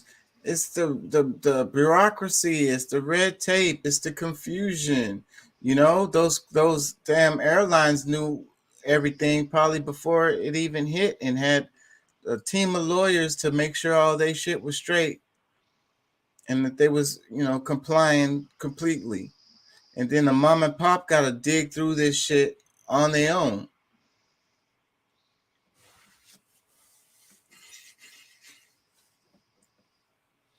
Oh man, I'm tired. You didn't make no comments on the neoliberal stuff. Where you was at on those? And they was talking about That's Reagan. another one of those that I ain't got anything to bother saying about it because you guys have your minds made up. Every time I comment on it, I get yelled down or it starts a problem. So I just leave you guys to it. That's your ride, not mine. Well, we was arguing about it. We wasn't on the same side on it. No, I made a couple comments about it, and all I did was get yelled down about Reagan. And it's like I tried to say what the idea was, and it was like, bah! So I'm like, okay, I'll just be quiet then. That wasn't me. That was Pat. He did. He did that to me too. It's a coin flip from day to day, man. Well, I like how sometimes you be on my side because most of the time it seems like lately, and me and you arguing with Pat, but throughout the duration of the show, historically, it's been the other way around. It's like you, Deuce, and Pat teaming up on me, and I'm trying to argue the other side, and all y'all be on the other side. Well, remember, beating up on I me. actually am about 50-50 when it comes to left-right. Yeah. But I'm very solid on the issues that I'm solid on, and there's some I'm mobile on too. Either way, I do know how to argue both sides of the equation because I've spent the last 2 years solidifying my thoughts and ideas about all this stuff that's been going on. Yeah. Yeah, me too. And that's what helps me land where I land. And that's why a lot of times the arguments, whenever I hear talking points that, you know, they're coming straight out of the mouth of, like, I know exactly where they're coming from. It automatically bothers me. It's because I'm like, a lot of people haven't even thought those talking points through at all. It's just that they look up to these people that, you know, that is coming from.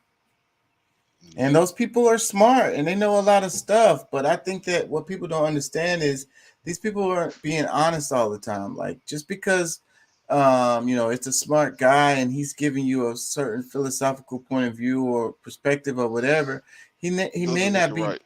He's not being genuine all the time. And when he goes home and talks to his family and friends, his take on that whole thing is totally different than the one he does in public. Yeah. And I think he's got all his followers fooled, you know. And they, you know, thinking that he's really about it, but in real life he's just playing a role. Yeah. And I think there's a lot of them that fits that. I agree. Yeah, man, we're gonna have to wrap it. We're at over 4 hours and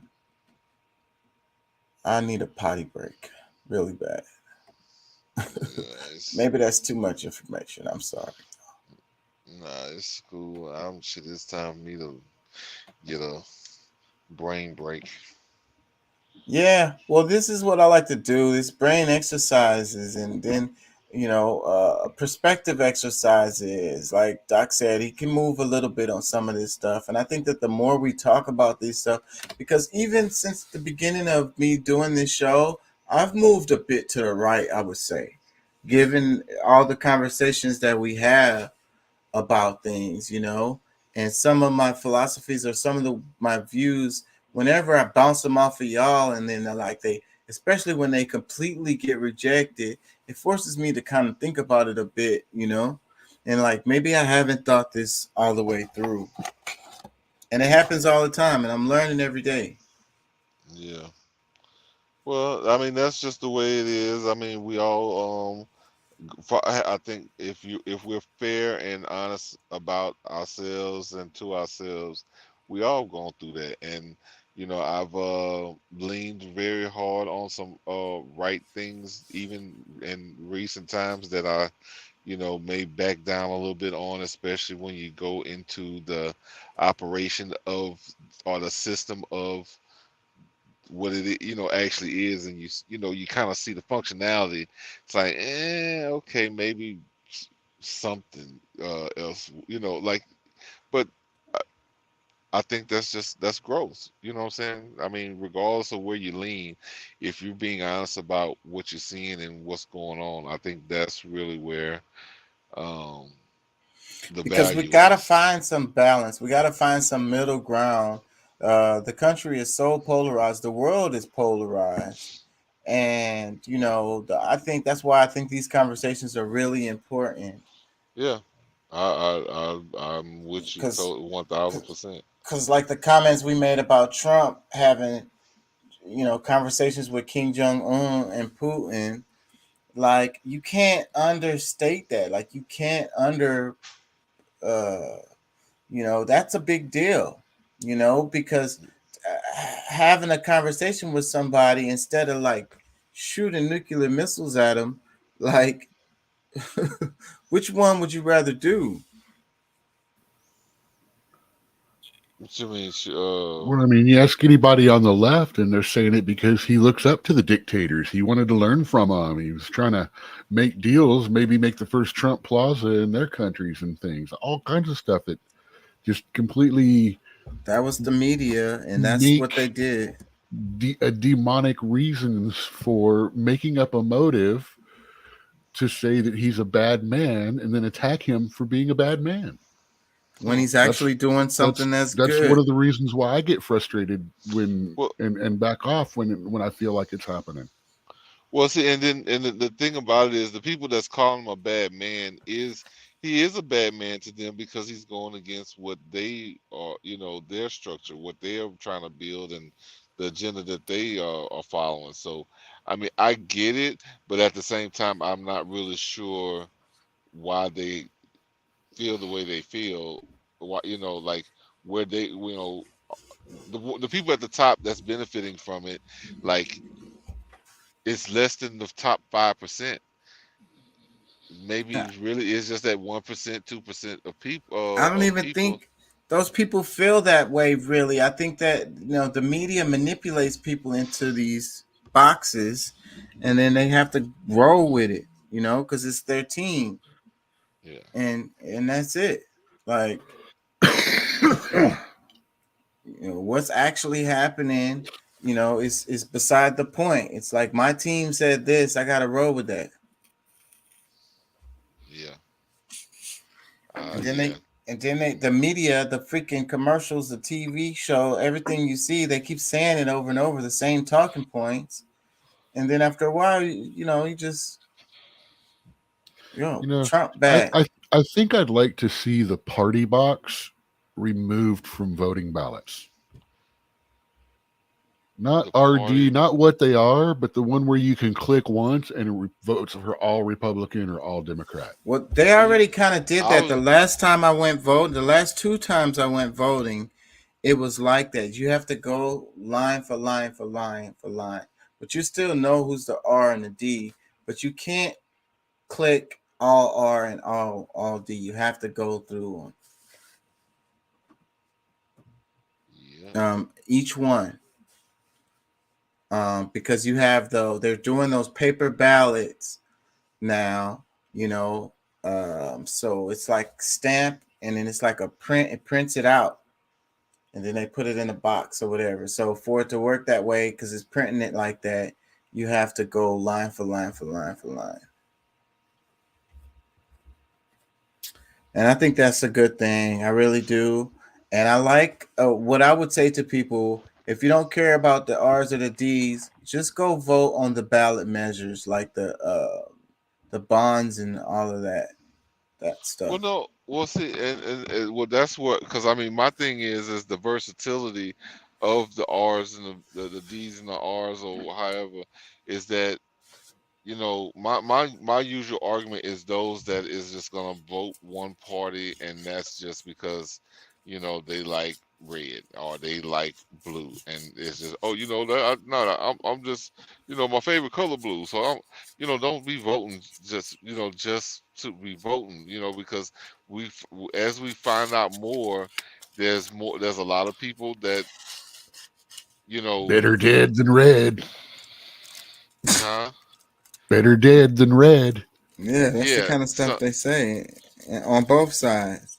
And so, we but lost him. yeah, I wish, I We lost him. pray, I hope at one day we can get to the point where people aren't looking at that R and that D as this being so important, because like that race, the Herschel Walker race was an example of the power of the RD thing, you know.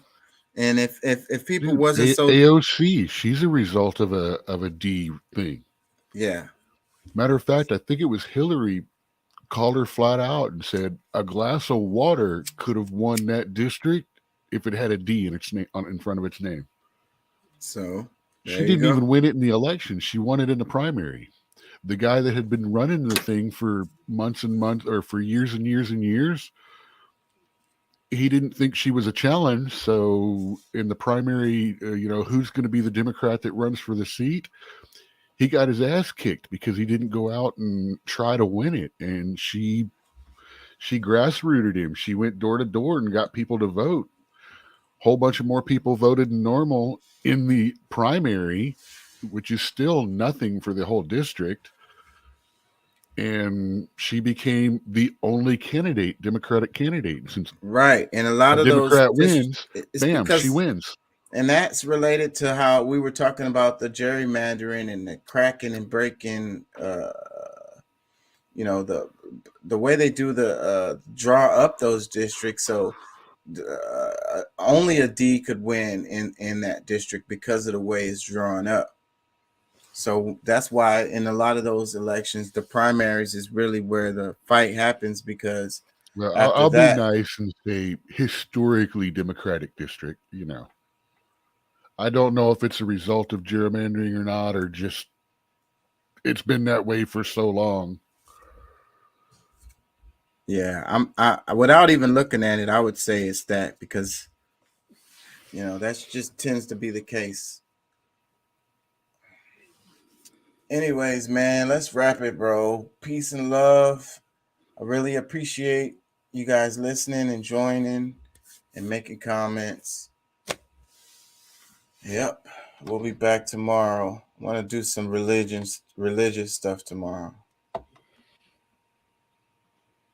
right. Peace and love.